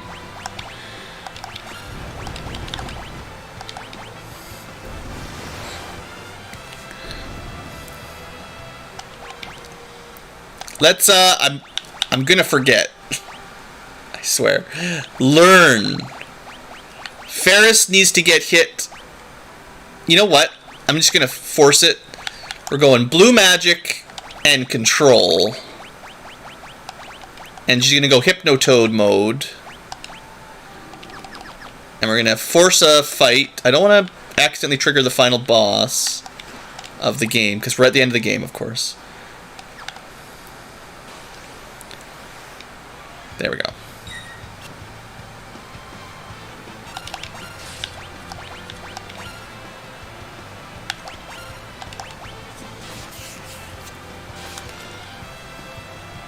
That worm is stronger than expected.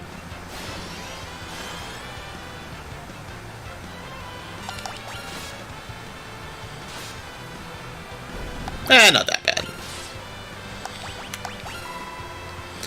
Okay. So, it doesn't actually have... So, control doesn't actually work here. That's annoying. So, we need to wait until Ferris gets hit by the shrinking song.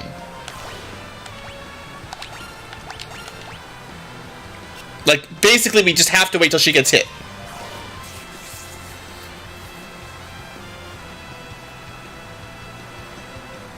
And then they ran out of MP. That's great. Lovely. We're having a great time. Marvelous.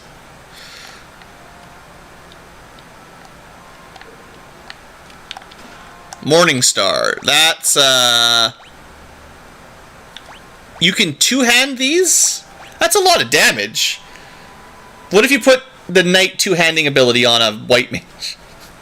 It's not very good.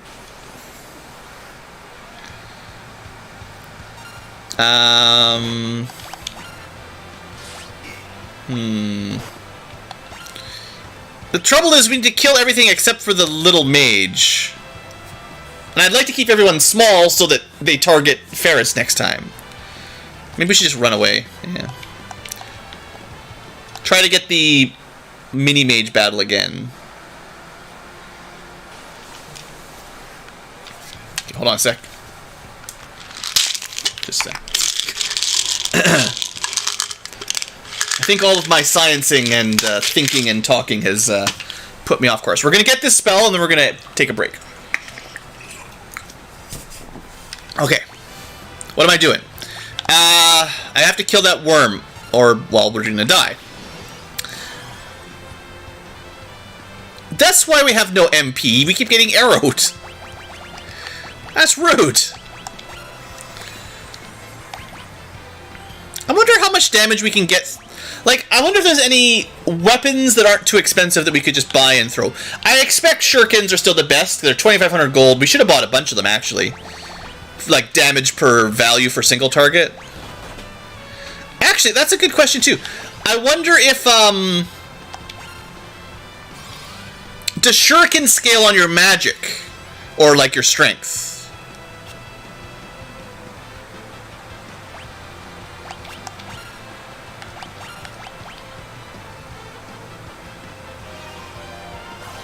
What? Why are they targeting people who are already small?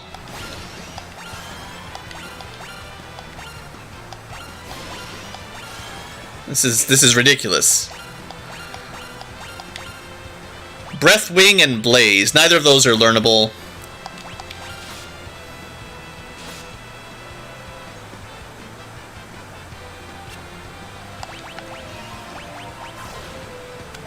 So everyone but Ferris has been hit by it now. The one person I needed to get hit by it, immune.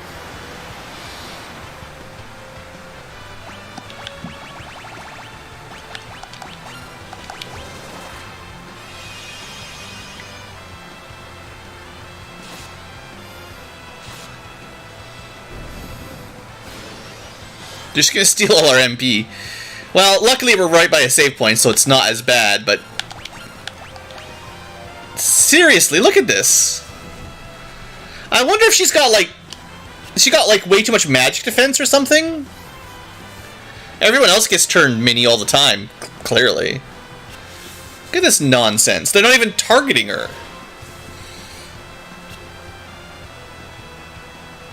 She's not immune. She doesn't have, like, a ribbon or something, no. Like... This is just terrible luck. Miss on her every time. What? Come on! This is one of the bad parts about blue magic. You can only learn it if you're affected by it. Even though they've cast it at her, like, 20 times. We still don't learn the spell. We'll have to have a look at our magic stat when we get out of here. Or our magic defense.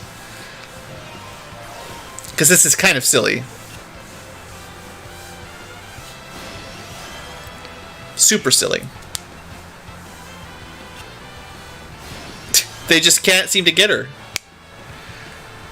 So, what do we do?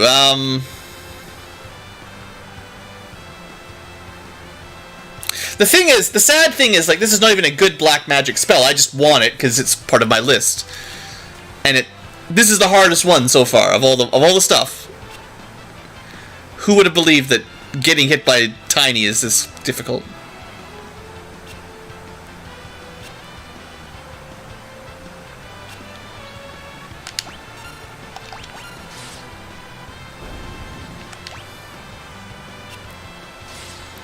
I'm gonna have to maybe strip her clothes, strip her gear out. So she's got 19 magic defense, which is only a little bit higher than Lena, and Lena got tinied. Huh.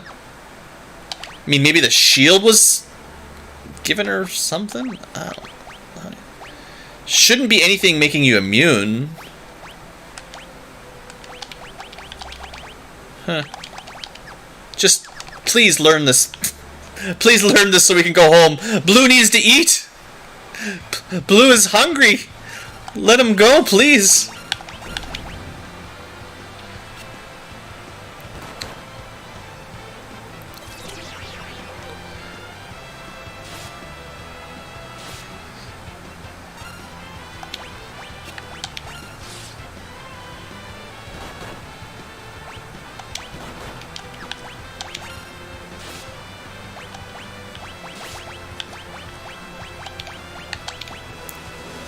We'll use some cool blue magic while we're waiting.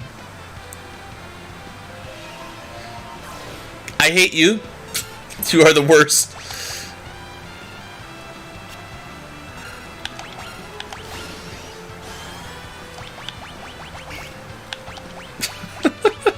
It's impossible. No one has ever learned this ability ever.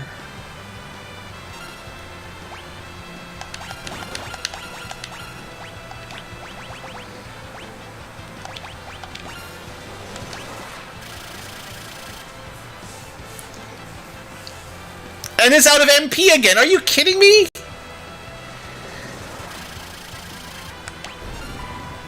Here, have some... have like 2,000 gold worth of MP. Oh, good. Then you steal some. Whatever. I don't care. Take it. Take all of it. As long as you turn... What? She has no magic defense. No equipment.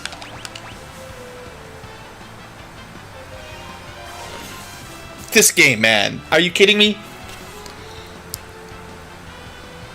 Why is it so hard? Everybody else gets... Alright, guys. Oh, we got it, we got it! Chill, everyone chill. It's cool, we're good. This is great. This is the best fight we've ever had.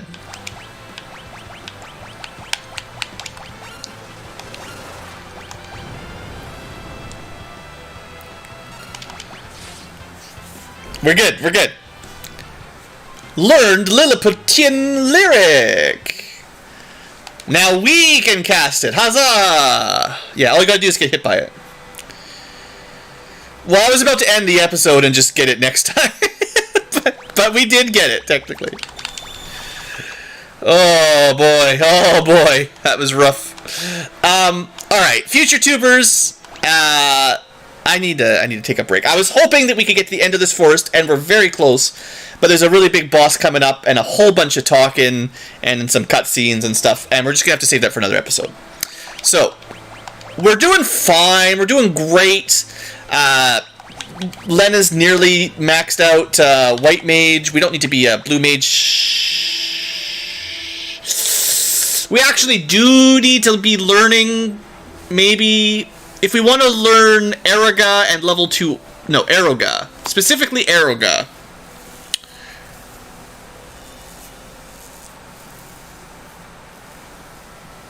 We might learn Aeroga from the next boss fight. Maybe. We'll see how I feel. Anyway, but I'll worry about job stuff next time. But point is, we're learning jobs. Like, we're starting to master sort of our first set of useful jobs. Although some of these get really easy to master, but... You know, Summoner and White Mage and Ninja and Ranger, they're all starting to get there. It's definitely going to take a while to get everything, you know, but I'm not going to get everything. I'm just going to get the key power ones, right? So, that's fine. Anyway, future tubers, thank you for watching. I hope you've enjoyed this stream. This series has gone on this has been stretched out way more than I expected. I'm having a good time. Hopefully that's fair or clear. But, this was... People were in chat were like, yeah, this is taking way longer than Final Fantasy IV. I'm like, yeah, it is, isn't it? And it's because we're messing around and there's a lot more to science. Final Fantasy IV, also keep in mind, the other Pixel remasters gave you like double experience, so you were always super over-leveled and everything was pretty easy.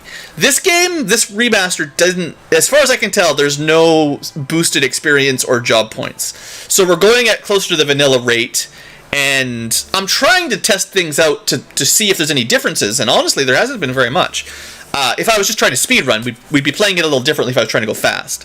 But anyway, it's interesting, it's cool, having a good time, and I will come back next time for the end of the game, because we're gonna beat X-Death in this forest and kill him, and that's it. There's no need to go to the castle, get the legendary weapons or whatever, play around with your submarine. Just kill X-Death at the end. Good night. And for the live tubers, yeah, I gotta call this a stream. We're about an hour beyond when I probably should have closed, so it was good. We had some fun. We had a really long. The best part, if you missed it, is you go back to kind of the middle of the stream, a few hours back. I did like a mid-game job tier list recap of sciencing out which jobs were good at this point in the game, and I made like A rank, B rank, C rank, all that. I had a really good time with it. And now we know at this point in the game which is the most powerful job before mastering. You know, at the end game it's always Spellblade, Dual Wield, X Fight, X Magic, yada yada yada. But, you know, that's the end of the game. Right now we're just dealing with, like, you know, throwing weapons around. And we turned out throw was really good. And, you know, summons are pretty good. Stuff like that. Anyway, I gotta call this a stream. I gotta eat some food and get some sleep. So thanks for hanging out. Hope you guys enjoyed the stream. We did do a bit of grindy other stuff, but, you know, we still made some progress. And next time, more progress will be made. Have a good night.